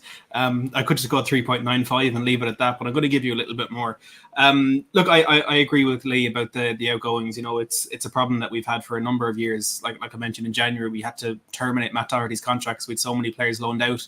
I will say that I'd rather us loan them out than leave them right on the bench. You know, it's if we can't sell them, it's the next best option. Obviously, we prefer to sell them, and I think we should be able to sell them. Like we spoke about a lot tonight, the fact that we rejected that bid for Sanchez and the fact that we left it so late to offer players around, were we just expecting someone to come in for these players that we regularly refer to as deadwood? The outgoings part has been absolutely awful. Only 2 sales in a window of a rebuild is shocking. But the business that we have done, 𝐂𝐀𝐬 𝐂𝐻, I'm really happy with. It's easy to judge him on the first couple of games and in pre-season where he looked a little bit dodgy. But the fact of the matter is he's 26 years of age, which for a goalkeeper is relatively young. He's only had 1 or 2 seasons actually playing at the top level of football. There's still going to be a lot of development that is needed there. But again, it's a brilliant player that we've brought in who has so much potential, who is so comfortable on the ball, which is exactly what we need right now. He's a good shot stopper.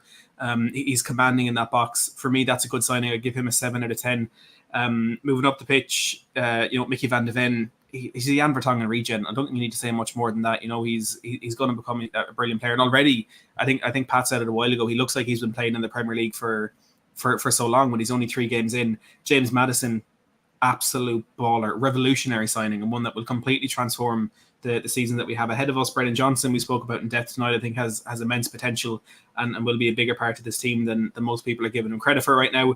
Manor Solomon, it's easy to look at it as a free signing, but he's 22, 23 years of age. He does have a really, really high ceiling ahead of him as well. Once he starts to get in that team a little bit more, gets a bit more game time, I think we're going to see some special things from him as well. But the fact remains, we don't have enough centre-backs. We don't have enough centre mids at a level where you can trust them to go into that first team. And we're missing goals because we sold Harry Kane. The window at its most basic, from what we're looking at this, with those signings and those departures, I give it a 6 out of 10. If we're going to include 𝐿𝐻𝐿𝐵𝐻 and Power, and that, like Pat mentioned as well a few minutes ago, I'm bumping it up to a 7 out of 10. But most importantly, if we're including Ange Postecoglou in that window rating, that's an easy 8.5 out of 10 for me, because there's potential for a special place for this football club under the tutelage of our new manager. So hopefully it lives up to expectation, because I know we can roll out the clips and see all 4 of us 18 months ago saying the same thing, and 18 months before that, and 18 months before that, talking about how we think this club can go to a really, really good place. But I'm confident, I'm hopeful that without it, we Spurs fans will be nothing. So I'm going to give it an 8 out of 10. Okay, Matt, really appreciate that. Hang on, stop giving me dirty looks, Rick. Hang on, I've got to challenge an 8, man. Come on, I've gone with. But that's if we're including 𝐿𝐻𝐿𝐵𝐻, Power, and Postecoglou. If we're looking just at the basic players, I'm saying 6 out of 10. Look, I gave you Doggy an 8, Porro an 8, and Decky a 9. So if you average them out, mine's probably up to about 7. But Harry Kane left. Just Harry Kane left, and he's not coming back. He definitely won't be after the way he was treated. But look, I mean, I think there's a couple of comments in there as well about kind of, contradiction of myself with regards of wages. I still think it's the club's responsibility to move players on as well. Like, you can't have it. This is just my opinion. I don't work in football, but you can't have players holding the club to ransom. Oh, do you know what? I don't fancy it, Rick. I don't fancy leaving. I'm going to stay. No, you're not. We don't want you here. You need to leave. No, I don't fancy it, Rick. No, I'm going to stay. that's the club's responsibility. Do you agree with me, viewers and listeners and lads as well? They've got to try harder to get them out. I do think Paratigi's done a fantastic job, like Matt and Pat has just brilliantly articulated around the people coming in, because he's still pulling the strings at a consultancy level. But I think he does love a loan. I think that's the problem that's going to come and hurt us. All these players that are on loan, they're still on loan. They're still coming back. They're still going. And Dembele is he might be named in the matchday squad tomorrow. Can you imagine it? Against Burnley. He might go some checkers points. Got as I say, we've got some really nice news coming on Brennan Johnson here from Tim Spears of The Athletic. He says Brentford attempted to persuade Johnson that moving to Spurs wasn't in the best interest of his progress and that his game time at Spurs would have been limited. But it was felt that they weren't getting much encouragement from the player whose preferred destination was Spurs. Brentford boss Thomas Frank is believed to have actually made a personal late push to persuade Johnson to move to Brentford, but to no avail. And look, we talk a lot about the fact, this is where again we might have to give the club some credit here, because we talk a lot about the fact that this new data-driven approach that we said in the last show that they're still falling behind the likes of Brentford and Brighton. Obviously, Brighton beating Spurs to the point of Ansu Fati, but Lee made a great point earlier that if Brennan Johnson's been the number one target all along, Spurs wouldn't have wanted to go for Ansu Fati. It would have been Johnson. So do we give the club any sense of credit here for this model? Because ultimately it has found us Vicario. It has found us a number of players so far that arguably it's a new adoptive approach. Do we see this being transformative, guys? Pat, I'll ask you first. This new data model with Johnson picking Tottenham over Brentford, is this the way forward potentially based on, of course, maybe results? We have to say that, look, maybe we have to see how this does play out on the pitch first before we actually say, right, this is the definitive model Spurs do need to continue down. Yeah, exactly. You hit the nail on the head. Depending on results. Results is always, it's a results-based business. So Big Ange starting well, I was going down this different type of recruitment process. At the end of the day, the results will talk and tell us what it's saying and where we need to be and how we go forward. But it does look good that we have changed things to a degree, but also at the same time, we're still making the same mistakes. So it's all well and good the recruitment being different, but if we're still struggling, like Lee said, to get players out the door, there's just going to come back to bite us in 6 months, 12 months, whatever it is. So the signs look good. It's early days, but yeah, Vicario, Ashley Phillips is another one that we're not really speaking about, but according to all the stats and all the data and everyone that's talked about him, he's meant to be a beast of a young centre back. Maybe he'll get pushed forward. Maybe there's a plan there that none of us are really thinking about. I know he's young, he's 18, but maybe hopefully he might be the one to come through, because yeah, we need some more options on the bench. Obviously Maddison, we all know how good he is. Manor Solomon, maybe they use a bit of data approach, and looking at him last year at Fulham, when he did play, he did look really good. So we'll see. Only time will tell. It's early days, but I do like the recruitment that we've done. We are short. I didn't give my rating before, but I'm going for a 6.5 out of 10. Okay. I feel that we've done some good work. The centre back for me is the glaring issue. The players out on loan again, or not going out on loan, also has brought it down. But I do feel that, like Maddison, for me, I think, without being biased, I think that's the signing of the summer. For 40 million, and you're getting that amount of class, quality.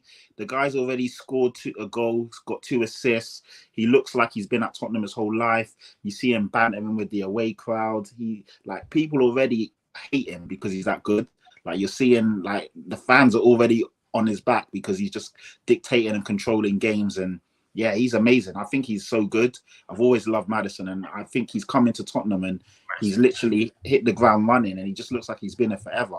He's almost essentially, for me, without being disrespectful to Sonny, I feel he looks like he's the captain. When I watch the team, for me, it feels like he's got that aura and that everything about him. About him. Yeah. Even the banter that he was having with the Bournemouth fans. Exactly, where he moved the ball off the quadrant. And then, and he was like, he's a good lad, he is. Everyone. He is class. I just feel he's got that swagger and that aura about him. And yeah, I think that's an amazing signing. Mickey van der Ven looks mustard. I feel that, the incomings for me have been great. I can't really fault them. It's just that we're just left short in that centre back. And I don't want to sound like a broken record. We've all said it, and we're just all hoping and praying that no one gets injured. And then obviously selling Harry Kane is a travesty. But at some point, maybe we had to move on. If you didn't want to be here, you got to bite the bullet. Fair enough. Whatever, it is what it is. The loans for me. And then, like you said, Lee, I just don't understand how players are holding. I said it before you came on, funny enough. I said the same thing. Right. I don't understand how players are holding us to ransom.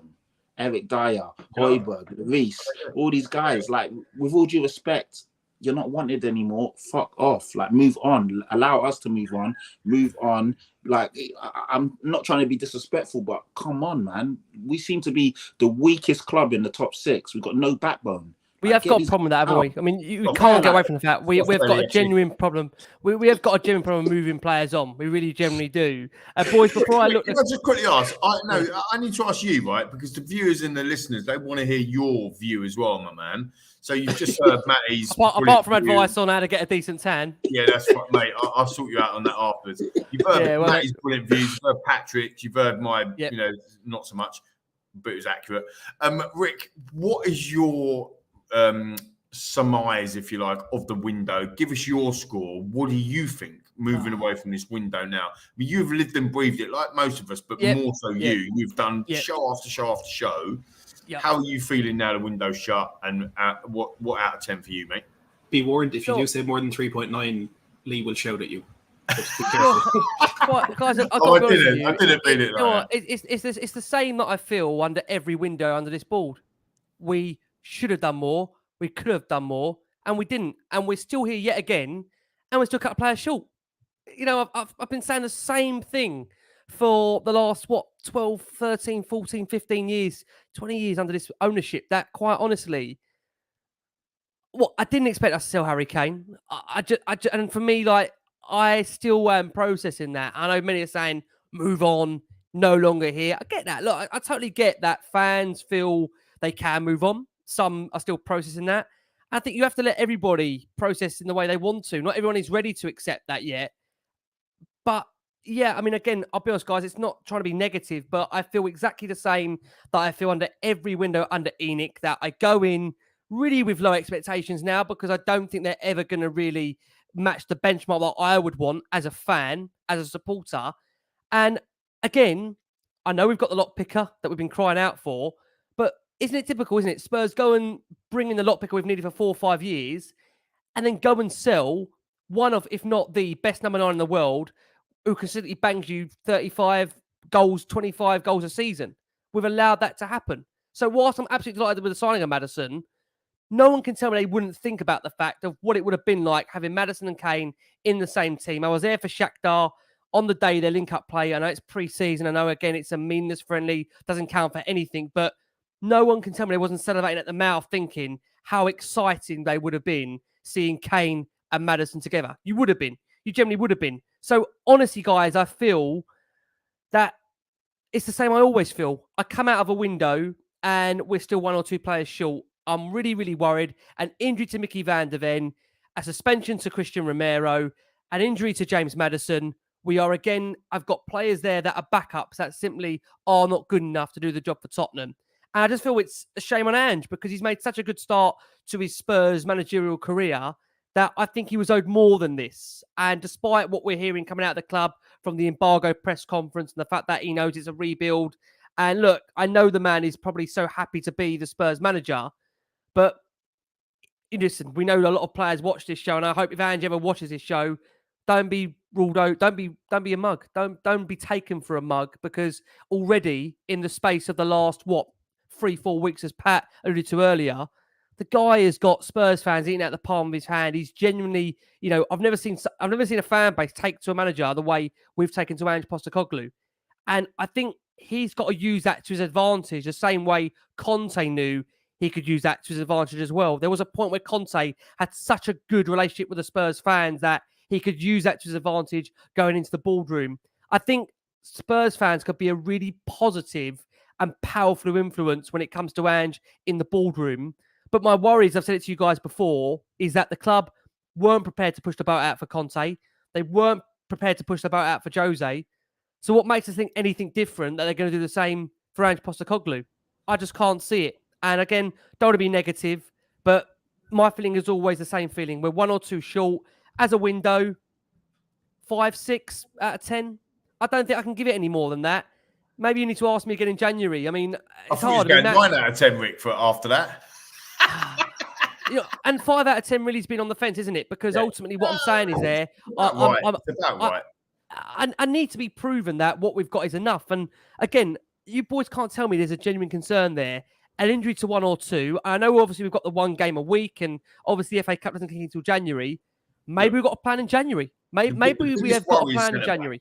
That's and again, I know I'm echoing what you're saying. I'm agreeing with what Pat's saying as well, and Matty as well. Like the biggest injury issue is centre back. If VDV is out for 2 months and Romero decides to stay over in Argentina for an extra extended stay during his international break, we are starting with Dier and Sanchez.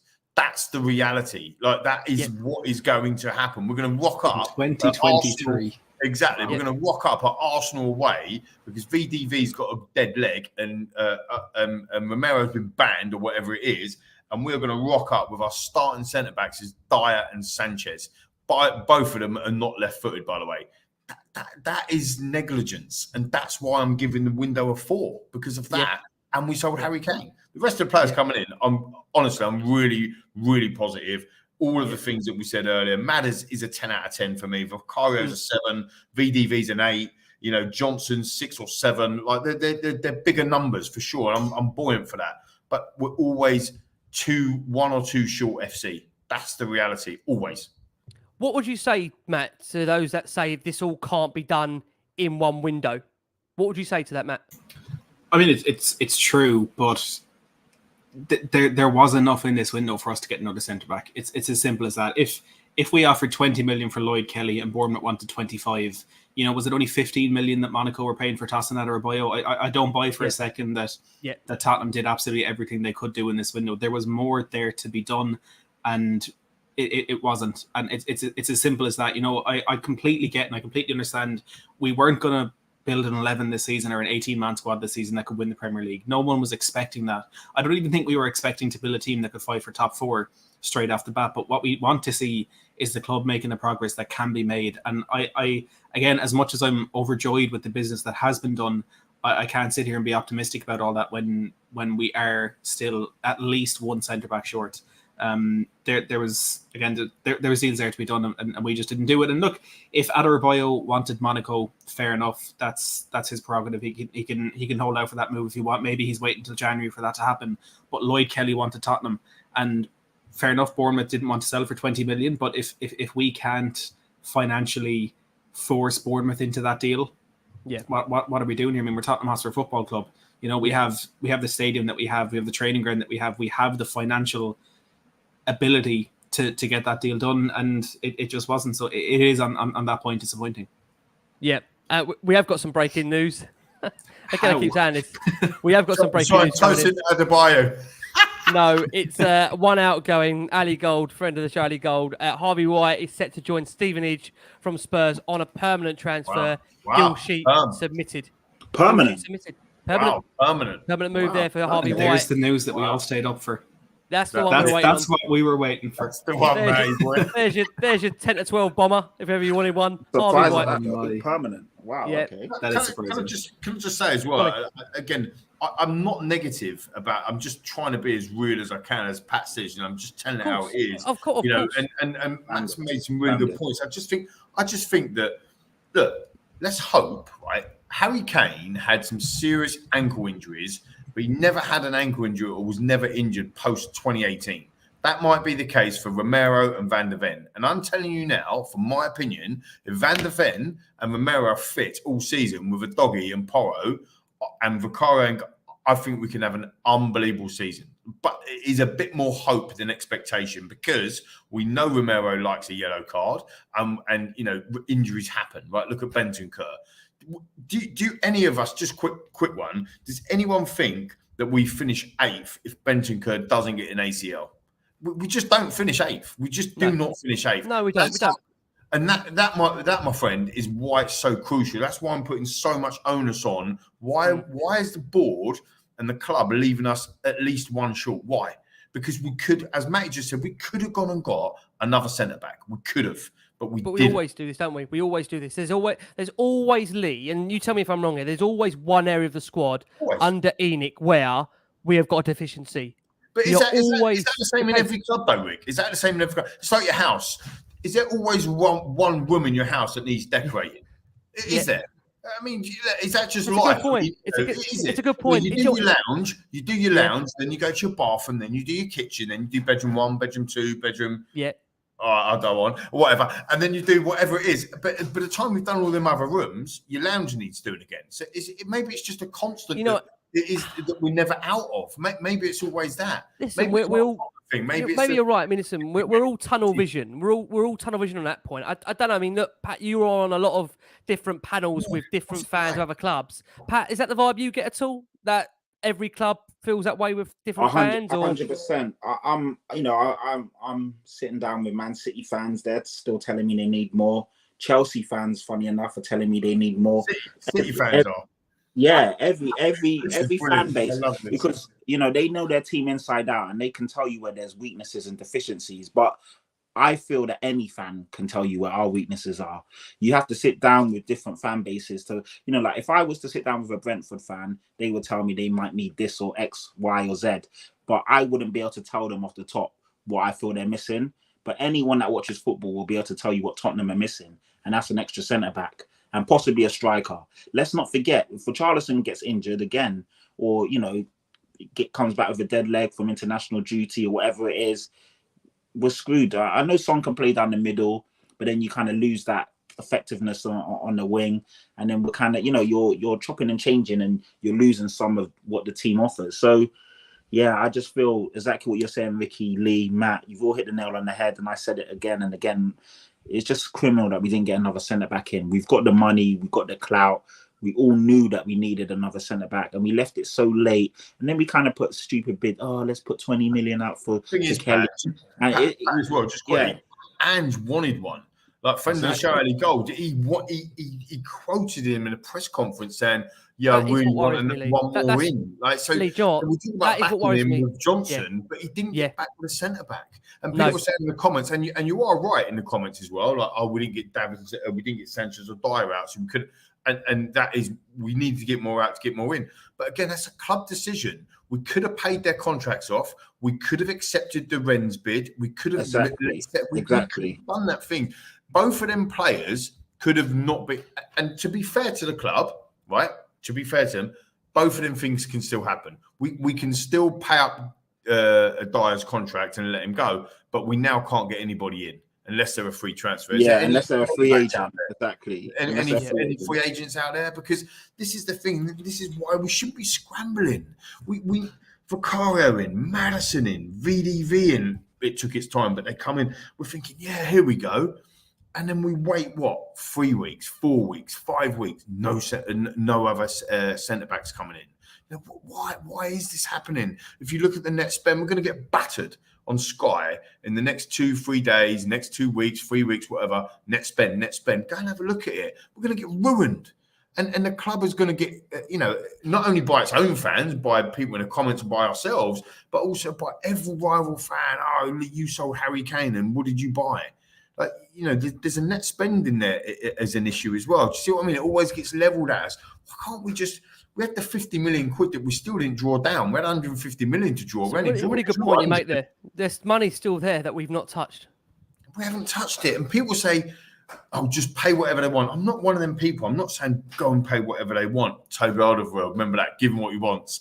Jason Always used to say it. I'm not saying throw money at certain players, but there has to be a bigger plan. No one can argue. Well, you can argue with me if you want, but you can't go away from the fact that we haven't got a director of football. We haven't got the chief footballing officer appointed. We're now talking about appointing the director of football, Matty, as you said earlier, after the transfer window. Like, what is the point in that?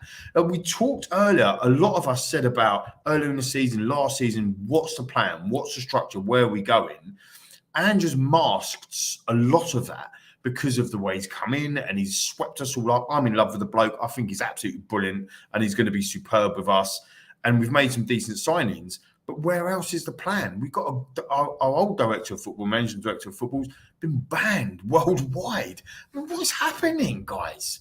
You know, and then we're expected just to sit here and go, oh yeah, everything's a rose in the garden. It's not rose in the garden, and we might have got away with it.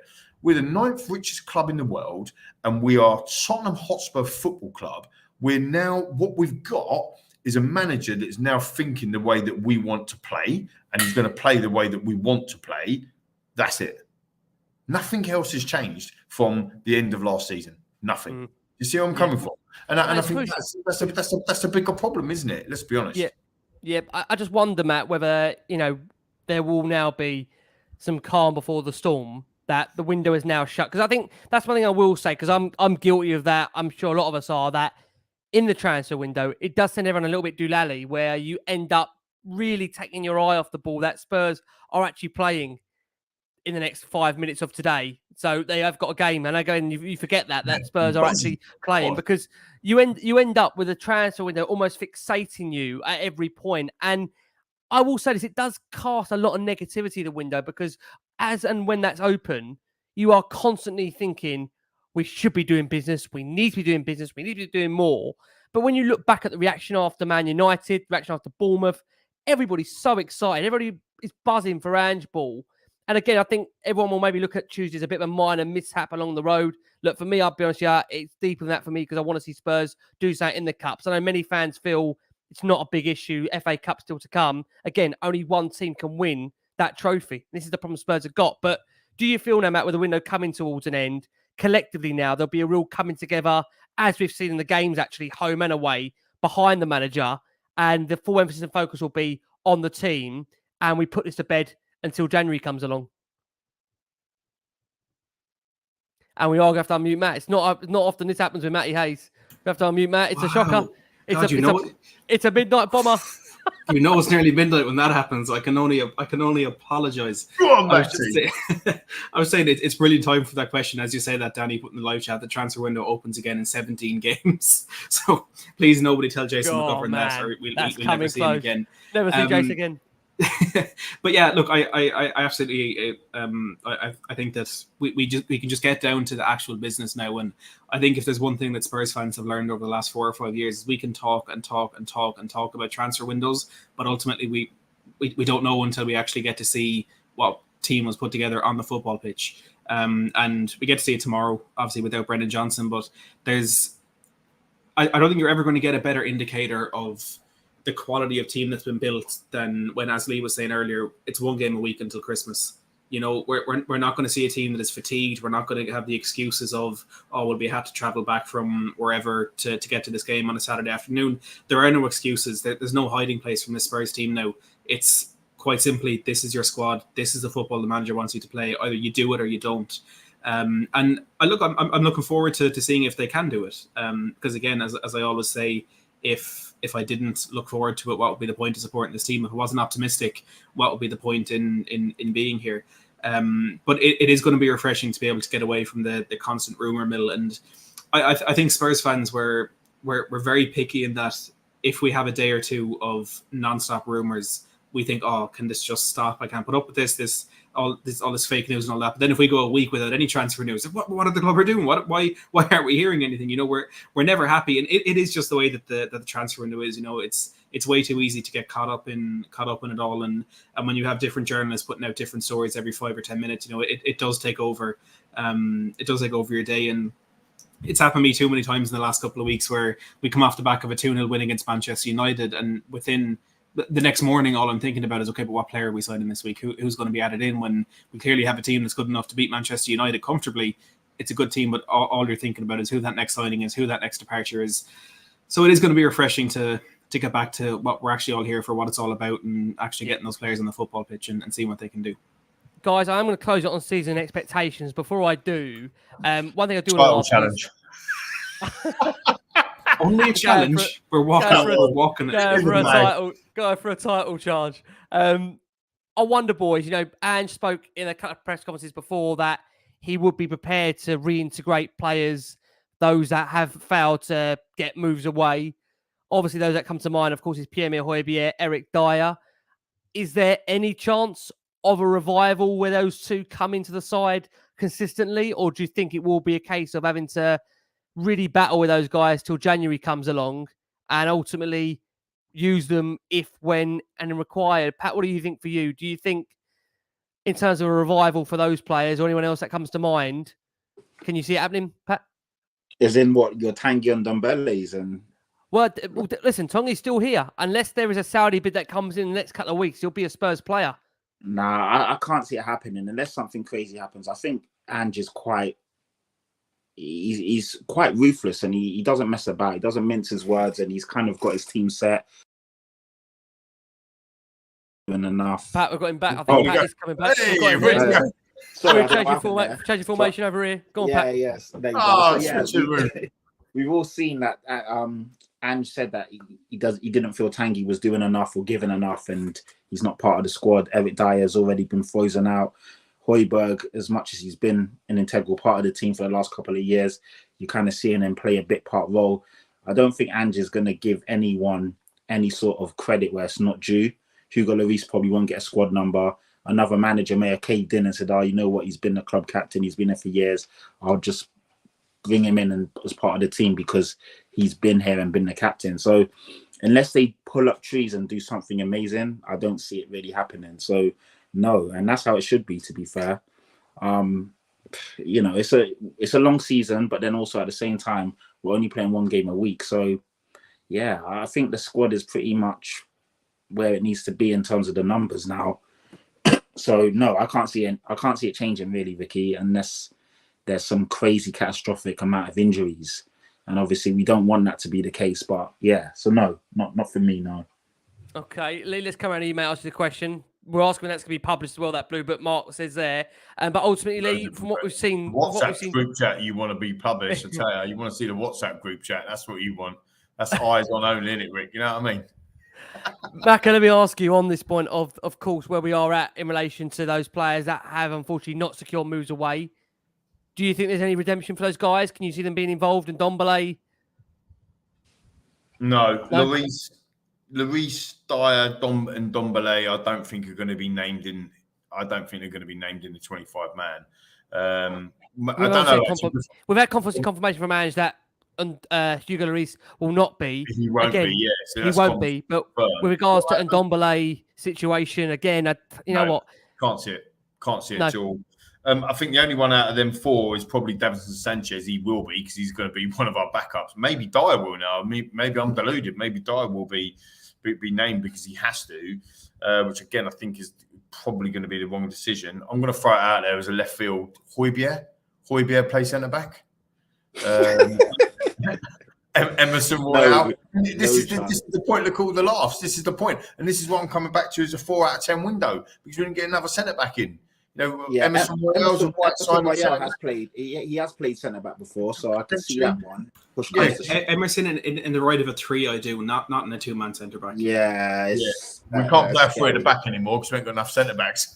I'm fine with that. Conte has made me allergic to 3 at the back. I'm absolutely fine if I never see that again. No, for sure. So I don't think there's these guys on the periphery are going to get back in. I think what we'll see now is Ange work quite ruthlessly with 17, 18 players. That's again, it's just my opinion. And that then 17, 18 players will be all the players that we know, the 11 that started, the people who was on the bench that come off the bench during the Manchester United game. I think that's what he's going to be looking at. The likes of your Davises and your Sanchez's or whatever are going to be backups, but actually, the VDVs and the Romeros and the Vicarios and Madisons, your Sons, they're your number ones, and they're going to play, and they're going to play every week. And like we've all said loads of times, we just got to keep reiterating. We have no other games to play until January, other than the Premier League once a week. Let me caveat that because the Premier League stitched us up by putting us on a Monday and a Friday. So we do actually have it. Yeah, they do. Yeah, it's classic, obviously Spurs. But so their blue booklet, they knew. Yeah. They were going to say that. They knew. We needed that on my watch. They stuck it in. But yeah, I mean, other than that fixture pile up, if you like, if you can call it a pile up, let's sensationalize it. we're only playing once a week. So I honestly don't think it's going to be too much of a problem. Basuma, Sarr, Doggy, Porro, Decky, Son, Madders. We got this, people. Well, listen, I'll ask it final couple of questions. First one for around the table one. It can be yes or no, but with this panel, I don't think you're going to get a yes or no from them. I might do a yes or no just to surprise you. Okay, fine. Has Ange Postecoglou been back this window? Yes or no? Pat, let's start with you. Yes or no? You can't say yes or no to that. No.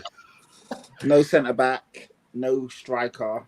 After obviously losing one of the best strikers I've ever seen. No. And obviously outgoings that are still here that he clearly doesn't want here. So no, not at all.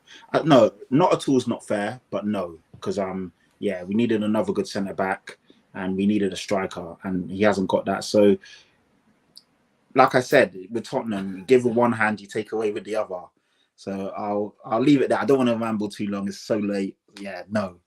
Okay, no. We got there eventually. You're laughing. I thought Pat was teetering to go. I thought Pat was like the scales then. He was always kind of coming towards yes. He went back for no. He couldn't make his mind up, but no, it is a no. Matty, for you, has Postecoglou been back this window in your opinion, yes or no? Why did you ask these questions, Ricky? I'm just fascinated to find the answers. Because everyone's asking the same thing. There'll be guys down the pub on Monday, in the cabs, at the ground. Everyone wants to know that $1 million question. Again, I just feel it's the same as what I've been saying all night. He's been backed in the business that has been done, but more should have been done. You know, it's clear that the players that have been brought in are Ange signings. You know, there's no Jed Spence for Conte there that you just know is not going to work. It's clear that he's selected the players. Again, we know how many of the players he's convinced, but I mean, he publicly said himself he wanted another centre back and we didn't get it. So I suppose on that basis alone, I'd have to say yes and no. I'm gonna go no. Vicky, okay. Can you pull up the comment from Danny Kuriaku about Phillips? No, the other one, it says, panel, would you play Phillips in front of Dier and Sanchez? So basically, anyway, Danny's one of my guys. So shout out to Danny. And it's a question that you probably just jumped in late, but I said that before. Phillips, you don't know, but I would push him ahead of Dier. There you go. Question panel: would you give Phillips a chance ahead of Dier and Sanchez? For me, yes. The answer is yes. If he's as good as they say he is, why not give him a chance? He's probably better than Dier. Like I said as well, Danny, before, Sanchez hasn't been that bad in the system that we play now, but he has made so many mistakes previously. He can't really be trusted in big games and big moments. So I would give Phillips a chance. Why not? Like, he's here now. And Dorrington as well. John, one of our own Little White Rose, is talked about Dorrington as well. It's a highly rated centre-back. Obviously only young as well as Phillips as well. Do you know what I mean? But there's been some around the academies, some saying that Dorrington's actually better than Phillips, even as we talk today. So, you know, there is, if you're going to go, like, VDV is 22, right? You know, Ashley Phillips 18, 19. Okay, it's a couple of years, of course. When you're young, that's a lot of years. But he's come with a good pedigree. Why not? Why not? We know what we're getting out of Dier and Sanchez, like you just said. So why not?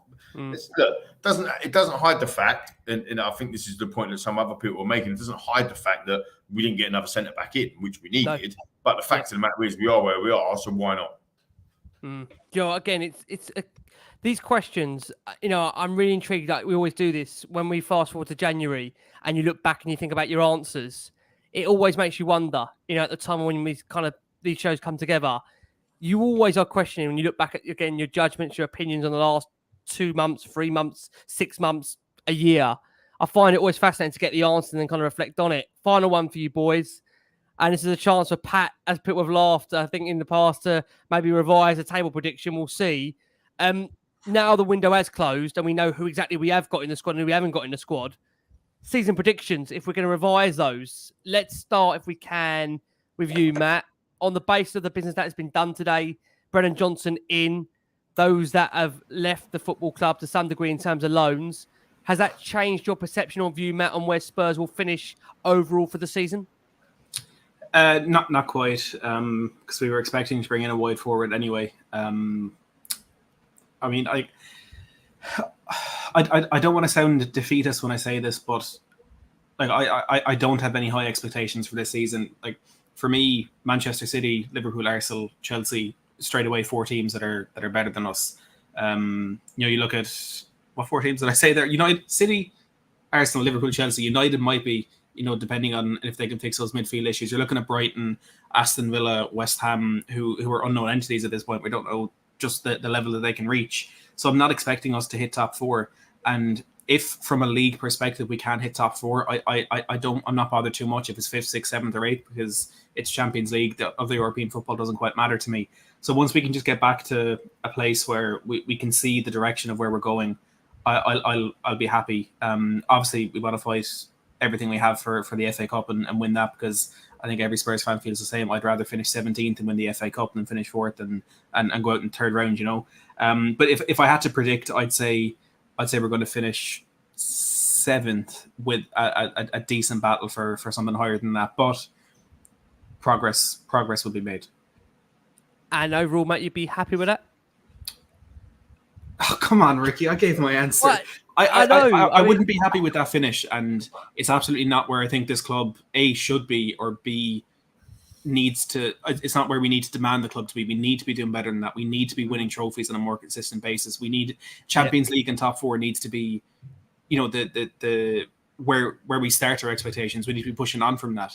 But once I can see that we're building something that will be able to get to that level, I will be happy. For me, my happiness with this season is dependent on the football that we're playing and the direction that we're going, rather than the actual results. Because as Postecoglou said, there's going to be bumps in the road. It's not going to be perfect. Let's just start to build again.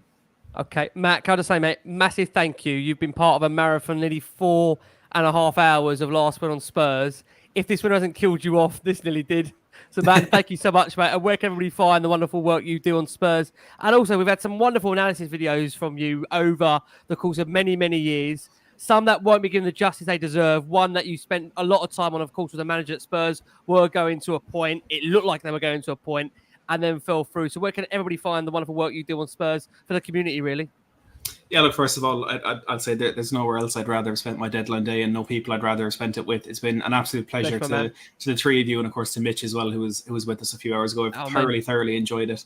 But yeah, on YouTube, Matt Hayes Tottenham blog, taking a bit of a sabbatical at the moment, just with work. We're a bit too busy to go at it, but it's basically any type of Spurs content you could want. Matt Hayes Tottenham blog, you'll find it there. On Twitter, I'm a bit more active, and I'll openly confess, a bit more annoying. You can find me there at Matt Hayes THFC. But yeah, again, absolute pleasure being on here, and hope to be back on soon speaking to you guys. Most certainly, Matt. I know we've got you back on for another shows coming up, mate. Thank you so much. Always a pleasure. Always a pleasure. Pat, I can't believe I'm doing this to you, mate. 4 weeks after you gave us your prediction for the table, you've got an opportunity now, if you wish to revise it or stay the same. Again, look, I think in those 4 weeks, I think when you look at the fact that we've seen really how much potentially European football could impact teams. I think we've seen Newcastle really being drawn in a group of death. We've seen really Brighton that got turned over by West Ham United a couple of weeks ago, which is quite interesting. At Brentford, we've seen Brennan Johnson decide to come to Tottenham over them.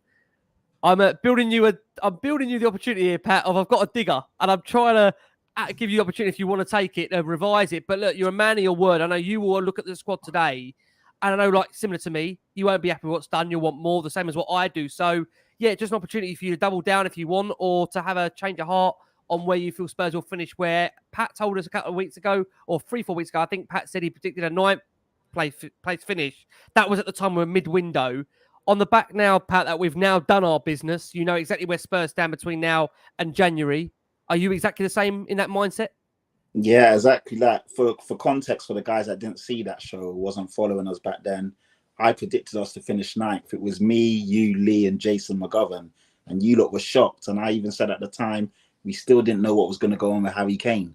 And lo and behold, the worst nightmare of nightmares came true, and Harry Kane's left. And I'll run it down and run it back. I predicted Man City to finish 1st, Arsenal 2nd, Liverpool 3rd, Man United 4th, Newcastle 5th, Chelsea 6th, Aston Villa 7th, Brighton 8th, and Spurs 9th, Brentford 10th. So when you look at it, I think it's realistic. And I said back then, and I'll say it now, for me, I didn't really have any expectations. Brand new manager, brand new back line, brand new goalkeeper. We've now lost Harry Kane. Obviously, we got in Maddison. I just wanted to see a better brand of football. And, you know, I kind of just tempered my expectations after the fall off last season. And funny enough, it's kind of what Matty's saying now. I just want to see a better brand of football. Not really going in with major expectations, and we'll see what happens. Obviously, the unknowns is that Man United are in the Champions League and they've not looked good going into the season so far. We've actually turned them over, fair play. Newcastle, not been in Europe or the Champions League for like 20 years. They've got a group of death. 2 tough games a week. How are they going to contend with that? Chelsea, they bought in a Brazilian player, spent $1 billion in a year. But how long is it going to take for Pochettino to understand his best 11, really figure out who plays where, when Nkunku and other players come back from injuries, how they're going to be slotted in? Brighton, good team, fantastic team, play crazy, intense possession, high-based possession-based ball, but they're going to have Europe again, so how are they going to contend with that? And Aston Villa, I think people are really writing them off. They're a good team, very good team. Emery is one of the best managers in Europe. Like, his pedigree and his European trophies, again, people write him off. They're a good team. So when I said 9th, people thought, what? That's crazy. But when you actually break it down, I'm sticking by it, to be fair. I'm not. I know it's early days and we actually look quite good at the moment, but we've got some tough games coming up. We play an open, expansive brand of football. We've got to be careful when we play better teams and we're messing around and playing the ball around. We are going to get caught. Liverpool, Arsenal, better teams will catch us out.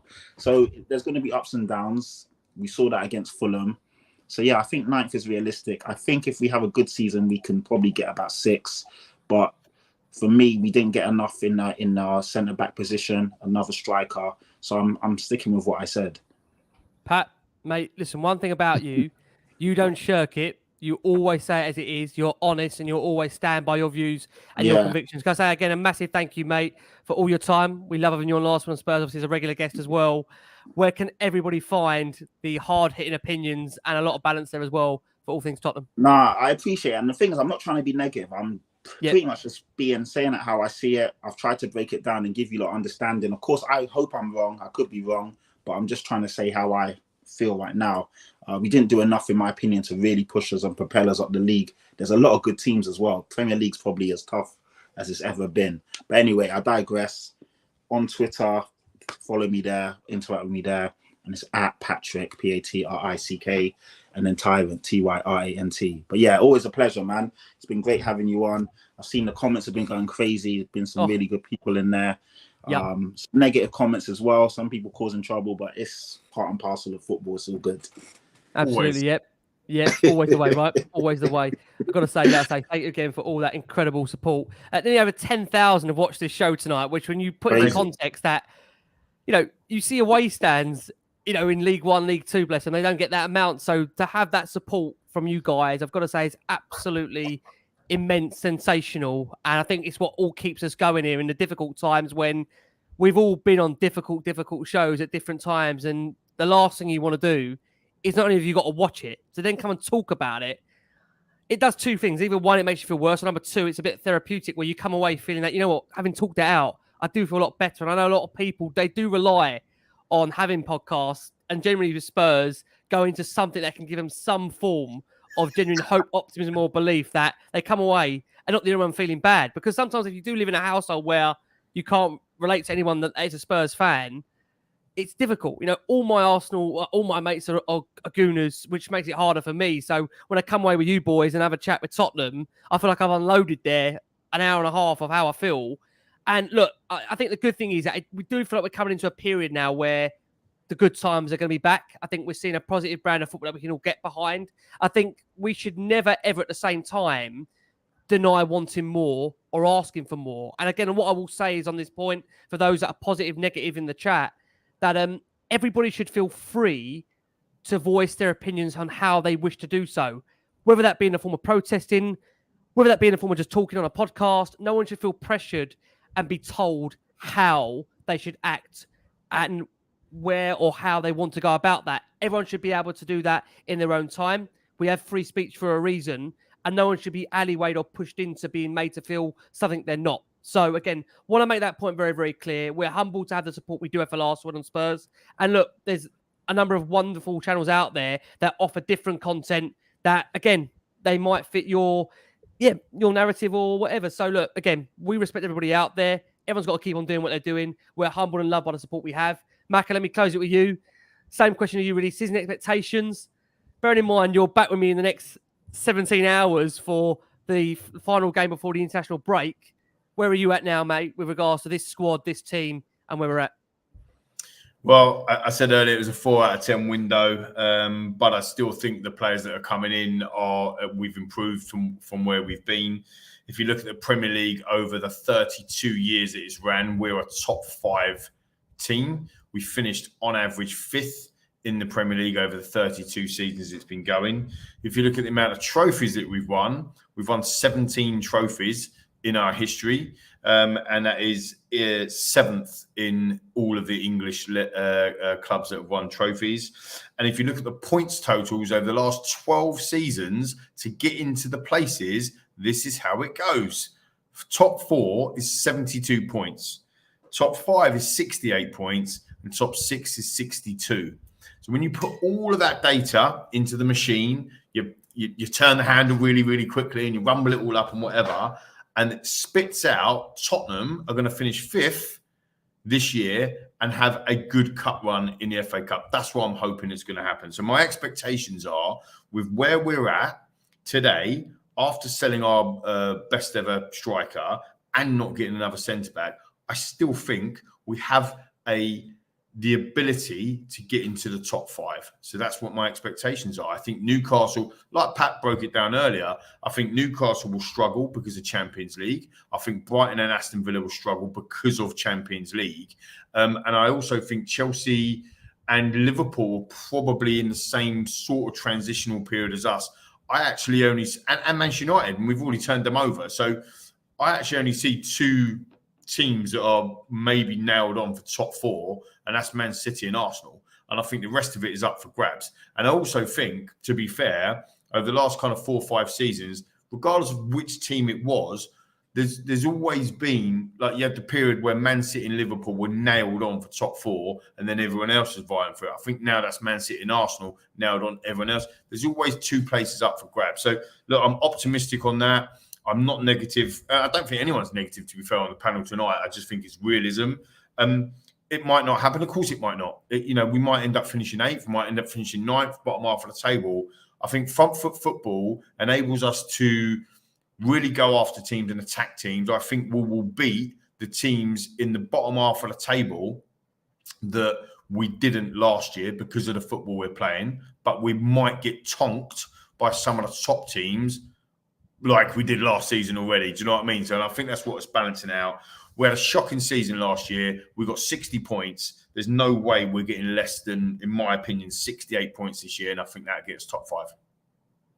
Interesting. That's the great thing, isn't it? We've got such a wonderful variety of opinions that it's going to be interesting to see how Ange does play out. Look, Spurs, of course, up against Burnley in that final game before the break of the international one, which I think, guys, I'm not sure if you're going to think we all need it. I think the transfer window, as we summarise it, we know it's so draining that ultimately, I don't know about you boys, I'm looking forward to just getting away for a week and not thinking too much about football. You're on holiday, mate. You're on holiday, mate. You're back with me for 16 hours.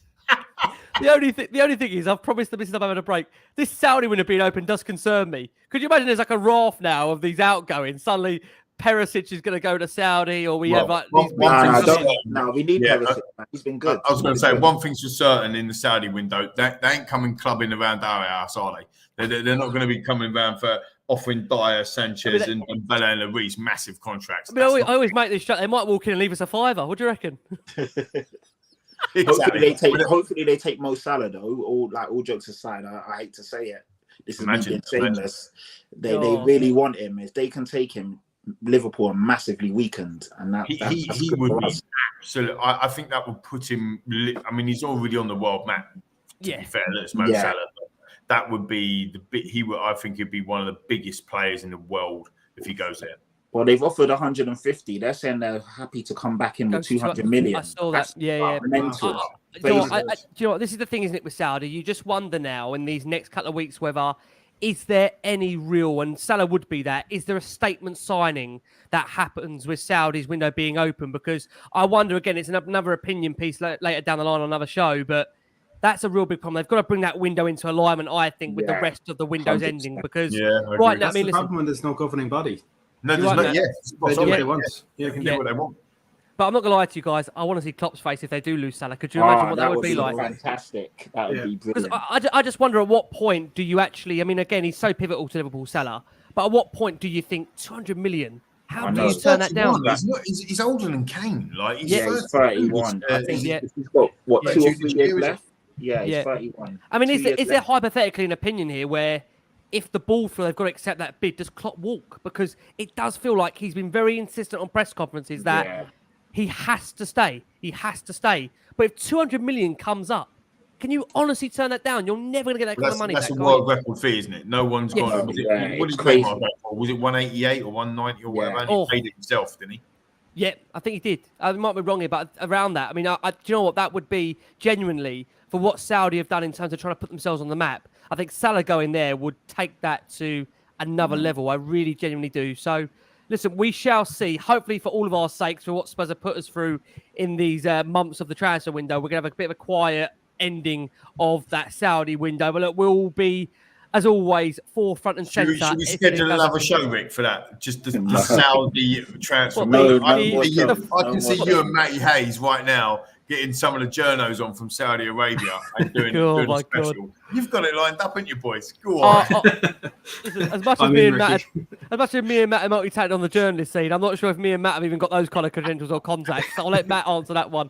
But no, guys, it has been a fascinating nearly 4.5 hours. Again, I want to say a massive thank you for all your support. Nearly over 10,000 have watched this show, which we started, like I say, with that window coming to a close, and we're ending it now with Spurs. Look, most importantly, they've got their genuine first key target. Brennan Johnson is a Tottenham Hotspur player. Matt, again, thank you so much, mate. We look forward to having you back with us really, really soon. Absolute pleasure. I just realised I got to cook lunch for work tomorrow. I'm in a bad mood. That's a good sign. What good timing. Might as well start as things are going. Pat, thank you so much, mate. You're back with us very, very soon after the international break, mate. Enjoy the break. Always a pleasure, man. It's been fun. Yeah, shout out to all Spurs fans all around the world. It's crazy the amount of love that I get and that we get. So shout out to Gina, massive Son fan. And to be fair, when I said Maddison feels like the captain, for me, Son is the captain. I love Son, but I just said Maddison's got that aura. But no disrespect to Son. Son is my guy. I love him. And he is our captain. So just wanted to. Let's hope, as you say that. Let's hope the signing of Brennan Johnson spurs him on, pardon the pun, to an even bigger level. You really have to hope that. And Bjorn, bless him, making really good comments there. 10,000, nearly the whole South stand watching Last Word On Spurs. Put that into context. Absolutely amazing, really. Macca, I'll see you back in about 17 hours. I've got to work on the top half of this 10. I just want to sign off from saying, mate, do not wear the hat tomorrow, because you need to take the full head off. And also, 4 hours and 25 minutes this marathon's been going. If you need a movie, just you're going to have to block this out into sections to watch this show, right? A couple of movies. I mean, this is longer than the trilogy, isn't it? Or the Harry Potter movies. I mean, you could watch 6 Harry Potter movies. Are we rivaling The Godfather here? Potentially, I think we're rivaling The Godfather, aren't we? Potentially on some of the episodes. I think we're rivaling that, and obviously, if you're listening back to this on your commute or whatever you're doing tomorrow, walking the dogs, they're going to have a long walk, mate, because it's 4.5 hours. Those that have gone to get a pint of milk might be sending out a warning notice or a missing notice. I'm just nipping out. I put the earbuds. I'm just nipping out for 20 minutes. Yeah, you're going to be like gone 4.5 hours. You'll be wondering why all those dogs keep walking around in circles. It isn't our fault, just to be very, very clear, right? I've got to say again, massive thank you. The wonderful Matty Hayes, the superb Patrick Tyrant, the brilliant Lee McQueen, who's back with us for, of course, Burnley to come. Guys, we have been the last one on Spurs. It is the end of a frantic, manic summer transfer window. You had journalists with us every single week, twice a week at times, who brought you insights on Tottenham. Look, from all of us here, please keep safe, keep well. We're back before we know it. And as always, come on, you mighty Spurs.